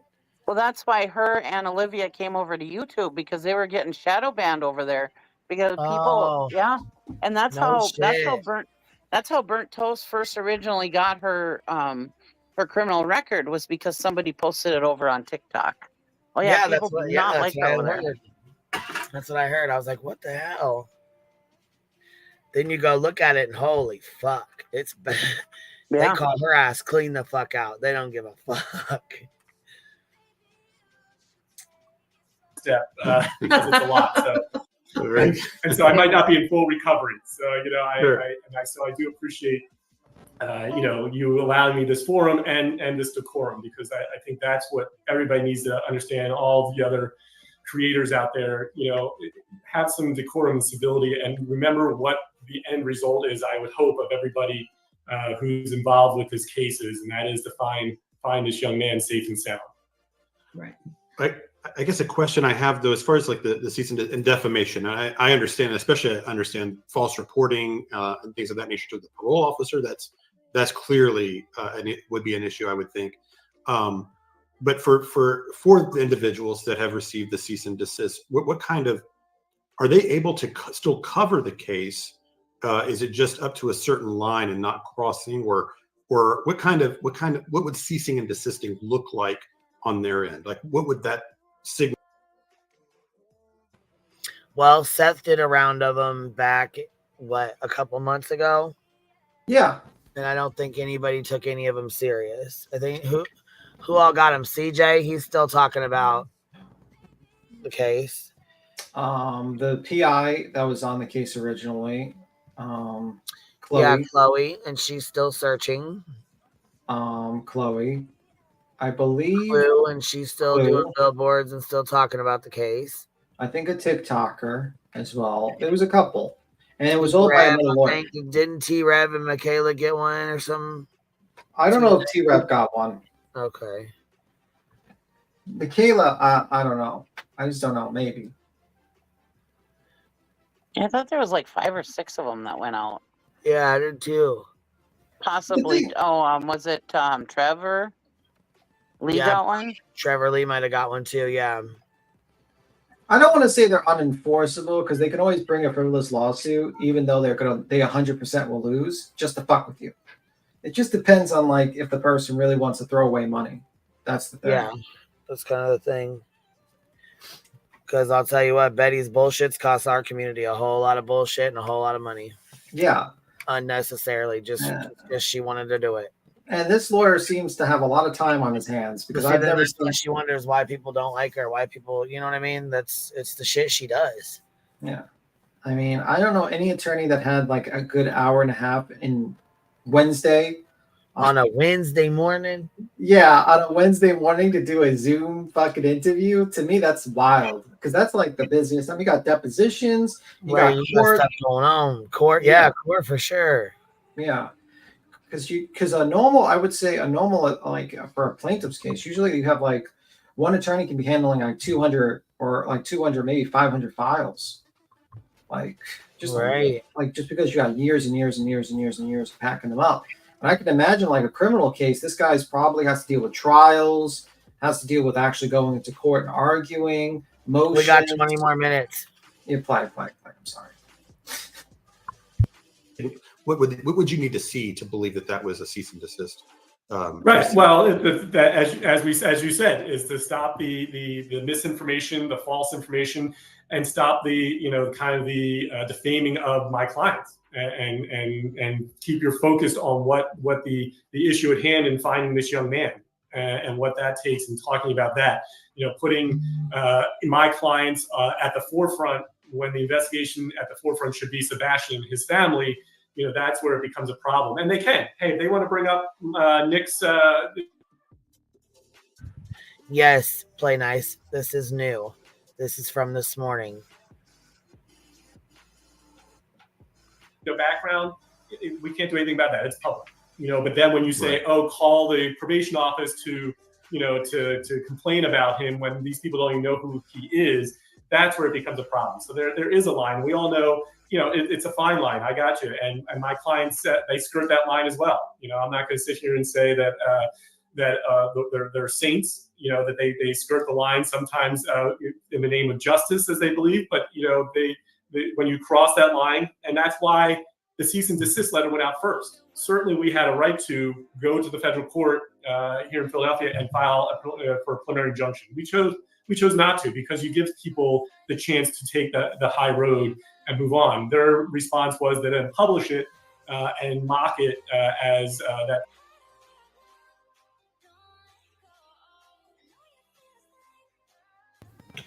So he just admitted his client skates the road on that one. And he basically didn't state anything that would be actionable. And even like the calling the parole person, at the time, I believe people were worried about his client making a statement of truth serum being used on people and whether that was legal or not. And that would probably be something where people were a little worried, I would say, and be like, wait a minute, is this guy really going to just do truth serum on random people? Is Chris and Katie safe? Is there a team that's going to go and try to truth serum Chris and Katie against their will? Like, yeah, I remember that. And your client said a stupid line that scared people and made them worry that he is out of his fucking mind thinking about drugging people. And then you made a statement stating that they would do it in the hospital and it would be consent and stuff like that, which I still don't think you can still do truth serum to people. I'm just saying. No, I am not a lawyer, but I'm just saying, like, based on the common sense and freaking understanding, a little familiarity, I just don't think it's like, I think I can understand people's fear when your guy who just recently got out of jail is talking about truth serum.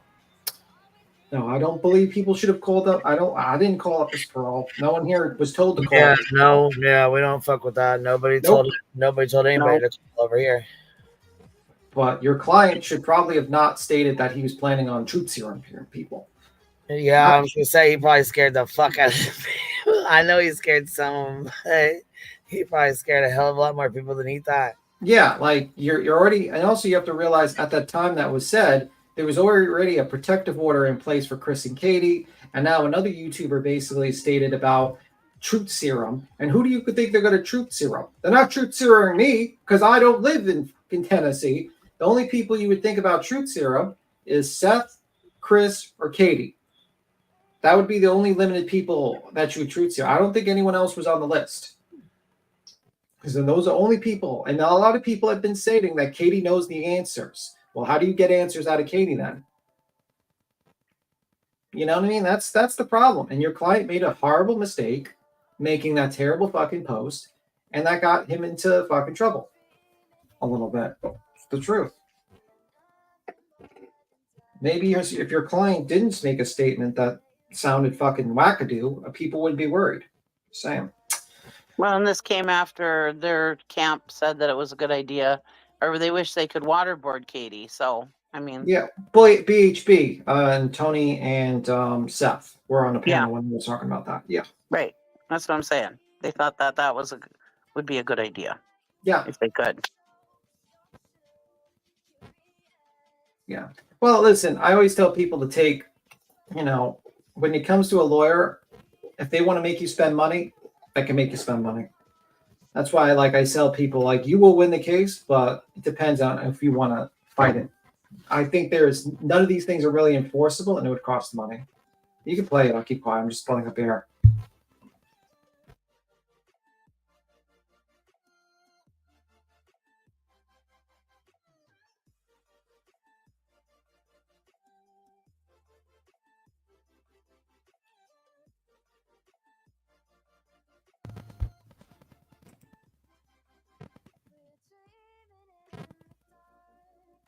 See what happens when I'm not talking? It's complete. I'm waiting for Queen to hit the vibe button.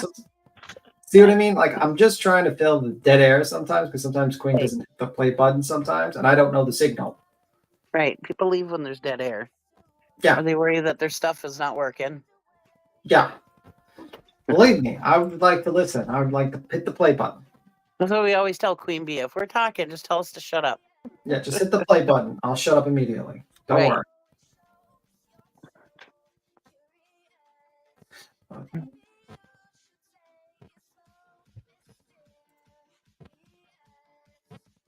I think this guy was just on here to try to strong arm people. Try to make his threat more threatening, I guess. I think he came on because people thought he was a fake lawyer, and he has a lot of pride. Right, that too. And I think he wanted to set the record straight, but I don't know if it was a good forum to use an interview, because you represent your clients. And people said, well, there's plenty of YouTube lawyers, and there's a lot of them. There's law too. But the problem is they're not representing their client and talking about their client. They're talking about their opinions on cases they're watching and giving their professional opinion on a case when they're watching it through their years of experience of law and stuff like that. This guy is talking, he's talking about his client, and it's I don't know if that's a good idea. I'm thinking that they must have a closer relationship than just professional. They're friendlier than just professional. Because they're there when it's dark out. They're there when it's light out. They're talking to him. They're telling him, he's coming on here defending them when they're saying. Oh, I think they're friends. I think they are. I think they're friends. Yeah. Hold on. Straight Talker 76, member for 3 months, says, why do searchers get C&Ds? And then Dangly, here, let's member for 1 month, lawyer is jack of all trades like somebody else. Yeah. And WNC Granny says, well, his client did go to jail. Yeah, he did. Got a question mark. Well, his client did go to jail, question mark. Right. He's asking you guys a question. Yeah, he did go to jail. Yeah, he did go to jail. With him as the lawyer. Yeah. You can hit the play. We'll keep quiet. We'll go back. Okay. All right, here we go. This lawyer's fake, and that everything is fake about it. This is all not serious. And I'm here to tell you that we're serious. I have no doubt I am a litigator. You can look at my background. I've done hundreds of jury trials. I go into court every day. So it is not anything, it is a field battle where I am very familiar with and have no problem going on to. And so, especially if it means, stopping this kind of behavior and getting the focus back where it belongs in this case. And I think, okay, so at first it was confusing to a lot of us because, again, there's one that's his and one that's not. So he is a legit lawyer. We know that. We know he has a legit practice. Like, we know he is a legit lawyer. And his website works. We went straight to it. Remember? Yeah, we went on his website, and I went straight to it from his links that were there, and it went straight to his Twitter. It was his real Twitter. Well, what's also confusing, someone that's impersonating him or something, that it's not his, or it's not what seems to be, it's a fake account or whatever with his information. Go ahead. I'm sorry.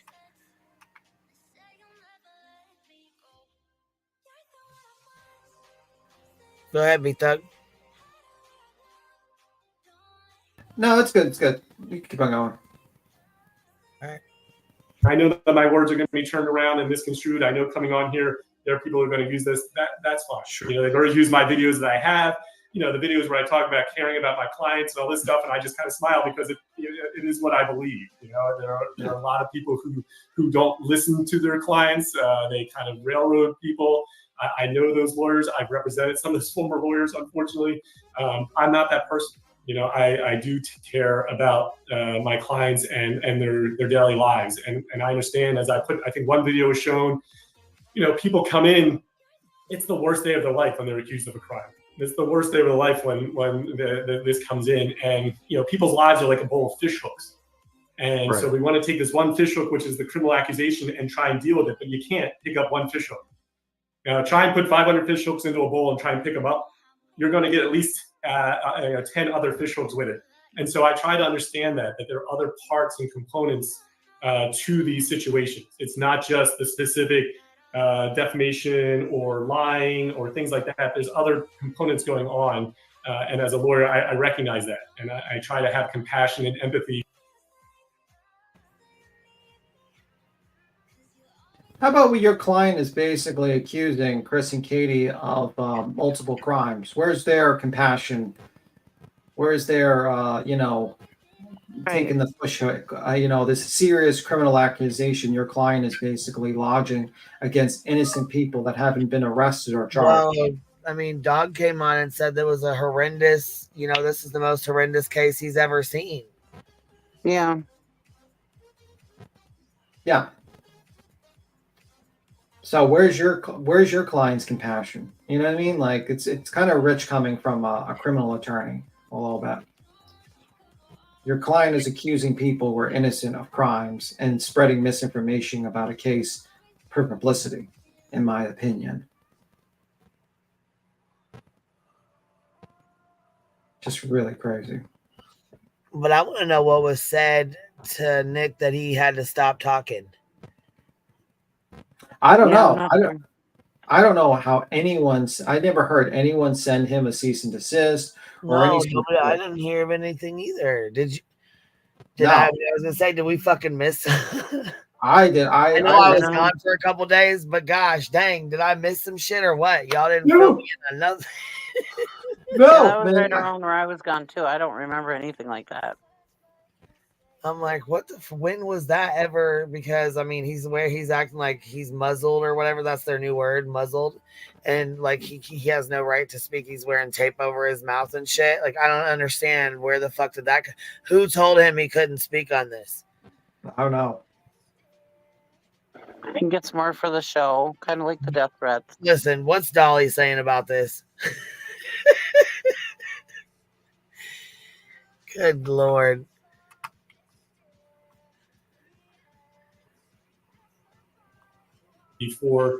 For that, of what are these people thinking on the other side, and how can we get them to change without necessarily going to court? I tell my clients, the court system is there to fix problems, but if we can fix them before we get to the court system, it's so much easier. Sure. Because in the court system, you're a number, you're a transcript number, whatever. You know, whereas I try to humanize people and remember that everybody's a human being trying to make their way through this world, and nobody's life is easy. You know, I don't care if you're the richest person in the world or the poorest man, in the world. Everybody's life has ups and downs and pitfalls and things to deal with, and I try and keep that in mind. And I don't want to, demonize anybody. You know, everybody has a reason for what they do and how they act, and we just, try to get as long as best we can. Did you ever? I actually I'm trying to keep up with chat. Shit, girl, that chat was going so damn fast. There ain't no way you kept up with that damn chat. And then mods were deleting things left and right. Like Granny was asking questions. Her shit was deleted. Bam, bam, bam. You should have seen how many things got deleted out of there. Shit. And listen and do everything all at once. But one of the questions that keeps coming up is that do you in turn represent, because of representing At Night Media, do you also in turn represent Seth Rogers and Tony Mathis? Yeah, so I mean, by connection, yes, since At Night has been retained by Seth Rogers along with Dog the Bounty Hunter to help out, by default, I do have their interests, and certainly their interests are, especially Seth Rogers' interests are probably most paramount to my client, so therefore they're the most paramount to me because, by an arm of my client, I'm an extension of my client brought on for legal issues, and so certainly I have been in contact specifically with Tony in this matter. Wait a minute. So basically, Tony and Seth they hired At Night, right? And he said he's been in specific communications with Tony. Let me see. Well, that doesn't mean that they're part of the corporation. That doesn't mean you represent them. Because for instance, if Tony and Seth sign a contract to say, yeah, we're part of At Night, we're employees of At Night, then they would probably be represented by him as an attorney. But if it's if it's like you're hiring their services, how would you be represented by the attorney unless it's part of some sort of agreement as part of hiring At Night that you get legal representation too, which is kind of odd. So I don't know how this agreement works. I don't know. It's kind of a weird situation, and that would probably be good for clarification on that. Unless I'm wrong with my thought process, because am I like a little off on my thought process a little bit?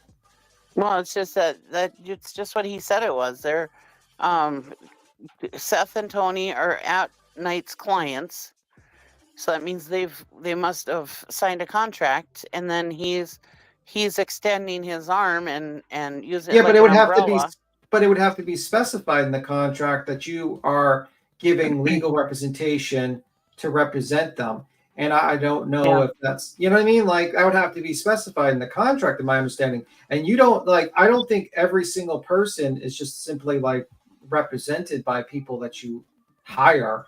Like, I don't go to fucking Con Edison and then I get sued. And then I say, hey, Con Edison, I paid for my electric bill with you. Do you represent me? I don't know. It's it's a little odd. That's why I'm saying I'm wondering if there's a closer relationship than just client lawyer. But I get what you're saying. He might be an investor in the company, or he might be a friend of Nick's, or whatever. But I get what you're saying. Like, he represents At Night as a media company. Tony and Seth are clients of that At Night, are covered under the umbrella. But I would say that the contract would probably have to specify that, right? That you're also getting represented as an attorney. I just thought that just like layman's thoughts. I'm a little confused with that, and I'm willing to. Anyone explain that to me? I'm willing, but that's just my thought. Yeah, I don't know. Yeah, because I don't understand that. But you keep on playing. I'm not a legal expert like BHB. Yeah, I'm not a legal expert, and I'm wondering if that's specified in the contract. Okay, so the $500,000 At Night retainer covers legal fees. It says BTM. Well, I didn't read that website. It was so disconjointed. I did not read that part. But so you're saying Seth Rogers and Tony Mathis gave $500,000 to Nick. That's why I think that they've signed some kind of contract.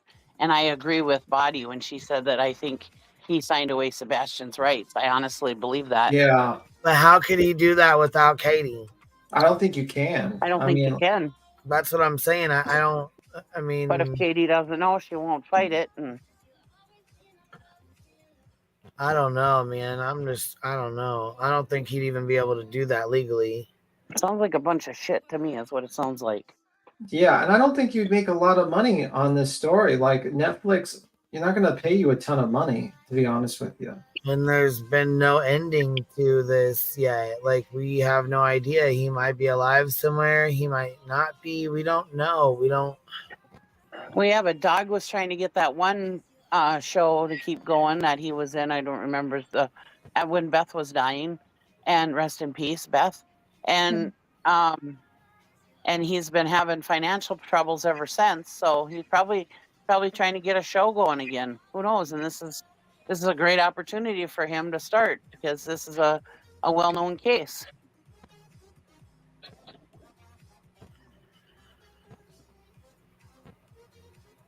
Yeah, it's weird. And their interests, and certainly their interests are, especially Seth Rogers' interests, are probably most paramount to my client. So therefore, they're the most paramount to me, because by an arm of my client, I'm an extension of my client brought on for legal issues. And so certainly I've been in contact specifically with Tony in this matter and regarding this, because the death threats have gone to him as well. And so we are involved in dealing with that. And he is aware of the cease and desist letters that have gone out. And it's my understanding, I believe the rumor is that 15 of these cease and desist letters have gone out. I can't tell you the exact number, but I can assure you that it's nowhere near 15. Well, that was going to be my next question. Yeah, so I know that I don't know where the magic number 15 came from. I guess maybe. What's he talking about? Magic number 15. Let me back that up. Other people were saying that there was like 15 cease and desist going out, but somebody said that Tony said that, so I don't know. I didn't hear Tony say it. I didn't even hear any amount, like just that they were coming out. I believe the rumor is that 15 of these cease and desist letters have gone out. I can't tell you the exact number, but I can assure you that it's nowhere near 15. Well, that was going to be my next question. Yeah, so I know that I don't know where the magic number 15 came from. I guess maybe somebody has a Ouija board, or my 8-year-old has a magic 8-ball. So maybe the number just well, came Tony out said of it. the air, or they just saw it in a vision. There's no telling. But I can assure you that I keep track of my own emails. I'm a solo practitioner, so there is no other lawyer in my practice. So there's me and my paralegal and a secretary. So what? I can assure you, I. Wait, why? He's a one-man show. He's a one-man show. Oh my god.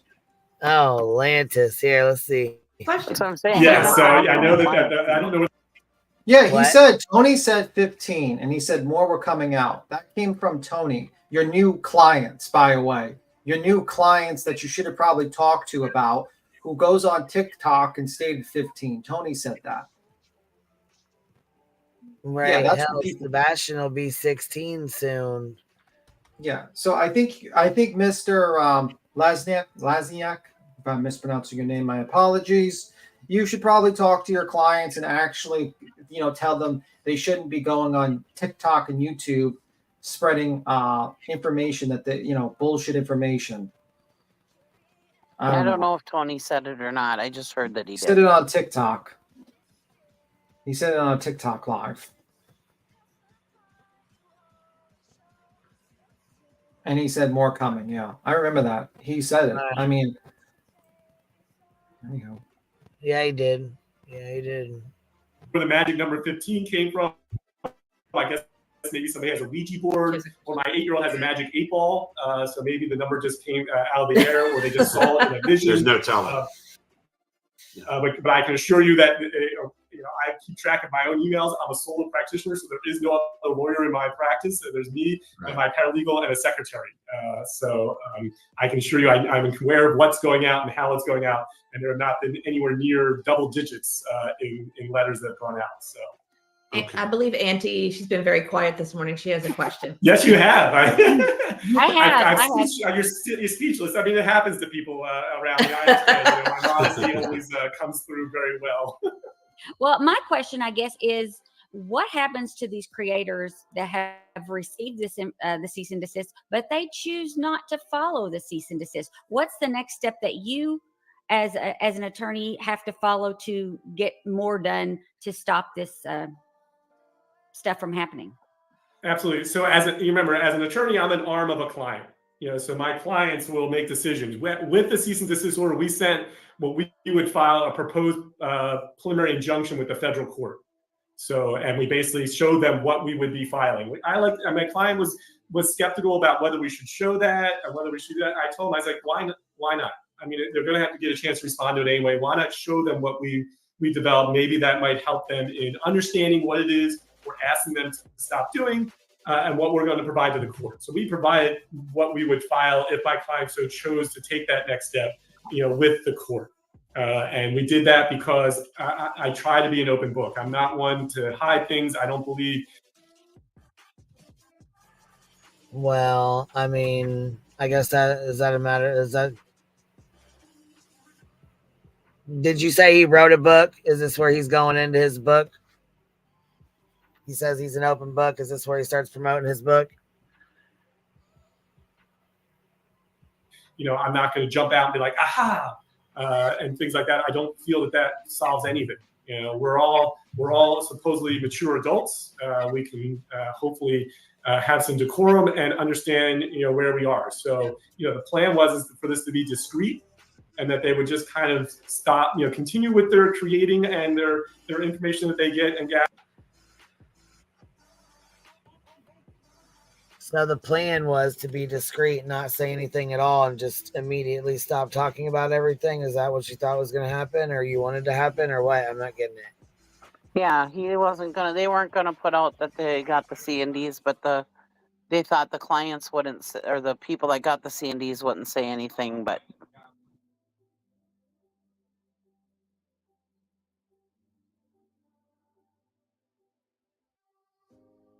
Well, they found out otherwise, didn't they? Right. I think Barbecue said something when she first got one. Well, he thought everybody was going to shudder in fear. A lot of lawyers think that. Shocker. YouTubers suddenly not talking about the fact that they got a C&D. I mean, who would ever think that? Clearly, the lawyer didn't realize that he's dealing with YouTubers and TikTokers. The moment you serve someone with a cease and desist, yeah, of course they're going to talk about it. I'm sorry, but you just attempted to cease and desist someone. Like, come on. I know one time I had a minor situation, and I was talking to my lawyer about it, and he said, "Well, let me just send them a letter. Sometimes that just does the trick." So lawyers have that, where they think they have all the power. If they just say, "Hey, this person is being represented by an attorney," most people just, back down.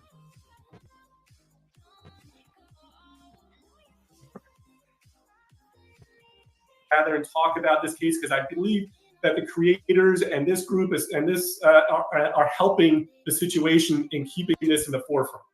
Because the last thing we want is this case to kind of fall back onto the back burner. So I'm not going to sit here and discount the power that the creators have in helping to move this along. But with that power, with that tool, just like any good tool, it can be used as a weapon as well. And that's what we really want to try and do, is stop the weaponizing of this power and refocus on using this power for good, and making it a positive direction, keeping this situation at the forefront, allowing people an avenue to discuss it, to come forward if they have information, whatever it may be, because it is heart-wrenching. We all have, I know I have children, and I can't even, I sit there and try and empathize with somebody, but luckily, God willing, I'm not in those shoes, and I'm not, my kids are safe and sound, but I can't even imagine if one of them were to go missing for over 6 months. I just can't, I can't fathom it. I've tried to, try and walk into the. No, and I wouldn't want to imagine that either. I mean, that's fucking, it's tough, man. It's tough. No.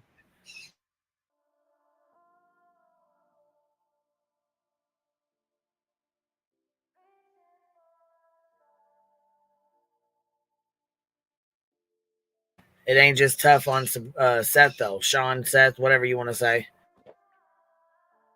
Sean, those shoes, and I can't. So I mean, the creators and you guys helping this family to find Sebastian is huge. And I appreciate everything that At Night's doing and Dog is doing, and that's why I have no problem representing them and trying to keep this tool for good and not being used as a weapon. And whatever we can do to get past this situation as quickly as possible, so we can refocus on talking about Sebastian and his family and what we can do to solve that issue would be great. And I'm hoping that this half an hour that I've spent with you and the time you've given me will help to move this issue along and maybe out of the limelight and refocus on where it should be. And we very much appreciate you being here with us today too. And if there's anything we can do in the future to help get the message out, the word out, if there's searches or new information. But why not do that for SF too? You know? Oh, by the way, someone sent me the screenshot of Mr. Tony Mathis stating, more are coming though. When on Brittany J's in there, here's the screenshot. No, that's a screenshot.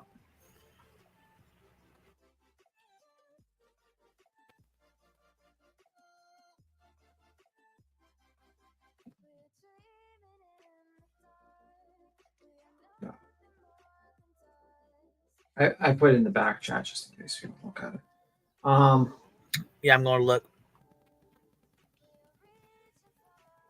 If these fools were getting 500,000, they are elite status and would be all over ABC, CBS, Fox. Yeah, you're talking about a lot, and you wouldn't be going to like a one-person practice in Pennsylvania.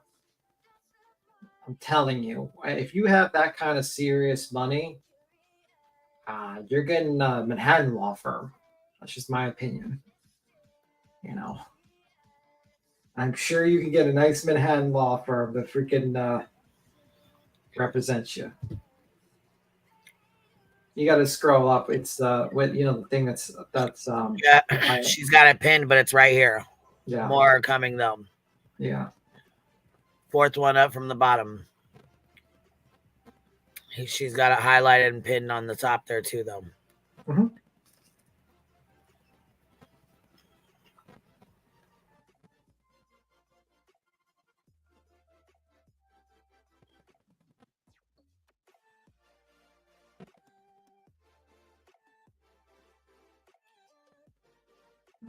The things we can, anything we can help with the public on our little end. I'm sure all the creators here feel the same way. There's a lot of folks watching that do this. If you don't mind, if I ask just one question about just from a YouTuber and the social media folks that are curious about this, like what can we be doing to help in this situation? With the public and where we're not interfering in the investigation, but are working in a more positive way. Absolutely. I mean, I'm certainly giving a forum for people to discuss this situation. Because the other thing is how do we prevent these types of situations from going forward? How can we better? Well, what's up, Ellie? Oh shit! Can you hear me? Yeah. Yes. Oh shit. We heard you. Okay, so I've been thinking about this At Night media thing. Okay, there is no way that they put up 500K for movie rights. Like it doesn't work like that. Unless there's like an ending that's like a good ending to this Sebastian story, and like Seth knows it and Tony know it. Like there's no way that like Hollywood is gonna like buy like rights to like a movie before. Do you know what I mean? It's like you have to like pitch something. You have to like do a screenplay. Like there's a lot more. So there's no way that like he put up 500K, like sold the rights to the Sebastian story. What is the Sebastian story? There's no conclusion. There's no, right? I mean, I don't even think of like Summer Was Found Tomorrow. There would be like that story would be worth $500,000 to give to them. Yeah. I mean, so like I don't think that that's like a thing. So I don't think this. that at night media is just like this. I don't think it's a real thing. It can't be a real. It's not real because 500K. What are their services? What are the services that give us a list of things you're doing like right now? Not like this obscure, abstract idea that you work with like FBI and CIA and like a top secret. It's just such like out of like a bad movie script. Not even a good movie script. It's like a You know what I 12-year-old mean? wrote that wet Yeah. brief. Yeah. Well, he Like, said he represents Dog the Bounty Hunter, and I don't think he would go on YouTube Yeah, and he's an say office. that if he didn't. Yeah, I mean, He Lawyer's said officer. he said at night represents them, and because through he didn't really say he represented. Yeah, he just I said don't know No, I what. think he said he represents Dog the Bounty Yeah, he Hunter said. and at night. Yeah, he says he represents Dog, and it could be that like maybe Dog is like an employee of At Night, and he signed as an employee. At night is not a real thing, guys. It just can't be real. Well, I mean, it's real. It's just I don't know if it's actually doing what it's saying would be the correct thing. Right, right. It might be new. It's not making any money yet, probably. You know, that kind of thing. Well, what I mean, they're like a mission plan, like okay, 500K retainers. Like, come on, that's like Yeah, I don't see anyone. I don't even think if you combined everyone's donations for this entire case, it mounts up to $500,000. I mean, it's just so out there that you have to know that it's fake. I mean, it can't be. It's not like that. Even like Diddy's lawyers don't cost that much yet. I'm sure Yeah. they will cost that much like very soon, or maybe they cost that much already. But that's Well, they get Diddy, paid you know what I $1,000 an mean? hour. That's for sure. Yeah. I take that back. I'm sure Diddy is more than that. But like, I'm just saying, like, what about? I know we're all invested in this case in this little like community, but like, look at the bigger picture. Like, it's not like a Hollywood movie. He's not selling the Sebastian story rights. Like, if Sebastian is found like today or tomorrow or very soon, and then there's like a beautiful like wrap up story, then like you could think of it as like selling this to Hollywood. But before that, I don't mean, it would understand. have to be a pretty compelling story about one of the parents being involved or something like that. It would have to Yeah, be something, right? it would have to be like something really really big. Not just that we all like find it very like compelling, and yes, like a lot of people are very invested in it, but it's such a small like Look. subculture of Look at this. SF Investigates wrote this post, right? Yes, I read that. Look at the response. Oh my God, we'll see you there. Law offices of Joseph Lesniak. We'll see you there. Oh boy. I mean, if he actually started the litigation against SFs, I think that's not going to be a good situation for Mr. Nick. I think it's a very bad situation.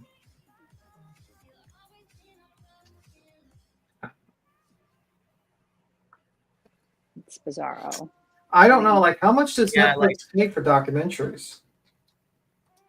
Documentaries are not like big money makers unless you like have a huge one on like HBO or something. Like documentaries are not like, and it's just very hard to just like, you don't just sell a movie. Do you know what I mean? Like the rights, great.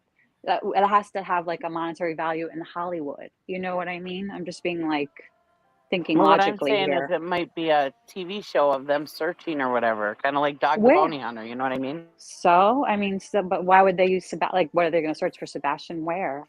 In Pennsylvania? I mean, Yeah, I mean, like, there's two options. Either he's not around, Sebastian has been away, lured away, and is not anywhere near that, or he's somewhere in the woods. That's really your two options.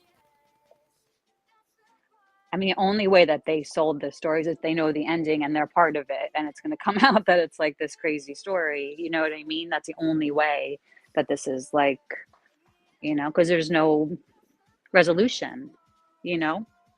Hollywood needs like an ending, and not just like a happy ending. I'm saying, but this is up in the air, like you said. Summer's up in the air. Like, how would they be able to make a movie about Summer Wells even? You know what I mean? It's very like complicated, this Krama world, and we're like, I think we're our views are slanted because it's so specific for what we look at, but anybody else, you say Sebastian Rogers, and maybe not Tennessee, but they're gonna be like, who?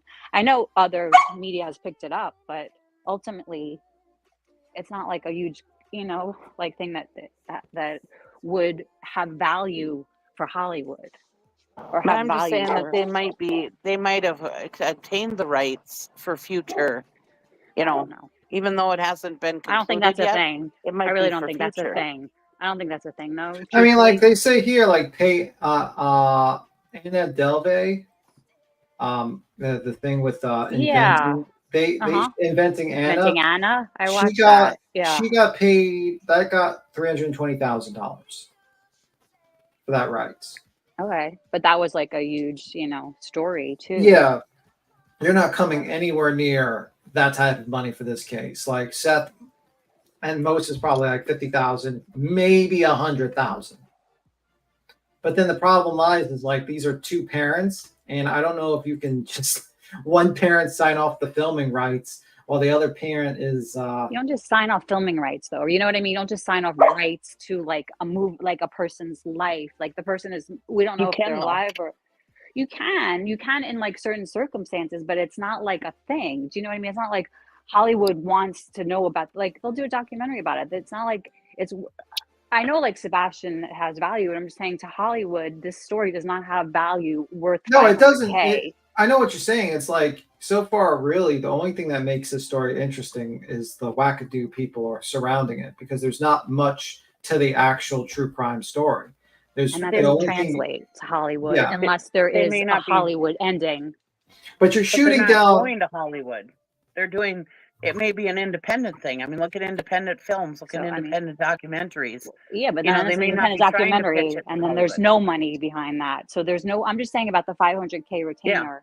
There's no way that a documentary is going to make 500K. I mean, you're kind of killing my dream of having like a voice actor playing me like a famous voice, like Vin Diesel or something. I'm just trying It's to be I like feel logical bad. here. I live in like California, I'm like in Los Angeles. I know how this like works a little bit, and you don't just like pitch like oh, I have my kid is missing. I want to sell my rights to like what? What are you selling the rights to? It puts you on the that he's still missing.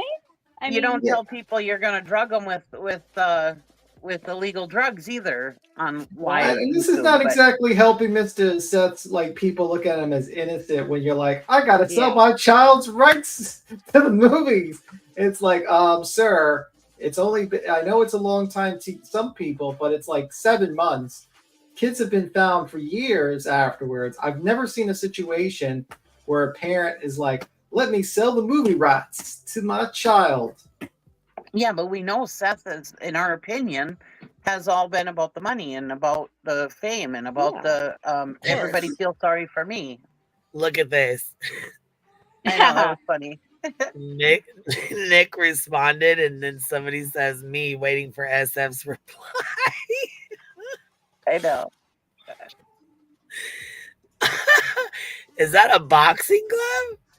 No, that's a skunk boxing glove and a finger point. A finger? I can't even hardly see that. It's too fucking funny. You might be I'm right, sorry, Ellie. I that was is just too thinking funny. out loud,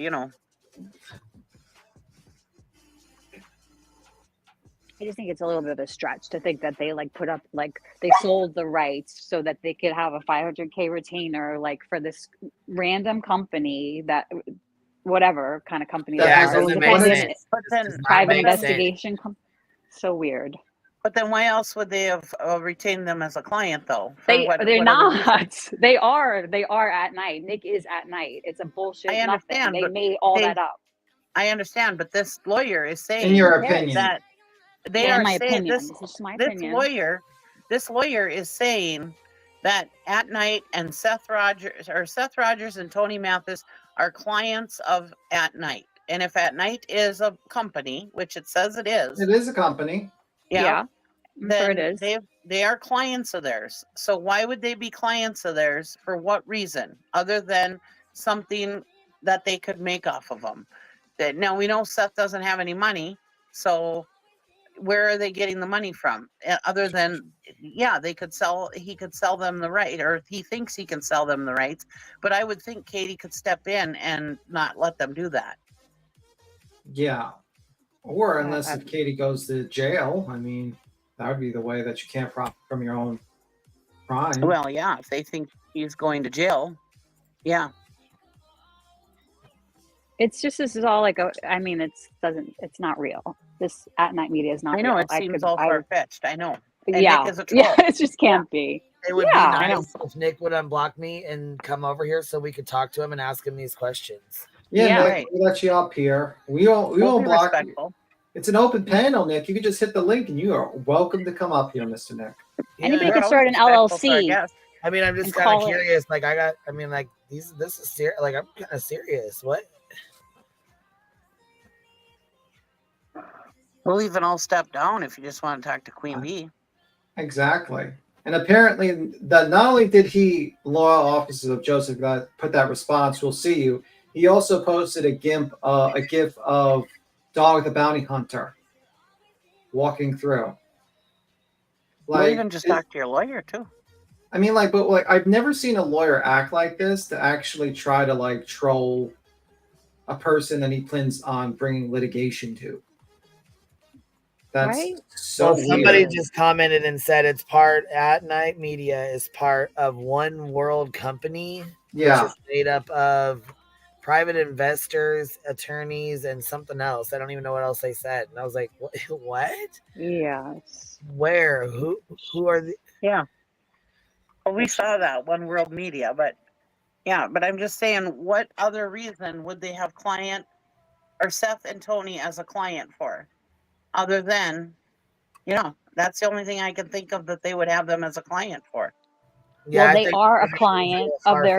far-fetched. I think that's kind of. I mean, I'm not saying it ain't. Holy hashtag. I just think it's kind of far-fetched because there's been no ending. There's missing child cases that are way fucking crazier than this that would make way more money than this Yeah. ever would. So Someone actually that aspect, it does, in my opinion, it does make me think like, what if it's, what if they do a skit, maybe like Dog the Bounty Hunter or something? Because has he came and searched at all for like in Tennessee, or has he even been to Tennessee? Or? No, he can't. He can't I don't based think so. upon his attorney's statement. His attorney says it's defamation to claim that he's in Tennessee. No, that's Nick. I'm saying No, Dog. we're saying Dog. No, Yeah. there's no Has he actual. been- No, there's nothing that says that. But anyway, There's no proof, but I don't know if he has been or not. But anyway, Queen, that guy had a lot of check the hashtags for that video that you're watching. Holy fuck. This guy's here. Yeah, look at the hashtags Where? on the video you're watching. Holy fuck. You talking about Holy hashtag hashtag. Stephanie. Where's the hashtag police? Get your ass over here right now. Holy fuck. Mr. E needs a ticket for this. Hashtag police. Start writing it. Holy Look shit. at that. That's a lot of hashtags.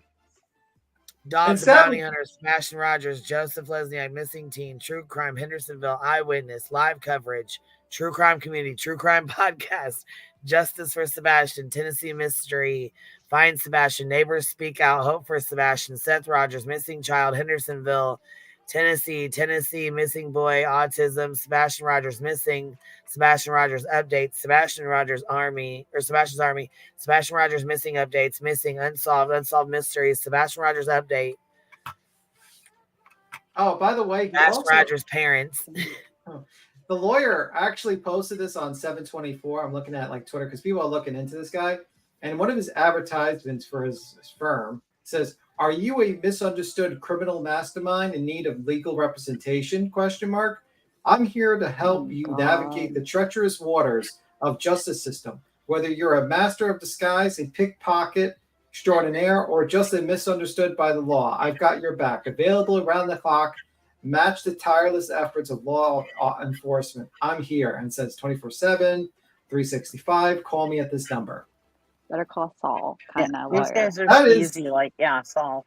Yeah. That is doesn't he kind of remind you of Saul a little bit? Yeah, He a little does kind of bit. look like Yes. him. He looks like a younger Saul. The real Saul. And he's a one-man show, just like Saul. Yeah, he looks like a younger Saul a little bit. So look, this comment here. After this high quality show, it is even stranger how people reacted to the C&D letters sent to sent by Mr. Lesniak and some of his clients on YouTube channel unknown to me. The Hive sidebar. That site is so profane. Oh my goodness. What? It's just next level. We're profane. Crazy. We Like, are you wouldn't even profane. be able to put this in a movie for people to understand all of this stuff, truthfully. You know, and it's too complicated actually, for like yeah, Hollywood. Who would your voice actor be in a movie, Queen? Who would what? I'm sorry? Your voice actor. Holy fuck, I don't even know. Probably Marge from The Simpsons. I think somebody played a few of them, right? Mark? Well, sidebar, Mr. JLR posted, this is sidebar. It says, I'm on my way to Springfield, Ohio to investigate. And he's holding his cat, and he has like a little sign that says Cat Lives Matter. Oh my God. He has this sign, Cat Lives Matter. I think they're just LARPing. I feel like this is like a LARPing thing, and that you know, at night media, like anybody could just open up a company, an LLC, boom, you open it up. You don't have to like do anything. It's just a company. It's not making any money, right? They're just they could even hire like retain Seth and Tony. Do you know what I mean? Doesn't mean that they are doing anything. Like, it's a private investigation firm, like the FBI and the CIA and you know, like, it's just a ridiculous LARPing, I think. In my opinion, it's just me. Don't like come at me, but that's what I think. It doesn't seem real. Like, it just really doesn't seem real at all. Well, why would a lawyer come on here if it was LARPing? You know, I mean, So yesterday- lawyers LARP. There's like LARPing Yeah. lawyers out there. You know what I mean? Not That's all, true. like Queen Bee said it. There's like doctors, police officers, lawyers that are not all lawyers are good. Not all lawyers are created equal. Do you know what I mean? There are lawyers that are Just shady. like doctors and police officers, and I mean any profession. I mean, you have good and you have bad. You know, you have people that do good and bad. Like, it's, you know, you're gonna have good and bad in every profession. It's like another avenue to grow his business as a lawyer. You know, we see all LawTube, what they do, why they come on here. I mean, you can't like say that maybe he has ulterior motives. Like, if he gets like 1 or 2 clients, that could like be enough. You know what I mean? For him to like make it worth his while. Do you know what I mean? But there seems to be ulterior motives here. Like, there's just no way that this is like legit. In my Too bad opinion. Ricada Law's got so many legal woes going on right now. He would be a good one to look into this.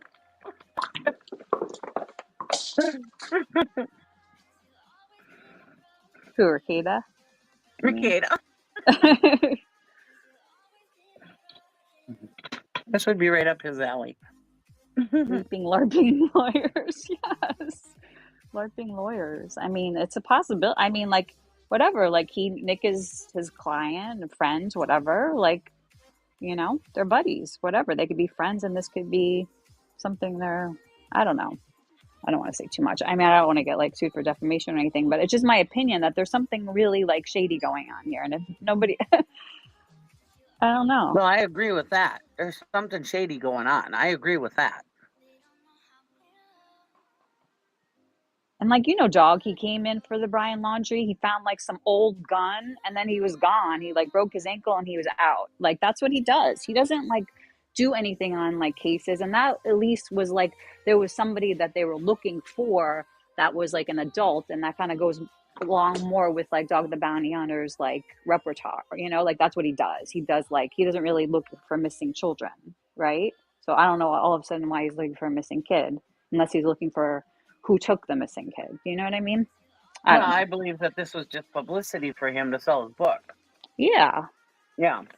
So then why do you think that At Night is like, why would this lawyer be representing Dog? For what reason? Because Barbecue Lady said something, and all of a sudden Dog the Bounty Hunter went to like Mexico to find like that heiress's son. He's scared of Barbecue Lady? Like, really? Like, and he needs to hire this lawyer? He's saying he represents Dog the Bounty Hunter. Why would he come on here and say he represents Dog the Bounty Hunter? Dog the Bounty Hunter could sue him for defamation for saying I'm sure he does represents then. him. I'm sure he does then. No, You know I what think mean? I think probably. I don't know I don't know if he actually went up to Dog and had some sort of retainer agreement, like he's like signed as like directly, or he says, but I mean, like, I don't, it's a very weird structure. I mean, I don't know if Dog's like an employee of At Night, or he's he's actually, you know, hired At Night to represent him, and how that contract works with At Night, where At Night offers some sort of extra service of like legal representation or something like that, which would be quite crazy if you think about it, because, you know, like if At Night agreed to pay for a lawyer for someone, it's a lot of money. Because like, even if this guy's single practice, I guarantee you he's probably charging $250 or close to, or maybe $350 an hour. This interview here probably cost $350 minimum, just like an hour, just if he was just doing his time for it. And it could be more. So I mean, I don't understand that arrangement. To me, it just seems like a lot of money you're throwing around. That doesn't make sense. Well, and that's what I'm saying. I have no clue what the connection with all these people are. I was just saying maybe they signed up the rights. I don't know. I could be wrong. I'm just saying, what other reason would Seth and Tony be their client for? I don't know. I don't know. See, Seth, I mean, I could see Seth being like kind of dumb and just signing anything. Tony, I don't know. Right. I can't open this. It's not letting me, so you're going to have to tell me what it says. Oh, I can open it. I can read it. Give me a moment. It's what open what? I'm sorry. The link in the back. Oh, that was just the picture of JLR holding up his cat with the Cat Lives Matter. Oh, gotcha. Okay. Yeah, she's blocked from jail. I'm blocked from JLR. No wonder it wouldn't open. I can open it up for you. I can just. Everybody blocks you, Queen. So that's your problem. Everyone blocks you. I don't. Yeah, say he won't talk to me. I said shit. Didn't even have a chance to message Nick or say anything at all, and I'm blocked. JLR, same thing, blocked. Like, what the fuck? Yeah. I didn't even talk. I didn't say nothing bad to him. Nothing. I didn't even talk to him. Look at how scared that cat looks. Cat Lives Matter. I'm done. He's going to Springfield, Ohio, and he has this. Cat Lives Matter. Look at this cat. It's like, oh fuck. Cat's like, what the fuck? That cat's probably spoiled as fuck, you guys. Oh yeah, that's a very well groomed animal. Like, look at that. It's very nice. He probably gets all the snacks, all the best cat food. I'm done. Doesn't even Betty was saying is this over with? Is he done here? Is this? I think he's almost done. Better protect our children. Isn't that the end result? Is, you know, and everything I did as a prosecutor is how can we? Yes, we need to react to what's happening now. Well, what are some things we can do to protect our children? How can we protect them on the internet? How can we protect them and keep them, allow them to be children for as long as possible? Also, you know, if you do get information or somebody comes on and says, hey, I think I know something, direct them to law enforcement, get them to the right place to give information to the right authorities. And you know, and you can go through Dog, you can go through At Night, but really directly to law enforcement is the key to that. And if things come up, and as the law enforcement publicize things, get it out there. Get it out on the internet with your followers and the other creators' followers, you know, to keep it going. And, you know, it's just like, you know, an Amber Alert works and things like that is how do we get out there, or, you know, and make people aware of it, that if new information came up, maybe that new information will spark somebody else knowing something that then will lead to it. So, and again, keep it at the forefront so that we can, you know, it doesn't become, and I hope kidnapping would never become old news, but that it becomes old news at some point, that this kind of case just kind of dissolves back unsolved, you know, like cases sometimes do, you know, and it's unfortunate. So, which, yeah, they do. Some cases, I mean, it's very unfortunate. There's a lot of missing children. That's why it's kind of hard to believe that they're all surrounded around, you know, around this case. Like, it's what's going on. You know what I mean? Like, it feels like there's definitely more going on. Why? What's up, Ellie? It's me. I don't know. It keeps knocking me out. We lost StreamYard. StreamYard's fucking asshole. Avatar. Yeah, it makes you like log in now. It's fucking weird lately. I tried to get back in it yesterday and it was being weird and wouldn't let me back in. I was like, yeah, you have to like log in and stuff now. It seems like, I don't know. It's weird. It used to be easier.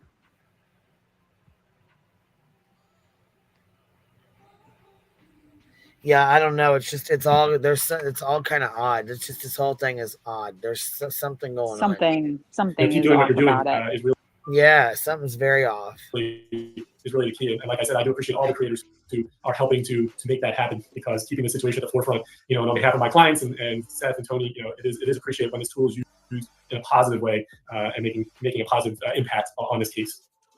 Well, I depending on how much time he has left. We're happy to talk as long as you like. I know we said maybe 20. I do. I feel we're at 10:45. So I do have a couple of minutes. Maybe 10:30. My time is about the latest I can go before a judge starts yelling at me, because my dad was in the military, so I was always taught if you're 10 minutes early, you're on time. If you're on time, you're late. Then I became a litigator, and with a litigator, if you have the black robe, you're always on time. If you're not, you're either late or early. So I do not have a black robe, as you can see. So I try to be even earlier than possible. So I do have a couple of minutes. I didn't need to take this much time. I appreciate. Well, people are in a very.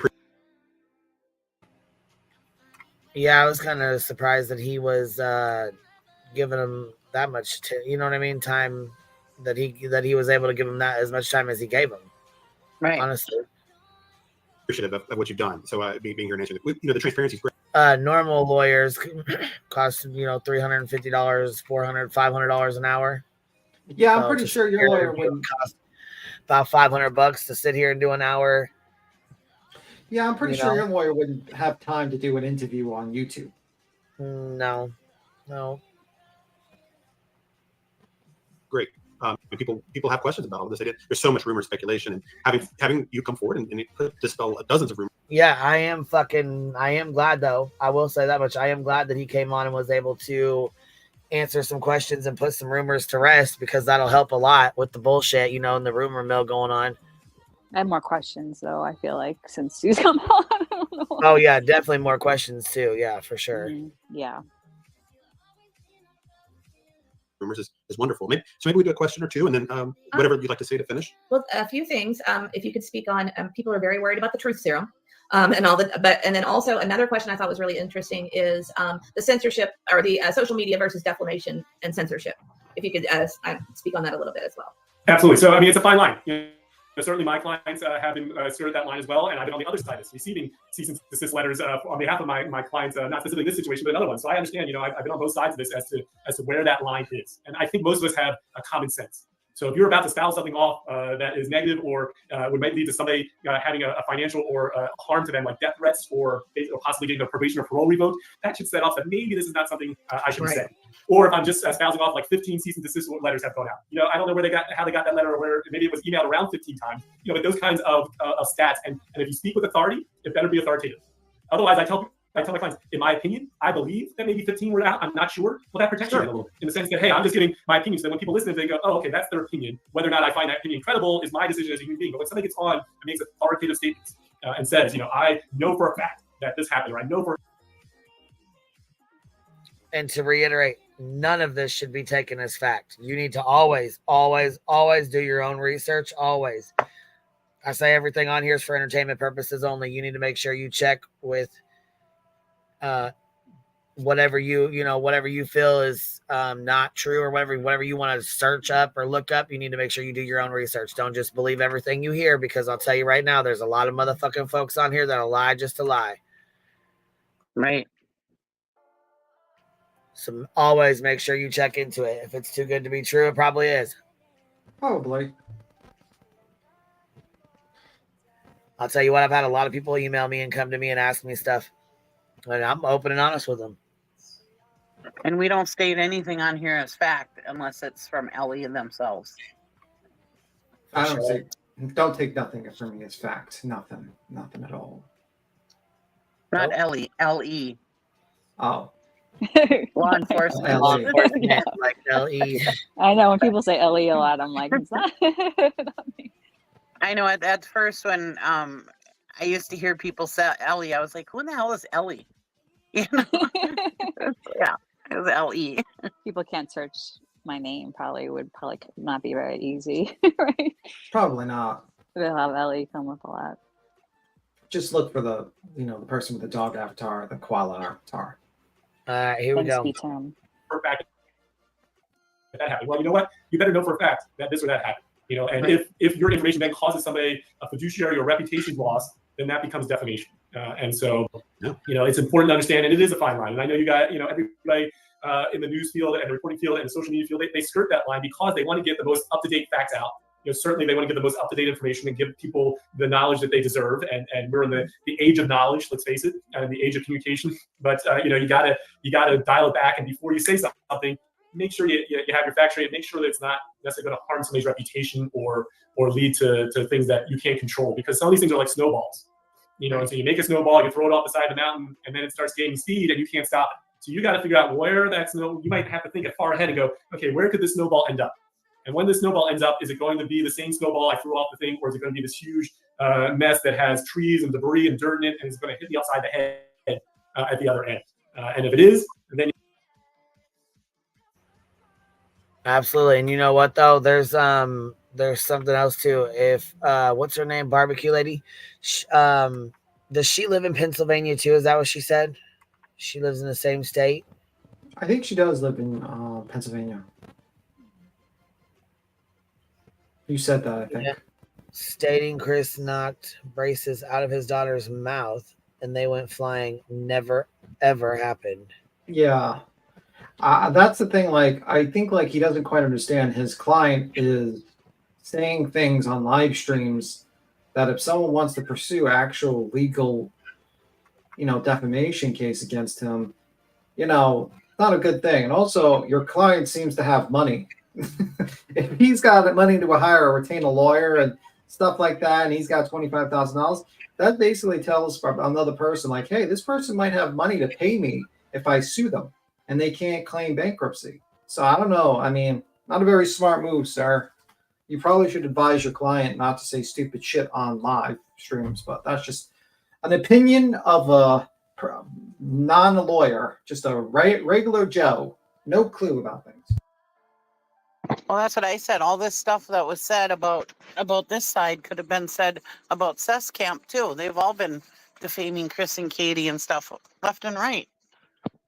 Yeah, they have. And they usually state theirs as fact. They don't say, in my opinion, until just recently when BHB was being taken to court. Now she starts saying that kind of stuff, but before she wasn't.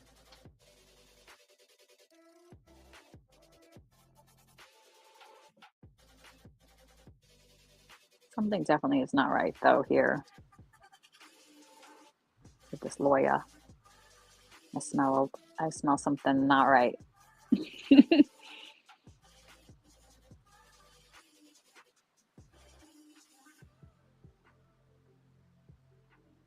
But let's see.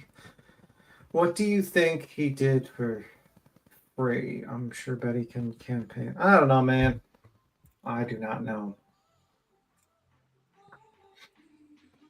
That poor cat. Or JLR.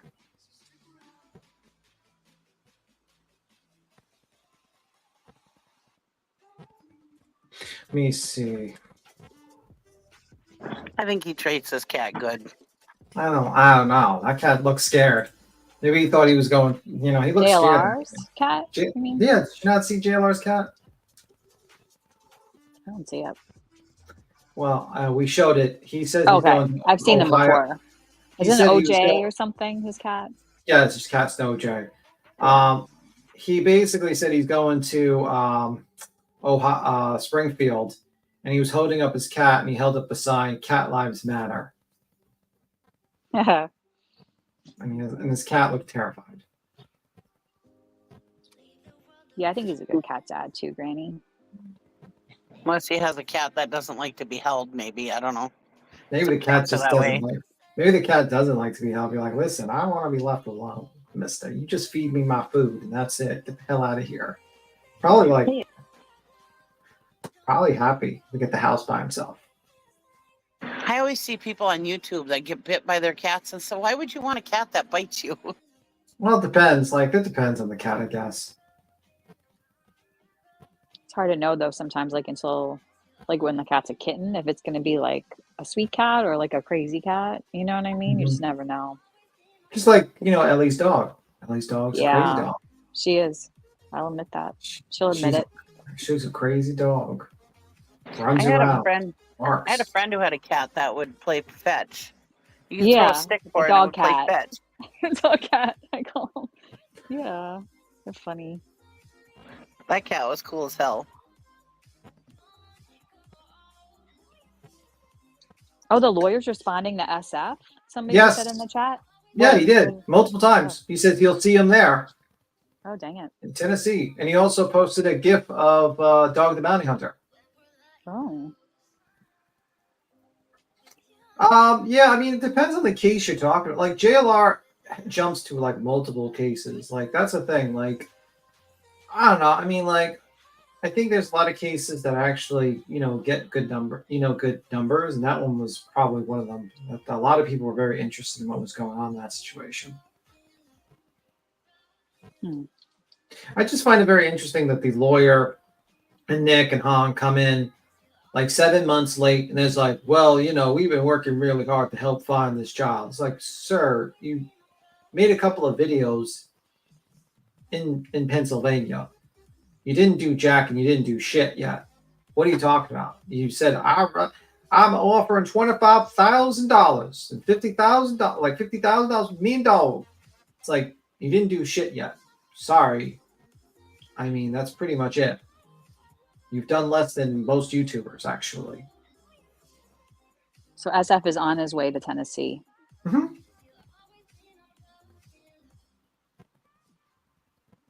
He ain't playing anymore. Is Mr. Like, Lawyer... you guys could LARP. I'm going down there. Is Mr. So Lawyer... SF ain't go until the 24th, I think it said. Mm-hmm. Is Mr. Lawyer going to go to search? No, he's not going to go to search. He's going to stay and basically be in Pennsylvania with his client.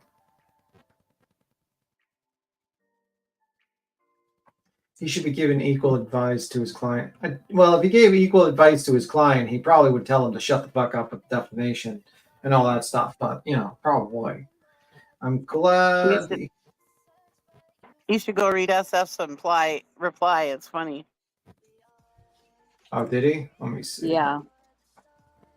Ellie. Let me see. He's going Monday. He leaves 23rd. Do you need me in my capacity as a Tennessee licensed investigator to sign permission slip for your client to submit to their parole officer in order to travel to Tennessee? ? SF says to that person. And then someone said burn. I thought that was funny. Yeah, I mean, because that's all you really need to do. You could just say, simply like Nick could probably go up to him and be like, listen, I am a news reporter, whatever his job is. I don't know what the fuck he does. And he could say, I'll go in there for the basis of work.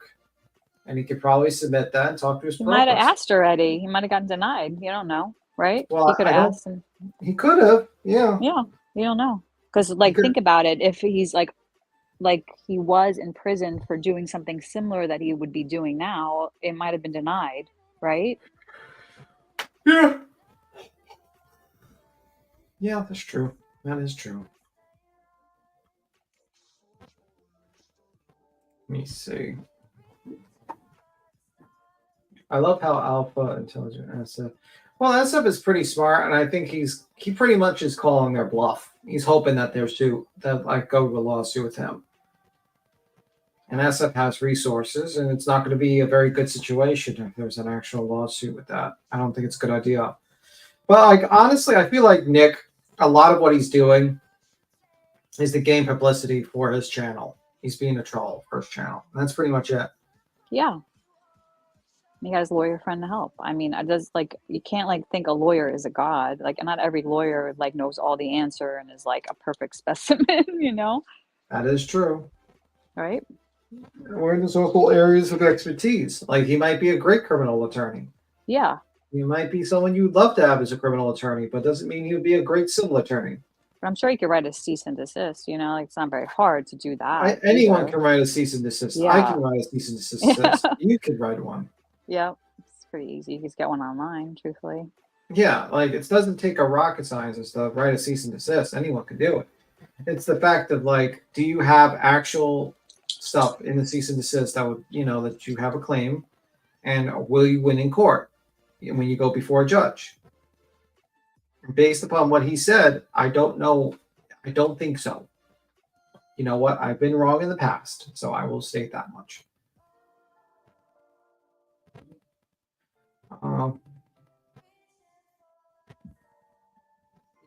Third AMT, hope you're all having a good day. Oh, we're having a good one. We're having a good one. Except for Ellie. Ellie has to deal with her dog. The dog's running around acting crazy. Do you hear her? No. Yes. You do. Uh-oh. Yes, I heard the dog's chain, like neck chain or whatever it has. Her like neck chain. Her collar. or collar. something. Yeah. Her neck chain. Yes. Oh my God, you're funny. The neck chain. Let me see. But yeah, it's a pretty interesting situation. You just wrote a cease and desist, Voices? She wrote a cease and who? desist for you. For who? For BTM? For you. Oh, No, no, for for you, you. she just said. I think she said for you. I think she said for you as your noisy, your noisy dog. No. She wouldn't say that. She already, she already broke up with me. She wouldn't do that. She wouldn't.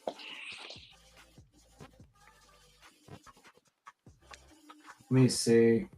So, what do you think of Diddy's baby oil? It's like it's a pivot. Yeah, he's gonna go to. That's an interesting one. I think But he's yeah, gonna I mean- go for. That's it. He's done with. That's it. He's gonna be on the inside for the rest of his life now, in my opinion. Well, until he has an accident. Yeah. An accident that's gonna happen.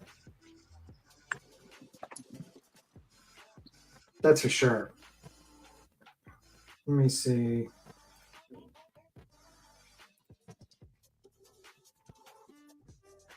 But yeah, of course you're not able to disclose Voices. Okay, I get it. Oh, okay. So let's see. Queen's gone. She ran off. She Yeah, left. where'd she go? She's She gone. ran off. She's gone. Where's Cheesy? Cheesy here? I'm here. I had a Oh. jackhammer outside my Trying to wait. building, so I wasn't just keeping myself on mute. Yeah, I can't believe that channel that what is it? Mr. E is what is that channel? The E channel? They seem to be Yeah. flip floppers. Yeah, I think they said that they have like some of the same mods as Bullhorn and stuff. That would be that would be one of the reasons why I would delete my channel immediately if I ever had a channel where my mods were the same as fucking Betty. I would be like, okay, I'm done. This Yeah. is over. We're done today, sir. We're done. We're gonna have to end it. I work my business out of a building in town, so sometimes there's a lot of noise. Because I live in the country, so I don't usually have noise when I'm at home, but when I'm in town, I get noise. I have a feeling your business is fucking those weird shoes you guys talk about. God. Yeah, I can trade arms for Crocs. No. Like, well, your business is the Crocs business, and that's why you defend it so much because you make Right. money from it. I resell them. I really have a Croc store. No. Let me see. That'd be cool though. I should open a Croc business. I'm just kidding. No. What are the charms called again? Like Granny was saying, like Oh, Gibbets. my God. gibbets, gibbets, Gibbets. gibbets, Yeah. gibbets. Yeah. What the gibbets. fuck? Gibbet. Gibbet, like Yeah, ribbit, gibbets. gibbet, Yeah. gibbet, Yeah. gibbet. Okay, like gibbet. ribbit, but gibbet. Okay, got it with a J. Gibbet. You gonna get some? What kind of gibbets would you have, BTM? Like violins and No, I would throw them in the trash. mortarboards. I have all kinds of gibbets. I have SpongeBob gibbets. I have chicken gibbets. I have Chicken. flowers. I have all kinds of things. I got You're like just 10, 12 pairs of Crocs. I have a ton. Wow, I 10 love or Crocs. 12. Did you hear that? Okay, so My kids Bullhorn all have Betty's Crocs. My adult kids. yeah, Bullhorn Betty's recent response was an hour Changing ago. the subject. Yes, changing the subject. I am so tired of people taking my words out of context. Two creators who are live on YouTube related to the hearing I was not at.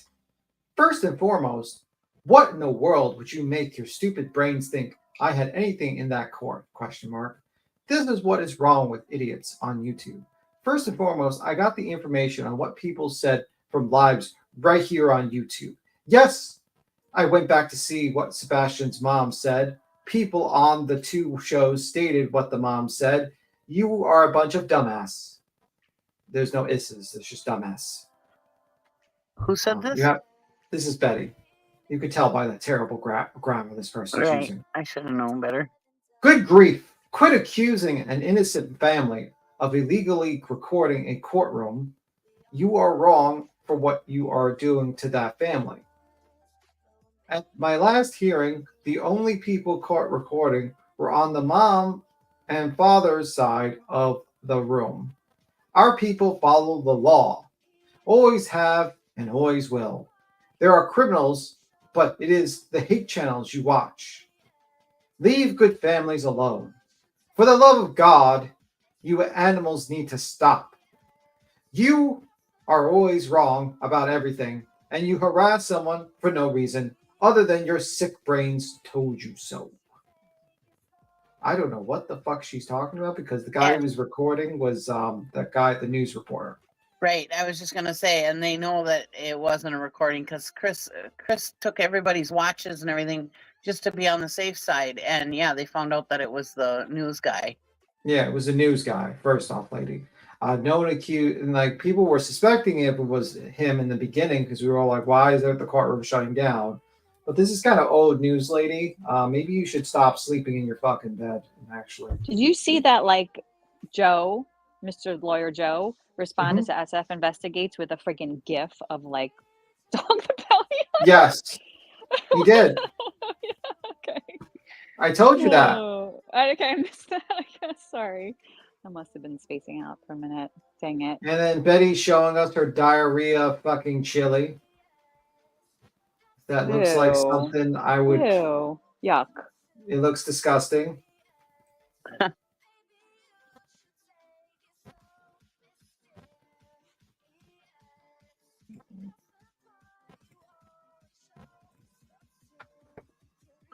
Let me see.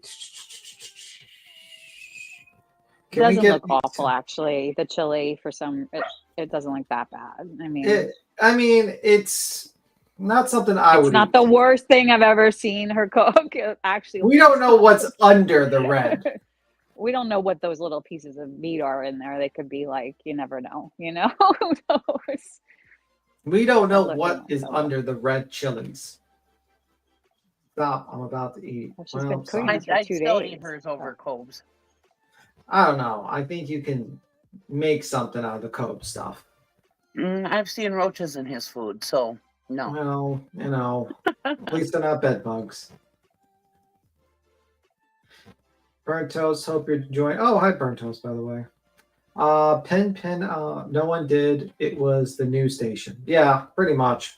She makes up a lot of shit, Betty, because she's a fucking idiot and a loser who will eventually, I think, go to jail. And I think that will be a real possibility. But some people, Ellie disagrees with me on that one. Beats him, read all the comments and her replies. She's blaming CP side filming. She don't realize that the news were filming the beginning and not just when she was up. Yeah, she's pretty dumb. Filming. He made sure of it. That's why he collected all the watches so that nobody could say that his side was filming. Yeah, let me see. Let me see. One moment. Let me see the replies. They can't make officers finally figured it out. Mm-hmm. Yeah, it looks like she deleted almost anything that basically would have said, no, you're wrong, lady. No one accused your side. And also, it was just a, it's just set there. He's not his family. Tony's not his family. The TikTok girls are not his family. No, they're not their family. Beatum SF just posted this too. BHB's coming too. If so, I assume we are all meeting up behind Chili's. Oh, Jesus Christ. Oh, shit. SF, you're going to get hit with a federal lawsuit from wackadoos. Let me see. The sad thing is I hope they don't go and interfere with what he's doing. I hope he can just go down there, do his thing, and they just leave him alone. Because I'm sure he's not going to be out bothering them. So I think they just need to leave him alone. And that goes for not only Betty and them, that goes for everybody. Just leave SF alone. Let him do his thing. Unless he's asking you questions, don't bother him. Unless he needs your help.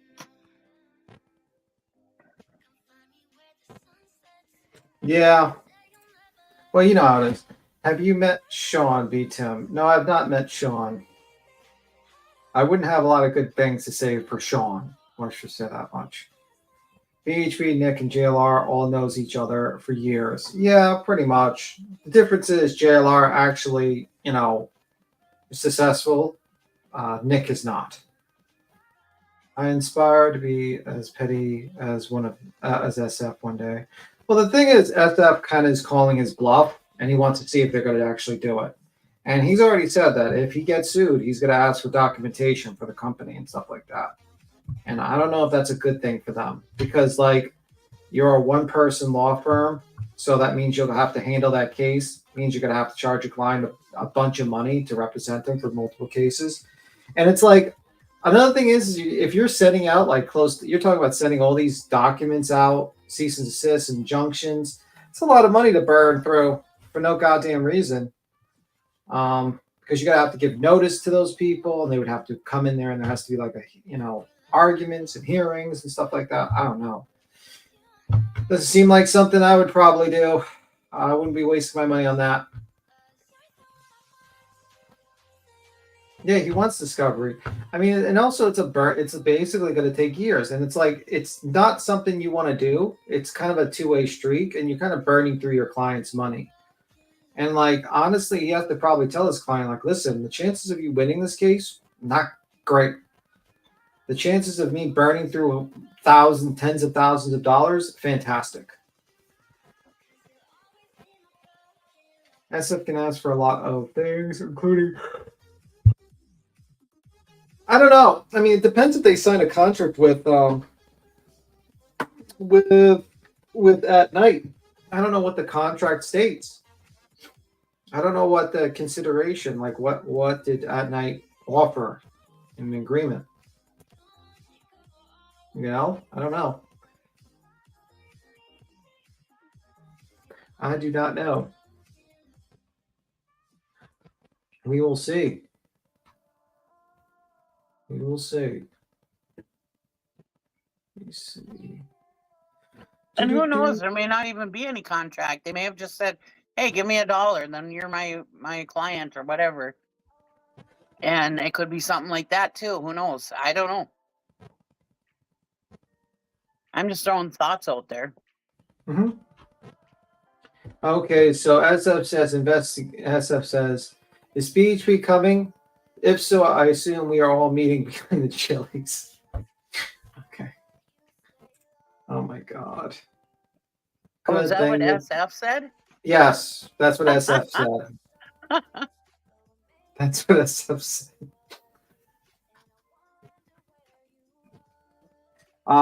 Well, good thing Nick won't meet you there. By the way, Mr. Attorney, Nick has said a lot of things against Sebastian's mother, all unfounded. Nick has said horrible things about Sebastian's stepfather, all unfounded. Give him some advice, please. And then that person, Nick puts a skunk, fist, and a finger in the chat. I'm not sure what they're doing, what he means by that. For a very successful business, he has a lot of time on fucking Twitter. Just a thought.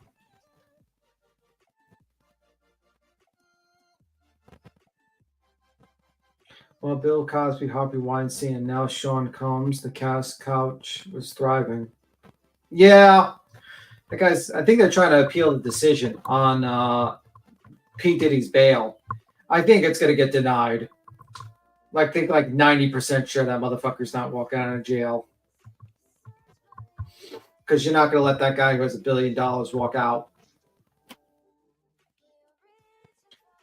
Nick's lawyer claims there will be a civil suit against those who got a CD. That's what I mean. Like, you're talking about a lot of money, and as a person who understands the costs of litigations, you're not talking about like, oh, $1,000 or $2,000. You're talking about tens and tens of thousands of dollars, multiplying it with multiple different cases because they would have to be separate cases in separate areas. And then he would have, and he's just a single practice law firm. So a single practice law firm is going to initiate multiple litigations in multiple states in federal court for free?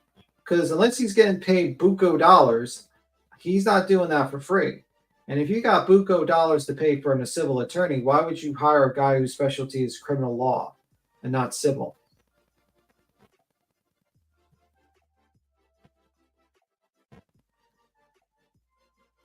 Let me see. Yeah, he's going to jail. P. Diddy.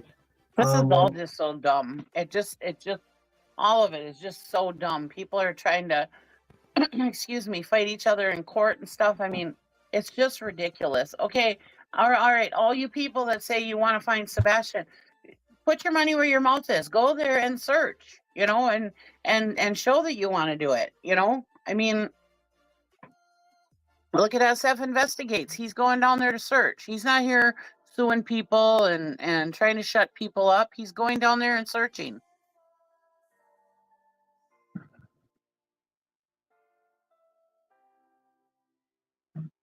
Let me tell you, if I could go down there and search, I would.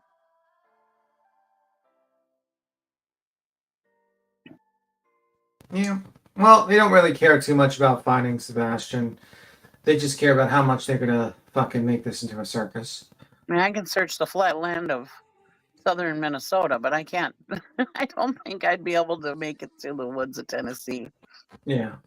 Queen, are you there? Queen? Yep, I'm here. Oh. All right. I'm actually getting ready to be wrapping this up. Me too. I was about to skedaddle. I do have the clip, though, that I got to play of the old Betster here. Oh, I was going to say, we didn't hear that yet. Okay. Yep. We got to, because like I said, I got the live too, but I don't want to go through that whole fucking thing. That's why I kind of waited till the end so we could finish it up. Yeah. But, here we go. We'll do this one.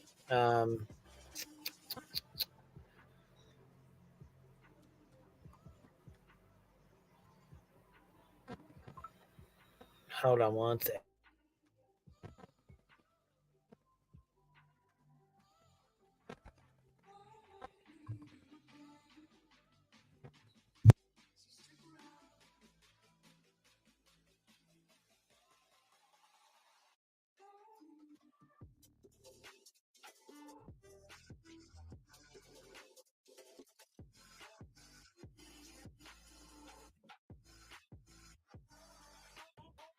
Is evidence. That's what we bash people for and call them predators, is because one guy says, oh, I have a human being that told me this. Well, I have a human being that told me you're a piece of shit. So I guess it must be true. Well, it is true. I would love to see, I bet you as focused as SF Investigates is on these young kids, I bet you he's got a young kid problem. Why can't I say, oh, well, I heard through the grapevine from a human being that SF got a 12-year-old knocked up and had to go and take her to the doctor and get her fixed up. Damn, SF. Oh. Just curious. Asking for a few 100,000 friends over here. Oh, I bet my. you he is a pedo. Bet you anything. Bet you anything that CC is a pedo. Good idea. That's you making Stephanie. Can I borrow $100 from somebody? I'm gonna go get me an interview. Oh boy. Yeah, that's why she hurried up and deleted that fucking live. She didn't want me playing this. And her She did saying, not I want me bet playing you. this, but guess what? Motherfuckers came in clutch and I already grabbed it. So Did you send it to FF? No, I'm getting ready to. Sure. I think her saying, I bet you that's speaking with authority, I would think. Mm-hmm. Because people wouldn't bet if they didn't know it for sure, right? Yeah. I think Bepster's channels got this, but you know what? Matter of fact, here's one that got this. Matter of fact, yep. Her name's she's got a channel called Yep. I think it's on there. She got it. Somebody sent me her link. She grabbed one too. She grabs a couple actually. She got a couple good ones. I'll drop hers in the chat real quick. Matter of fact, I just tapped on hers here. We'll start this over. We'll start hers from the beginning. Okay, so here's Yeps. Here we go. I'll just pop her link right there. All right, here we go. Came from, and he said a human being. Exactly. Exactly. That's his evidence. That's what we bash people for and call them predators, is because one guy says, "Oh, I have a human being that told me this." Well, I have a human being that told me you're a piece of shit. So I guess it must be true. Well, it is true.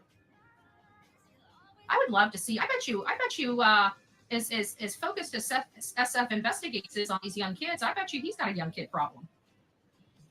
Why can't I say, "Oh, well, I heard through the grapevine from a human being that SF got a 12-year-old knocked up and had to go and take her to the doctor and get her fixed up." Damn, SF. Are you a pedo? Just curious, asking for a few 100,000 friends over here. I bet you he is a pedo. Bet you anything. Bet you anything that CC is a pedo.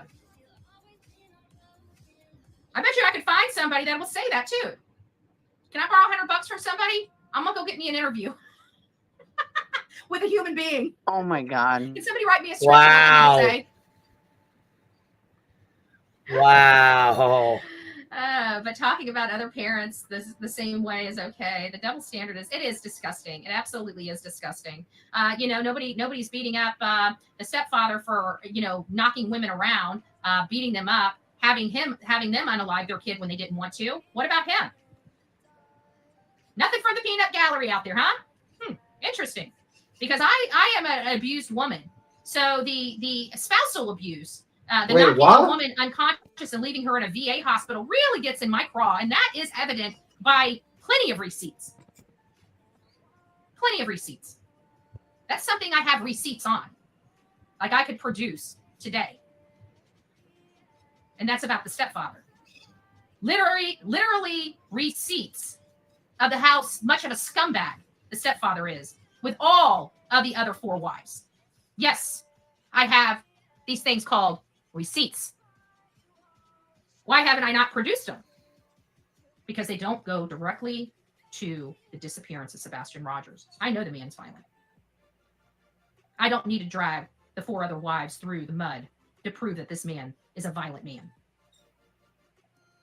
Doesn't mean I don't possess the receipts, the physical receipts. But some well-known PI can't produce them? The little old War Betty has receipts to produce. Oh, Wow, okay, well, really? It sounds like somebody's trying to hide something and lie about something. I'm just saying. A lot of people have been trying to hide and lie about shit. Possibly, allegedly. Can't figure out why that would be. But he's been coming out with those as statements of fact. It's time to hold his feet to the fire, and if he cannot produce the receipts for those allegations, he is a liar, and it's time to unsubscribe. Time to I unsubscribe. don't know about that. Ladies for Justice. Oh, I love the name. Women are born with a certain amount of eggs, so it also depends upon the woman's body. So not what this case is about. And this case is not about people's eggs. It's not about people's sexual proclivities. It's not about anything. It's about a 15-year-old boy that disappeared from his home in Hendersonville, Tennessee, on February 26th under suspicious circumstances. He was locked inside the home He with said only the his mother. 25th. Okay, and those are the facts. Okay, well, who's spitting facts then? Because somebody's saying the 25th and you're saying the 26th. Michelle, you're up here with us. What's up? What's up, Michelle? Oh my God, I'm so mad.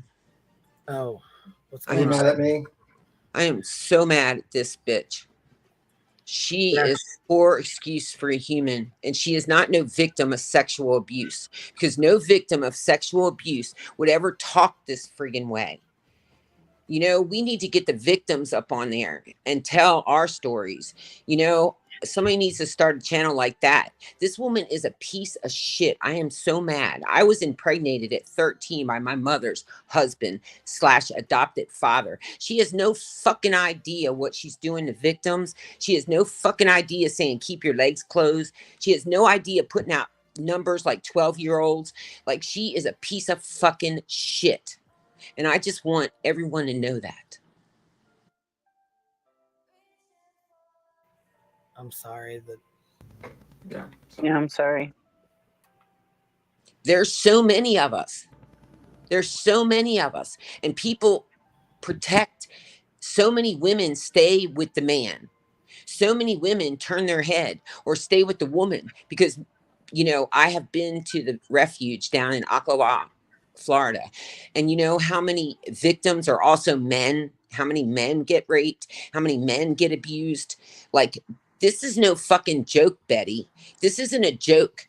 You know, this is real fucking life. Like, I'm not the only one. There's so many, and I live with You're the guilt. absolutely not the only one, baby. I am not the only one. And I have a TikTok channel. I'm not going to tell you the link or anything because I'm not here for a TikTok channel. But I have a TikTok channel because my son's an addict. And I try to let people know that they're not alone, you know? And it's the same way with victims. They're not alone. And people look down on people. You figure these women that really got raped and pregnant at 12, 13 years old, got thrown out to the streets. I was on the streets when I was fucking 15, emancipated. The state of Florida didn't want me either. I never did nothing wrong. Nothing, not a fucking thing. And you know what? I taught myself how to read, write, spell in my early 30s. I raised my fucking kids. I made them priority. Like, this woman has no idea what people go through. And I'm not the only one. There's other women that raised babies that were born from being molested. And people protect them, uncles, aunts, fathers. And people need to wake up to that and stop this bullshit. I hope she loses her fucking channel. I hope she gets in so much law trouble that, you know, YouTube finally wakes up. They finally wake up and say, this woman is vile. She is vile in so many levels. We don't want her on our platform. I pray that happens. I really do. And, you know, I'm not out to get people's jobs. She don't have a fucking job. She's just on here grifting every day, day in, day out. She talks about people that are bedridden, home ridden. Yeah, she's taking their fucking money. But anyway, I just came up here because it's just ridiculous. It's fucking ridiculous. And to all the victims out there, my heart is with you all. And I know that you made your life better. You broke the fucking generational curses. You know, this woman is full of shit. She has never, ever been sexually abused. She is an abuser. So anyway, that's all I have to say. I'm sorry if I offended anybody or said anything wrong, but this is bullshit. No, it's fine. It is bullshit. I agree. No. And I'm sorry that happened to you. Yeah, my mother stayed with the guy off and on. Like, my brother and my son are half brother, and no justice with DNA. I've called lawyers for 30 years and never got nowhere. Like, you know, something's got to be done about these perverts. And, you know, they let them back out, and then they do it again, and then they end up killing somebody. I mean, it's really bad. It's really bad in our country, and I'm sure it's probably bad in other countries. I don't really know because I've never checked the stats and things like that on other countries, but I have on our country. So, And the worst part she did was to tell people to go out there and lie about it too. Yeah, and that's why a lot of people horrible. do get justice. Cheesy.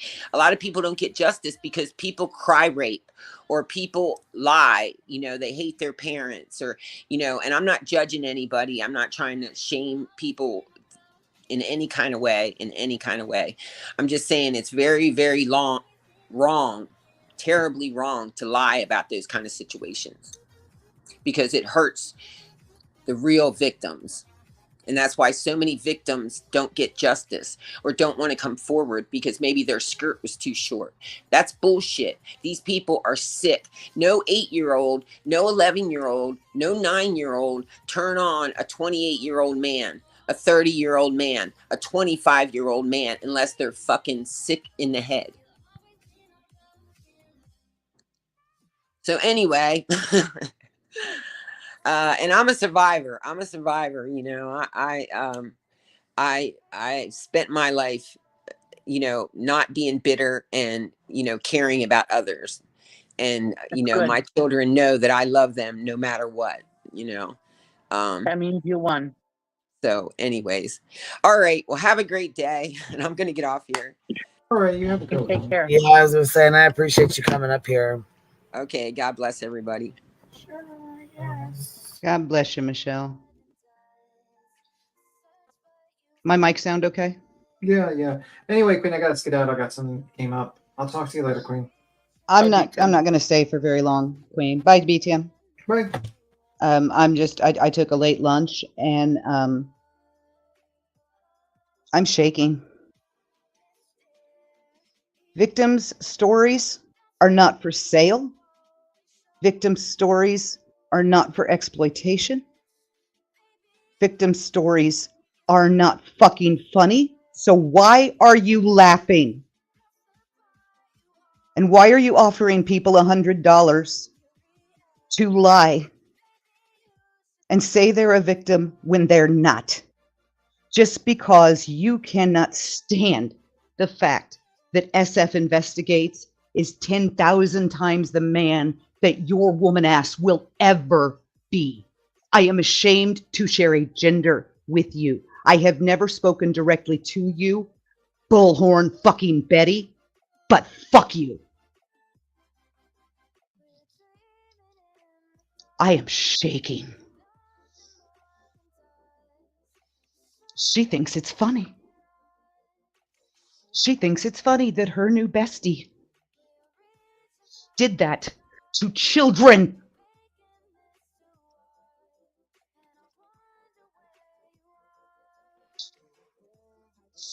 And I will get down and let you end it. Love you. Thank you, Brianna. Thank you, Brianna.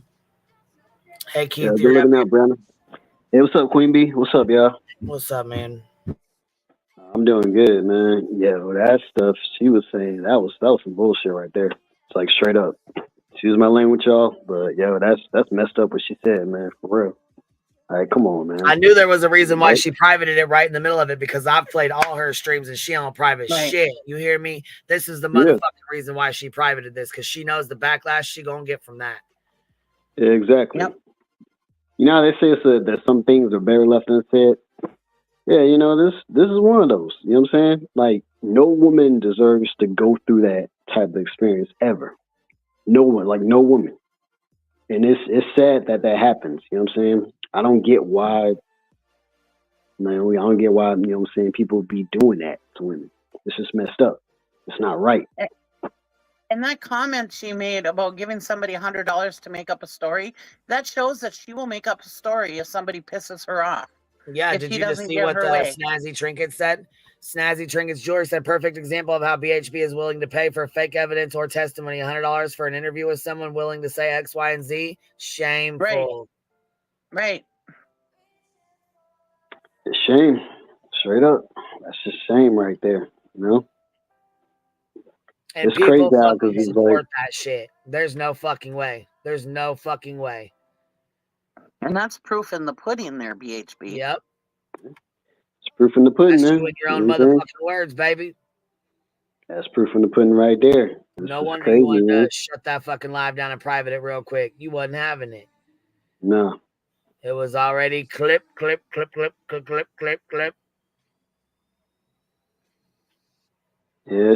that's crazy though. It's just sad how, you know, some women don't say anything about it when it happens. You know what I'm saying? That's the sad reality of it, and that shouldn't have to happen. Period. You know? That's the rough. That's what gets me right there. It's that the fact that it happens. You know.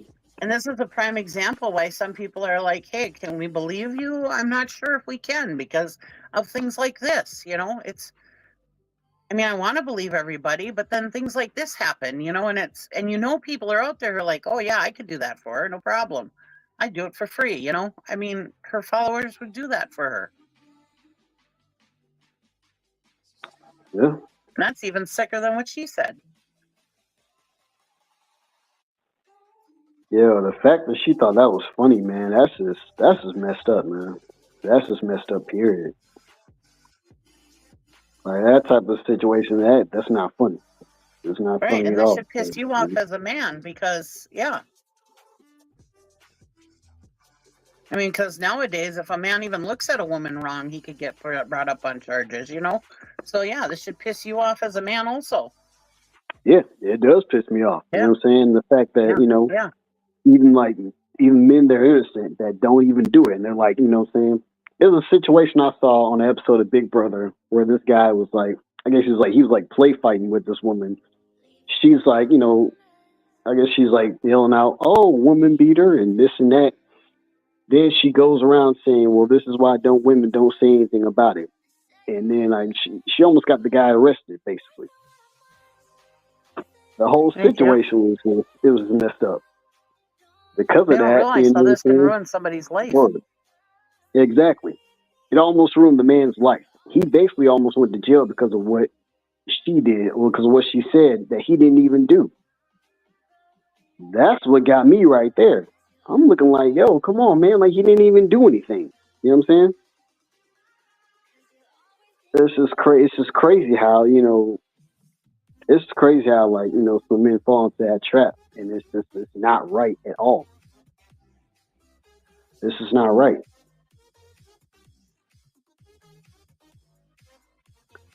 That's fucked up. It's fucked up. It is fucked up. Yeah. I'm gonna play the rest of this, baby. Hold on. Oh, Amy, you're up here with us. What you doing, baby? What you got to add? What's up, Amy? Hi. How are you, love? What you doing? Hi, Amy. Not much. What you think about this craziness, huh? It's this person. She's person. Everything that she does is person. You know? Yeah. I agree with you. She took it pretty far this time. Yeah, SF is going to get her though. I bet he's gonna make a comment to Bay. Right? Probably. It's gonna be funny as hell. Yeah. Go ahead, Queen. Play your video. All right, baby. I'm gonna finish playing this real fast just to see what she got to say. The rest of the bullshit she got to say here. It doesn't have something to do with a child custody case. It could, and that's why we were focusing on that child custody case, because that child custody case caused a lot of infighting inside that home. How do we know that? Because we have receipts. There is definitely some weird things going on in this case, and it seems like, and I say this, and I'm going to continue to say this over and over again, everybody that's causing interference in this case, intentional, willful misinformation campaigns in this case, all link back to the mom and the stepfather. Why is the mom and the stepfather working with people that are constantly infiltrating this case online with misinformation? That's got to be the question we ask. That's got to be the only question we ask. So getting back to the topic of this conversation, I'm not going to bend your ear too much longer because we are getting up to, it's about 7 o'clock their time. They're going on an hour and a half. I want you guys to be prepared because I feel like this is going to be an amazing interview and a great conversation with the attorney sending out these cease and desist letters along with this federal injunction. And I bet you he's going to clarify greatly on what these are all about, what they actually say, because let's face it, the lady had it in front of her face but would not read it and was very elusive as to what these things said. Yeah, just like you were elusive, very elusive to getting them, right? You wouldn't even open the fucking door, let alone read anything. She was trying to distance herself and play a victim card on these panels. And at the end of the day, you can't sit here and stir up all this drama, all this chaos, infiltrate this case, have people calling in, brigading law enforcement, brigading parole boards and parole offices, and then expect not to be held accountable for your destructive and malicious behavior. I'm sure they have records of who called the fucking parole office, right? Pretty fucking sure. I'm sure there's a way Nick could get the information of who called in his parole office. Who called his parole officer? I'd imagine. Parole officers and probation, I don't think they really keep anything secret, do they? Yeah, no. They never have before that I'm aware of. Nope. All right, y'all. It's about 3, so I'm about to get ready to go to work here. But it's been nice chatting with y'all today. Yeah, you take care. Up, Keith. I appreciate you, baby. That's no problem. Just Have a want to good let you day, guys know. You too. Just wanted to let y'all know. Just made the 1K on my channel. Yeah. Last night. You know. Uh-huh. Yeah. You never did email me or send me anything, no link, no nothing. So yeah, I'm gonna see if I can mind drop. plugging you, you know what I'm saying? I don't mind plugging your channel and shit, but I don't know it. I don't have a link for it or nothing. You know what I mean? Like I ain't never got a link, never sent me nothing. I don't know how to even get there. You know what I mean? Yeah, I'm on. I can't send my people there. We ain't got no fucking link for it. You never sent me one. So email me your link, babe. I don't mind plugging you. Email me your link. Okay, I'll try to email you my link. It's on, Yeah, that way we got it, you know. So when because if you got good videos over there, we'll play them. You know what I'm saying? We ain't got no problem playing them. Okay, Dropping your no link, problem. play it, you know what I mean? If do you make them all the time? You make a lot of videos? Yeah, I work on some videos and stuff. I got a few prank phone calls on my on my channel and stuff and everything like that. Funny shit. Hell yeah. Hell yeah. We'll definitely play it for sure. Yeah. Yeah, shoot me a link. My email's in the about section of my thing. So just, you know what I'm saying? Whenever you get time or you get a break at work or something, you know, just pop your link over to me so I got it. Okay, no problem. I got you. All right, man. Have a good day. I appreciate you. All right, you too. Y'all keep letting light shine. Be blessed, y'all. Y'all take care. You too, baby. I'll hop down too so you can get going. All right, baby. Thank you for having me. Take Absolutely. care. Thank you for hanging out with me. Yeah, anytime. We've been on here a while, so I got some stuff I got to get done. I don't know. I guess B-Tim already bounced. He said, fuck this. I'm out. I appreciate you guys. I'm going to send this to SF. You guys make sure you go check out Yep and give her a view and a click and a sub up because this is one of her videos as well. I'm going to hop on Discord with my peeps and we're going to go talk some shit. So I will catch you on the flip side. Somebody asked me how you get into the Discord. The links are always posted as long as you, as soon as you pay your membership. It's a Bumblebee inmate membership. I think it's $4.99. As soon as you pay it, the link pops up on the community tab. So that's how you get in if you want to get in. I'll catch you on the flip side. Thanks for hanging out. Fuck BHB and her bullshit. And I will definitely send that link over to SF. Catch y'all on the flip side. Maybe I'll be on tonight. Maybe we'll go over and do a Hive live. Bye, y'all.